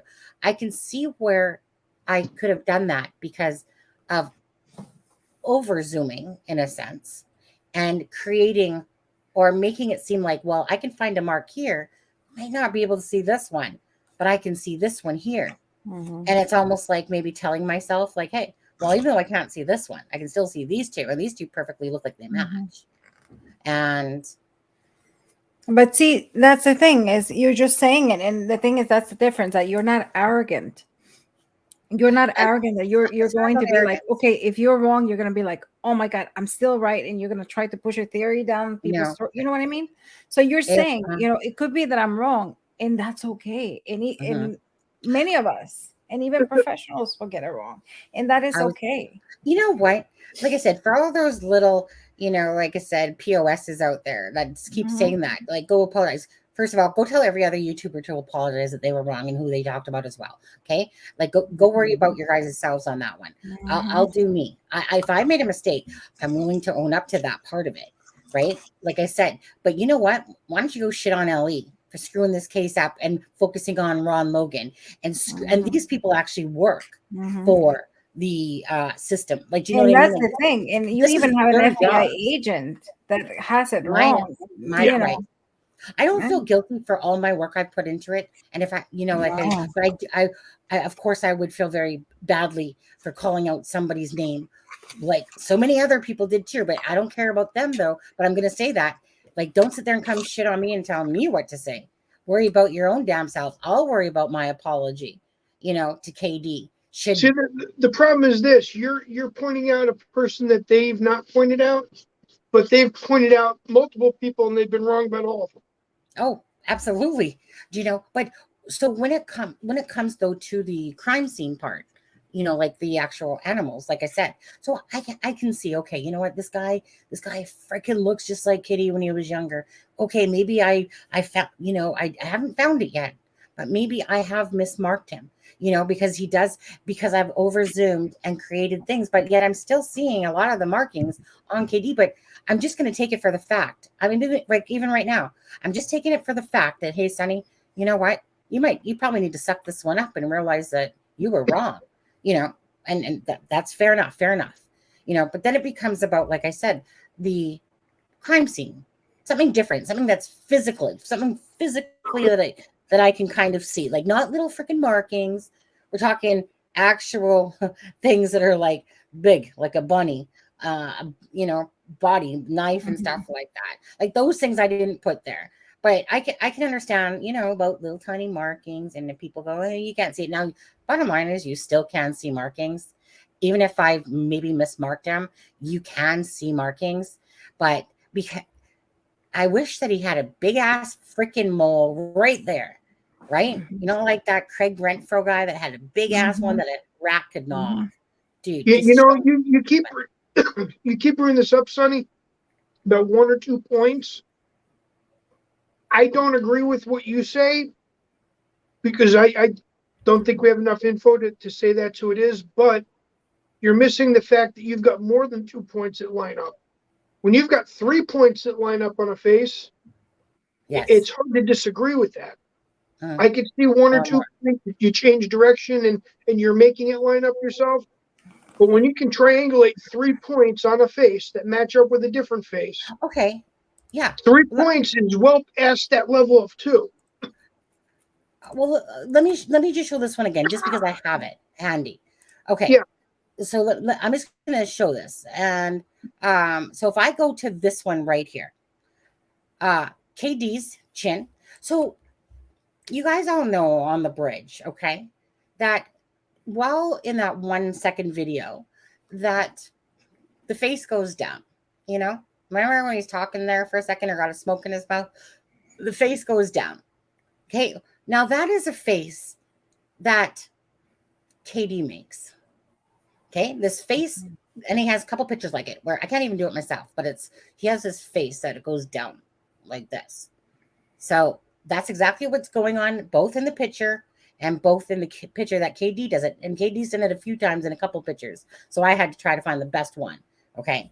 I have this face that's similar, but obviously it's not the same exactly as the BG's, right? So for me, like I said, you have to bring something in on somebody's face, in, because that's all I'm trying to do. I'm just trying to find out who the hell is this BG? And I'm thinking to myself, they couldn't find it by clothing. They couldn't find it by this. Heck, I'm just going to take freaking Barry Morphew's face in. I'm going to take Garrett Kurt's face. I'm going to take all these people's faces in. And I'm just going to see if I can see a scar, something. You know what? It's better than what most people thought to do. But, you know, because I didn't realize it. I thought it was just a given. I just didn't realize that most people never even thought to do that. But I thought to do it myself, and Harvey Carroll apparently as well, you know, and stuff like that, because it just didn't make sense. You got this clothing, you got this person, but they're not finding him that way. So the only thing I can just think to do is just go to the face. So in this picture here, and I got to make it big for you guys. Okay, so in this picture here, this is Katie's chin and this is the BG's chin. So this is what I'm saying. I can literally make out your darn pores in your skin and your little dark marking moles, right? You can see those regardless. And sometimes you might get mixed up between shadowing versus a true mole and stuff like that. And I get it. But I want you to for me, okay, just pay attention to this for a sec. So there's this mole on the chin. So I'm just taking, as best as the chins kind of look, because the BG's chin's turned down here as well, but you're just seeing what I'm trying to show you. That's a whole point of this picture. So this one's lit up like a white ball. Okay, that's like a pore thing. Okay, whatever. Same thing here, like lit up like a ball. And so then I take my arrows and I have overlaid both of these and they pretty much line up verbatim. But am I trying to sell myself that? But I just decided the other night, you know what? I'm going to take both pictures. I'm going to lay them over top of each other and see if the arrows line up. And they pretty much did, pretty much verbatim. But again, does that mean that perhaps Mr. Richard Allen doesn't have like some pores sticking out? Because that's what I'm looking at, you know, pores and a little couple moles. So I kind of looked at the distance in my head and I was like, okay, this one's here. This dark mole right there versus that dark mole right there. And I'm kind of looking at the distance, even though the chins are just a little bit different. Right. And then so I'm going, okay, that's pretty much about right. There we go. Like, look at the arrows, pretty much same distance. And then I'm looking for the next one. And the next one I see was this one here, which it's not as bright in this picture. So I'm looking at the distance again, knowing that this chin's going higher. So one chin is doing this and the other one's more doing this, right? Okay. And so, but not only, so that's what this picture was specifically made up for. But then I go like this. Then I'm looking at the chin here where it darkens, right? There's this like dark piece right there. as I'm looking at this picture, because I can't really make out too much more on this picture, because this was one of the best shots I had of the BG to show the mask underneath of his chin. And so I look at this picture right here. I don't know how to show that, but right there. And I start looking at the circularness of this one, which is the mole on the chin. And then I'm looking, okay, does anything else fit? Okay, I can't really make too much more out of this picture, but I'm just trying to line up things. So if somebody's looking at this picture, and not because I made it up myself, but if you're looking at those markings and those markings, look how similar the arrows are, and yet the markings are pretty much verbatim on as well. So this wasn't the only pictures. It was about the mole on the eye, the mole on the tip of his nose. But do you know what? Freaking shit thing. Richard Allen has a freaking little bump on his chin too. And he has a freaking mole on the tip of his nose too. A little bit different spot. And I'm like, dude, stop. Seriously. I'm trying to prove that, that you're not the BG. And yet now I'm finding freaking these markings too. So I'm just saying, regardless if I was right or wrong, if I am wrong, right, I have learned my ass lesson regardless if I was right or wrong, that you don't call out people and ruin their lives, or not. I don't want to say ruin their lives, but close enough in a sense. You're literally labeling them as part of being the murderers. Although I never said he was the actual murderer of the girls. I said he was on the bridge, but that still encompasses him as being part of it, And so do I feel bad for that? Absolutely. But if I was right, of course I would be the biggest hero in the world, but who cares about that? It was always about justice for Abby and Libby. Yeah, and so, that was the first thing. But the thing is that I have to acknowledge my own damn mistakes. So I get it. If somebody says, well, Sonny, you had the BG wrong, so your picture is okay. If someone wants to think that, go ahead. I do like to take pride in my work, and I work hard, and I've worked hard for these girls and whatever and stuff like that. So I don't regret that part. I regret using somebody's name. I don't regret, like this right here. Okay. There's that knife I showed you. Okay. There's the victim. What's this then? So does that not look like a cat? Am I blind? Does that not look like a cat? Because when you think about it, why wouldn't a cat make sense? Catfishing, cat. And this thing, I've literally been able to zoom that sucker in so close that I can actually make out that this is one of those little skull leashes. Like it's got a little skull face on it, where I literally can see it. It's not in this picture. It's in another picture, So at the end of the day, these pictures were never about you guys. I only did it because people wanted to know answers. And I thought that if I shared it with you guys could maybe help along the way as well. That more brains are better than one, in a sense. So it was kind of like, okay, well, hey, we got this. Maybe somebody else is thinking a different thought, just like what Lewis did tonight as well. And he's saying, hey, maybe this person wanted the crime scene set up a certain way because that was the person's fantasy, and he's whatever. Maybe it's his own whatever. I'm so sleepy. Go night night. So my thing, like I said, was that I just wanted an understanding of the crime scene of Mr. Where's the one I showed the other night? It's not that one, but this, see, I just try to do different things. Okay, what am I looking at here?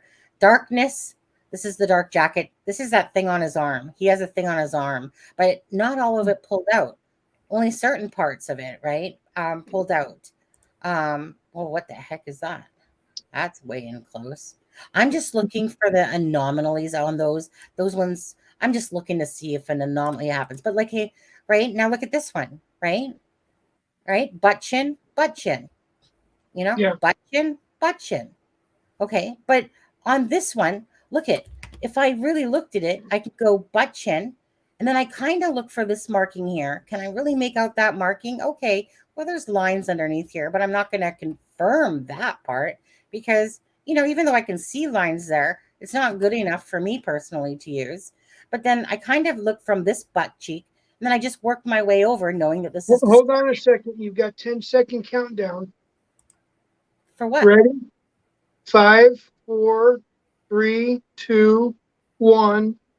4 hours. Oh, wow. Oh my God. You got me.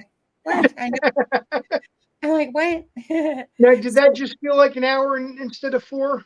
I was gonna say, right? But so like right here, right? I use this picture for certain things, and I know it's a blurry video, and I understand this. So I kind of went butt chin, and I think, okay, well, where's the next mole that I can kind of see? Well, I can see a bump here, right? Right here, kitty corner. And so then I kind of go kitty corner. Oh, well, there's a bump there, but it's still not good enough to use, but I can see that there's a bump there, right? Just like I can see that there's like where's the bump? Hold on, right there, there. Then it's like, okay, do I see something else? Well, nothing majorly. I probably sure could if I put it in a different program again and pulled out some more. But then I kind of was like, okay, well, KD has a mole right here. And I know that this is distorted, but there's like a bump right there. Again, 2 different colorings, but I can still see that there's a bump there on its face. Now, so this right here, that's off the BG. So, bump, bump, bump, bump, bump. This is a mole though. This is distinctly a mole. And then I look at Katie's eye with that little puffiness that he has that always shines. And you keep seeing that in the BG side of the eye as well. Now, this one has the little mole, but I didn't use this picture for the mole.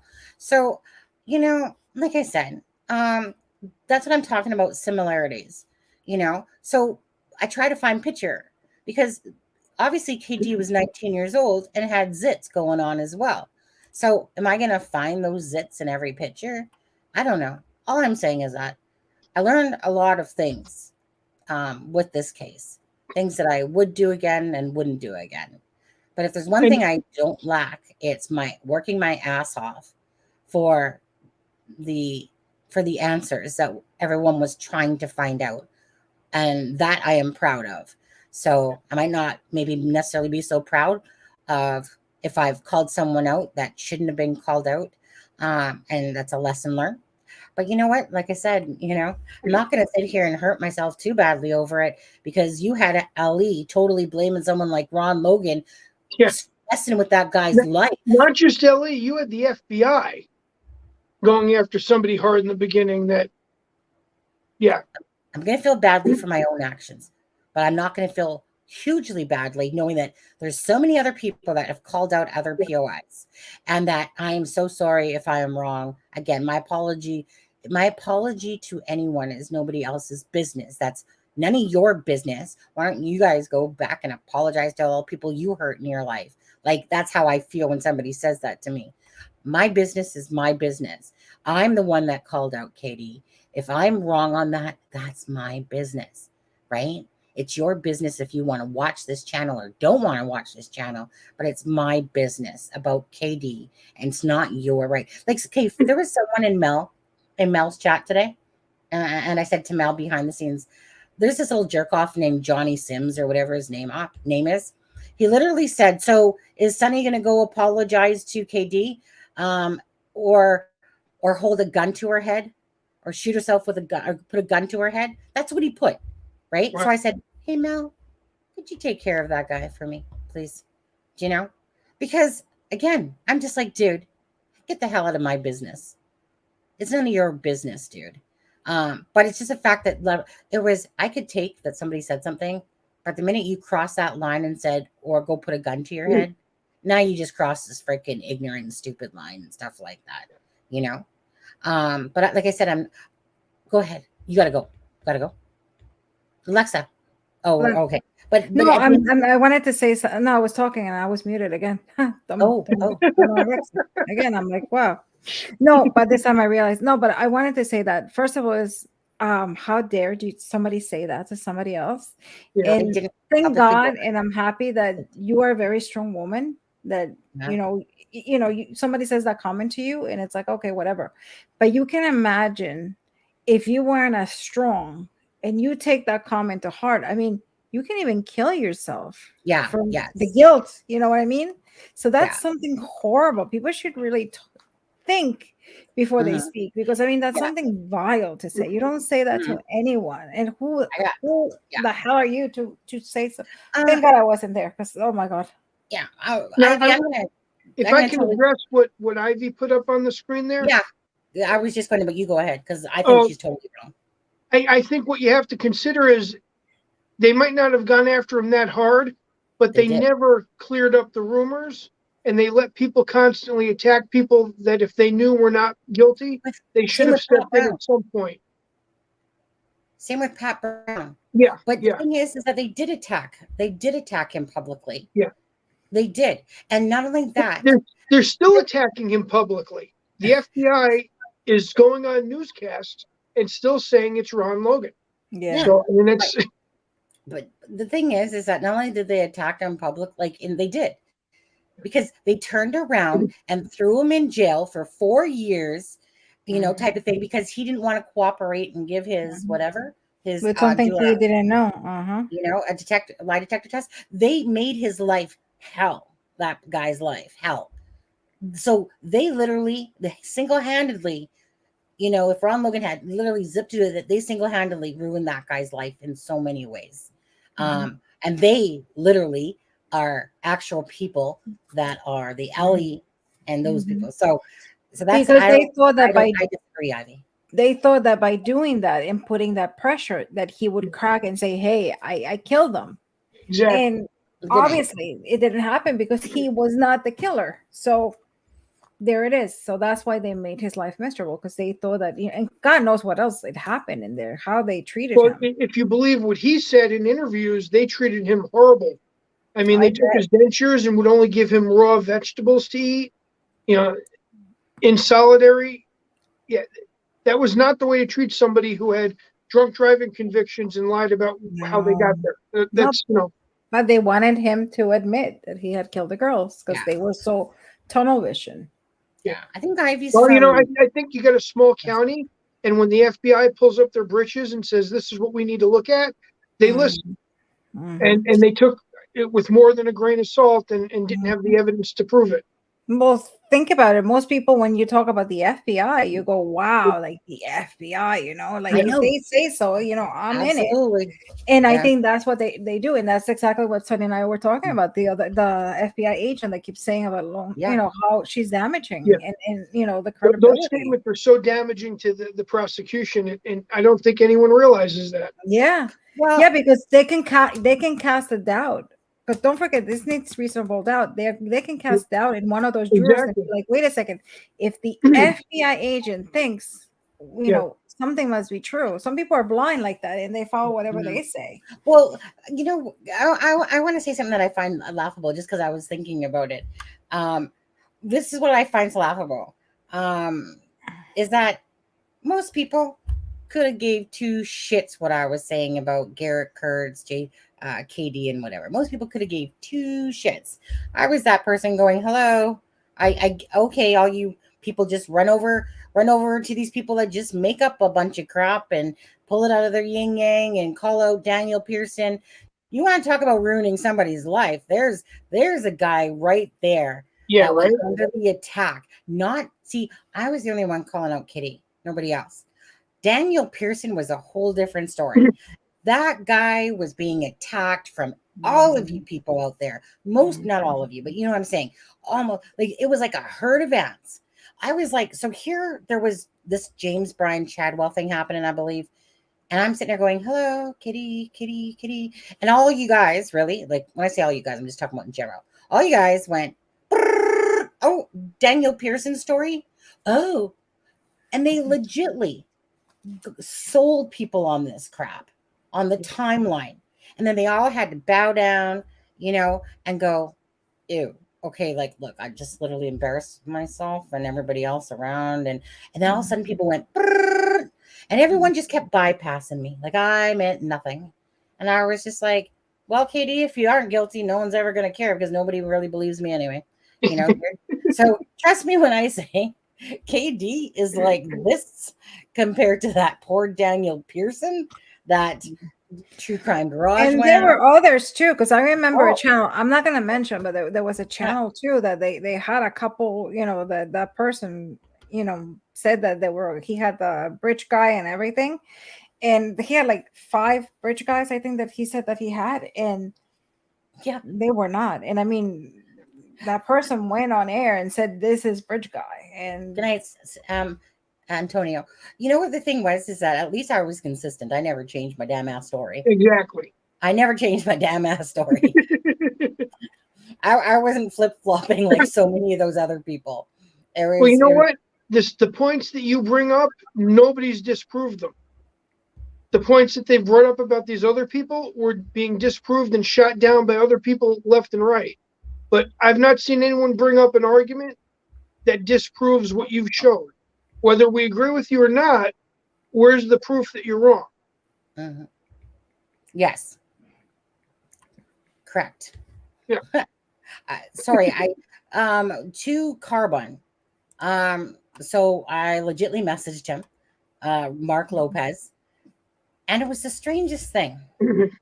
Oh, the lawyer? Yeah, the lawyer. So I messaged him the other day, and I get this message back, and it said something like, "Sure, what were you thinking?" I said, "Hey, dude, I followed Delphi. I'm just going to be a straight up shooter. Cover Delphi. Would you like to come on a live? Pretty much it. All of a sudden I get back this thing, because those Facebook pages where it goes, like it's like the business one, and then that little thing comes up. So that came up, and then all of a sudden I look, and there's this message that says, "Sure, what were you thinking?" Or "Sure, tell me your thoughts." Right? And so I'm like, doing a live tonight. Got the profiler on, got everybody on, and I'm just kind of waiting for an answer, and nothing. And I'm like, hold on, but you just answered me so fast right there. And so, I wait a little bit, and I'm just like, I'll send off another message. Maybe he needs to hear a ding because he totally forgot. Maybe he got busy, whatever. Nothing, So I'm like, I message him again. I go, you know what? I'm just going to try again. I'm just going to message you again. Yeah. And then he sends back a message later on and says, "Sure." Or, well, he didn't say sure. Sorry. He just said, "What's your channel? Let me check out your channel." So I'm like, well, first of all, I just literally just left it above for you, but no problem. So in saying that, let me look at my messenger, and let's see if he did answer back beyond that. Because I thought let's see here. What's his name again? Mark. Mark Lopez. Yeah. So let's see. Mark, did he answer back? Oh, no. So that's what I call somebody that I don't waste my time with too much. No, but you know what? To be a devil's advocate with him, honestly, I think he seems very busy, and there were like a lot of people messaging. So to be the devil's advocate, meaning for me personally, I'm not going to chase anybody down. Either if he remembers to answer, he remembers to answer. I do it. I did it twice, and so I'm not going to sit there and annoy somebody is what I'm saying. Yeah, of course. I'm not going to annoy somebody. If they were truly interested or whatever, maybe they got busy, so be it. Then I just take it that they're busy. So it's not that I'm saying that he's a bad person. I'm just he's busy. No. He's not answering me, but I gave him two times, and I'm not going to sit there and be like, "Hey, dude." So if he's busy, he's busy. Simple as that. I mean, would it have been nice? It's only because he answered back right away, going, "Sure, what were you thinking?" And I'm like, "Sweet, dude," And also take it with a grain of salt. I mean, he could have said, yeah. I mean, some people are just like that. And then when they realize they don't even have the time. I could care less to message him again. Yeah. I've done it twice. If his life's so busy and hectic and whatever, it's nothing against him. I'm just saying I'm not going to message him again because because that to me would be annoying someone. Yeah, no, and you're right. You did what you had to do. Now I did what I had to do. He has the email. Yeah. I get it. So meaning Carbon, I tried. And again, I'm not going to ask a third time. If he wants to answer me back or something at some point, sure. But I'm not going to ask him again because that's when I feel like, look, if I emailed somebody or messaged somebody and I didn't answer them back twice, well, I answered them back, but then they never messaged back after each time. Again, I'm not going to worry about it. So yes, I thought to myself, yeah, I really like what he was saying. And if he messages me back to say sure, and if he doesn't, oh well, life goes on. I mean, it would be nice to listen to have an attorney. Isn't there like an attorney that watches us in this channel that needs to come on our live? Isn't there like an actual attorney? Like seriously, we need an attorney person because we need to know some of this stuff that we don't have a clue about. I'll go leave a message on his channel and suggest he comes on your. There you go. Yeah, exactly. He was very engaging. What I liked about him honestly, he just reminded me, and I don't even know where he's from, New York or whatever. He just reminded me of one of those, friendly Italian type guys. I don't know why. Come on. No, the way he delivers, and what I like about him is that he makes it so. First of all, he's very engaging. Yeah. From the minute he starts, he's very engaging.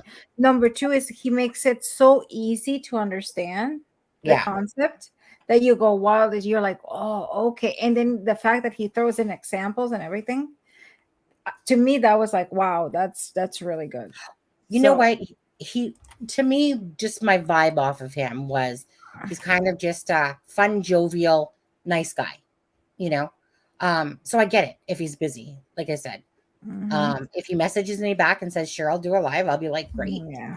I'm just not going to bother him and message him again. Yeah, and I wouldn't even, like I said, not that you will take it personal, but I wouldn't even take it personal because I think the way he comes off and the way he seems, I think he's one of those people. Well, he may have 10 kids at home. Who knows, right? Sometimes, they say, yeah to anything. And then they go, wait a second, I don't have time for this. And they won't come out and tell you because they don't want to offend you. So they just leave it like that. I know.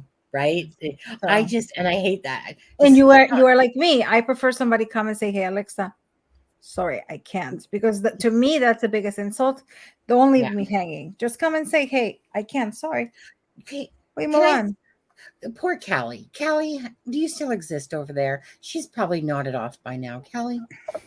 No, I'm here. My dog's snoring, but I'm here. If anyone's tired and needs to go off, absolutely, because I'm so sorry. Without seeing your face like I did last time. I know. I forgot you were here. Like seeing, and you're blending in with Alexa's shirt as well as a background. I know that matches perfectly.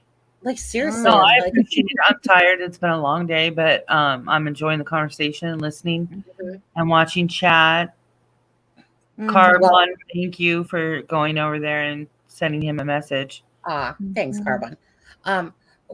Well, okay, so just so that you do have a word and not feel like you've just been sitting there, because I mean, if you hate me for this tonight, I'm so sorry. I don't, not at all. Okay, because I'm just starting to feel like I got a feeling that just listening to this tonight, just something sticking out when Doug Carter said when he was being questioned. Now I'm too tired to think of who he was talking to, but first of all, people ask him, do you really feel that Richard Allen murdered these girls? His answer is, in the PCA. Then they asked him if they felt like Richard Allen was BG, and he gave the same answer. So I feel like we're not going to have the whole story Tuesday, but what they feel the whole story is not. I think it could be disappointing, not because we don't agree. It's more like it might be the story for Tuesday, but the story in 3 months and the story in 6 months as things are discovered. So we have to look at it from a very wide angle lens here.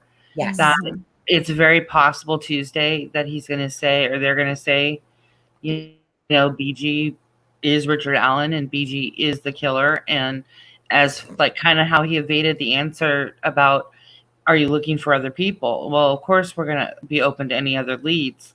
But we all know there's other people. There's just no way he could have got all that stuff to the crime scene by himself with what we saw on the bridge. He had stuff on him, but he couldn't have had all the stuff that you're seeing.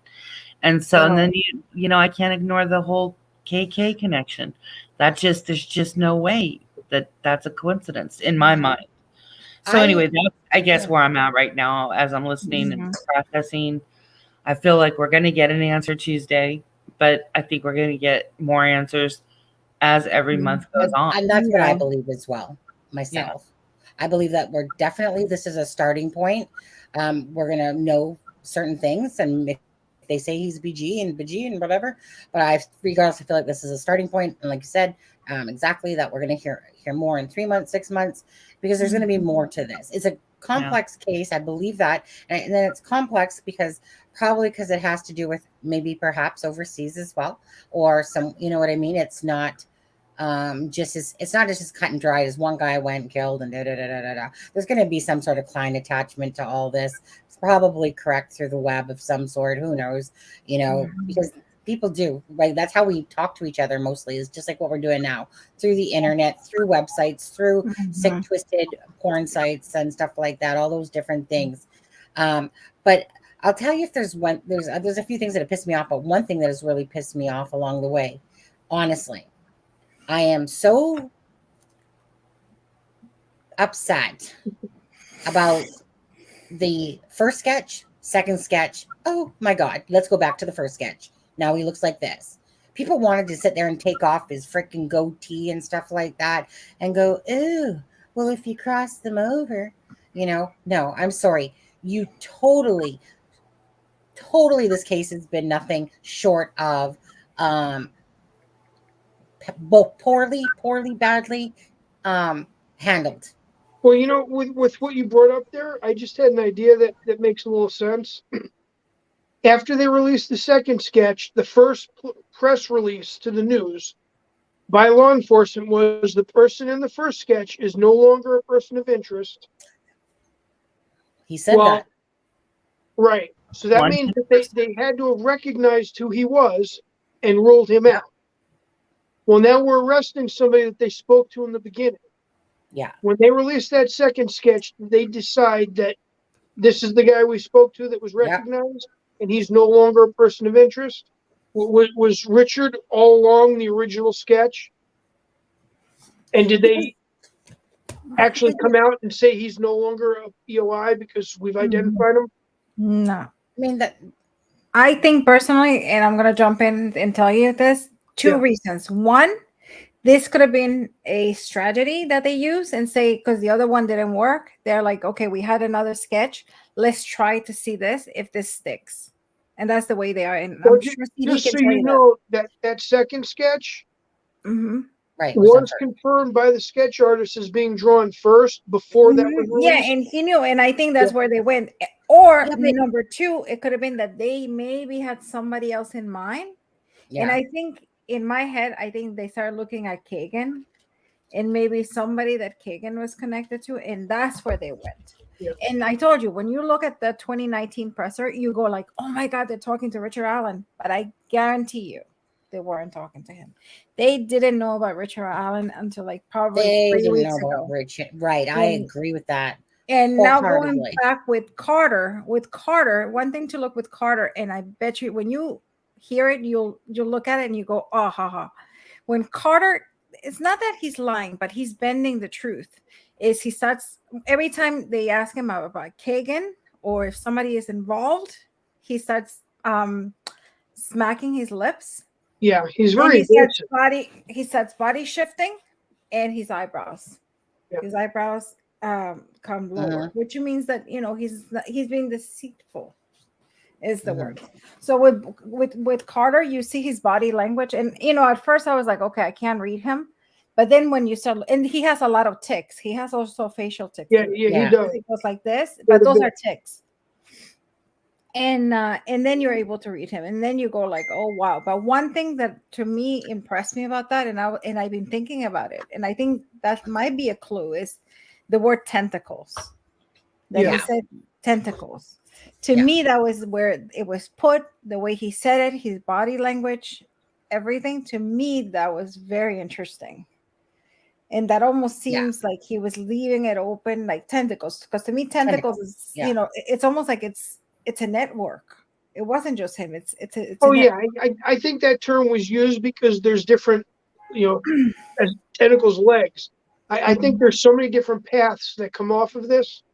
And that's why they've made it seem like this is extremely complicated. And that's why I think that there's different possibilities how it ties into how Richard Allen could be connected, but separate from the other people. Just like if Kegan is connected also. they communicated, but they didn't have to know each other. This could be a communication through online in different paths without a physical contact. Oh, so you mean that they kind of met online, but they never met in person? Well, think about this. Keegan Klein Googles how to get to the Marathon Station. We already know that he's been proven to be part of this large connected organization of C-SCAM. There were connections in all different places, one of the largest, busts that they're ever going to make. Now you've got an individual that's maybe in contact. Now, here's what I thought. Richard does not use much social media that we can tell. He's old enough to maybe he's more in line with message boards. Message boards don't connect like social media does, but message boards are used more for trafficking and things like that. So maybe the contact between different people was made in a way that they can't trace, but that's how they connected to each other. He tells him, drop off what you need. I'll meet you at Marathon because it's close to where we're doing. And, they contact that way. And maybe that's their first time ever meeting, if they ever met at all. Or it's a drop-off point for something. But that would give you your tentacles, your different connections, but the ability to not get Keegan Klein to give anyone up because he couldn't give anyone up. I don't know. Do you think, I meant to ask you that because I don't think I asked you that. Do you think they found anything at the Wabash River search? I don't think they found what they were supposed to be looking for, but I think they found things. Whether they're connected to this or not, it's hard to say, but I don't think the murder weapon was being looked for because I think the murder weapon was turned in back in 2017. I don't know if you guys are familiar with that. But with the gun. The gun. No. There was a lady that actually went to Ron Logan's property. She went vocal online with pictures of the weapon wrapped in a white cloth and then pictures of her giving the weapon to a police officer, his business card, and then she went completely quiet after that. And I never heard that. Yeah. And what kind of weapon was it? Was it a knife? I'm assuming it had to be a knife. It was supposed to be a bladed weapon, but they never actually showed the. It was wrapped in a white bloody cloth, and really? And then there were pictures of her showing the business card of the investigator when she met with him to turn it in. Well, I was going to say, we know that there was a knife at the crime scene. That was in Ron Logan's thing. There's clearly a knife in the girl's throat, but that doesn't mean that there wasn't other weapon involved at the end of the day. Like maybe that one was there to do that, but it was killed with a different knife. Who knows? But I do know, I'm so sorry, guys, but my husband said he can barely stay awake and needs to go to bed. And I know it's been already 4.5 hours. So as much as I love this conversation, whatever. My eyes are burning too. I know my eyes are burning too whenever I'm tired as well. So this live was low. I told myself, I said, this live is definitely not going longer than an hour and a half today because I'm tired. I just want to relax. But that's what I told my husband. I said, I'm like, I promise you. I'm like, we'll watch a movie. I'm like, by 11, I should be done. Well, I'll tell you one thing though. One thing. For me, tomorrow is my day off.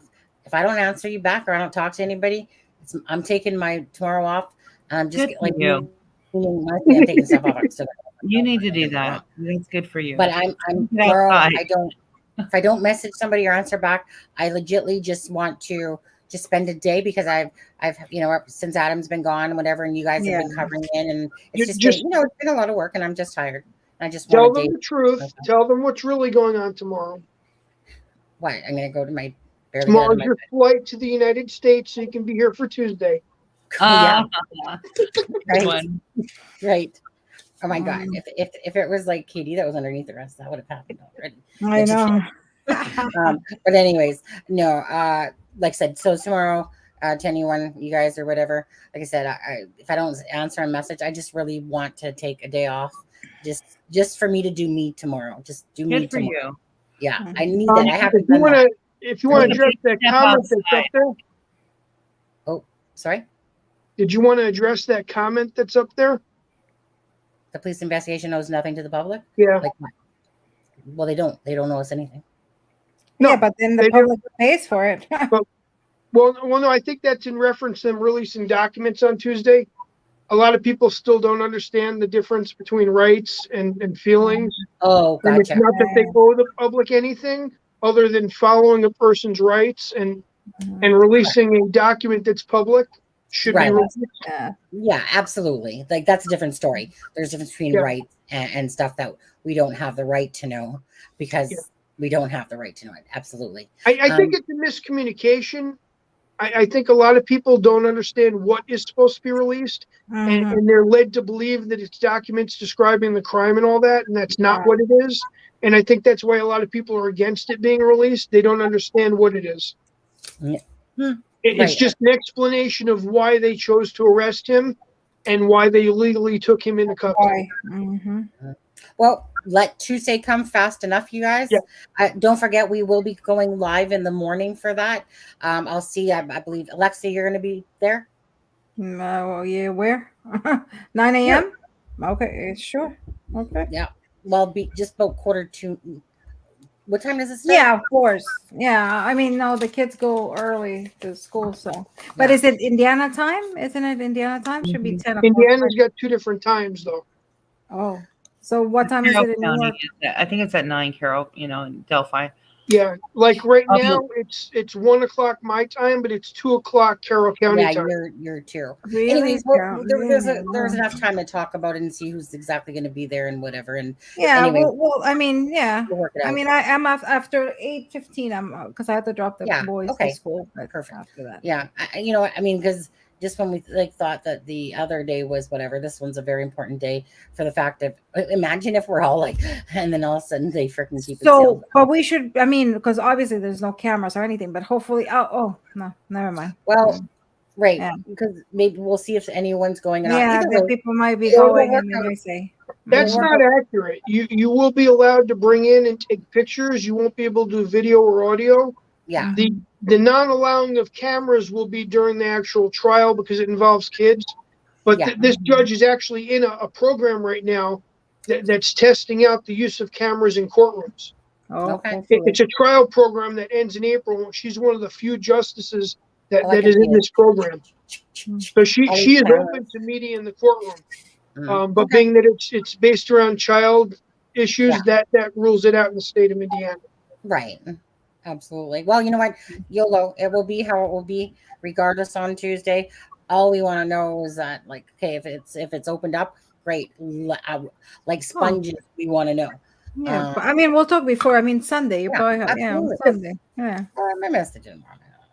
Anyway, all right, thanks for having me, and everybody have a good night. Nice to talk to you, Kelly. Who's Kelly? Yeah, I know. Poor thing. I feel so badly. Don't feel bad. I'm the one that chose to not be on camera tonight because of my allergies. No, it's not. It's not even that. It's because your thing blended in, and some people are just more silent, and then they just listen. And I can do that. I can literally just listen, turn off the camera and listen myself. But obviously, I don't do it too often, do I? But your thing for some reason just blended in so much between my background and Alexa's shirt that I kept forgetting that you were like there. Oh no, and I did speak up when it was time, so no problem. I love you, girl. We all love right, you. guys. Take care. Thank you guys so much. Thanks, everyone. Stay safe. Take care. Bye. Bye-bye. Bye. Bye.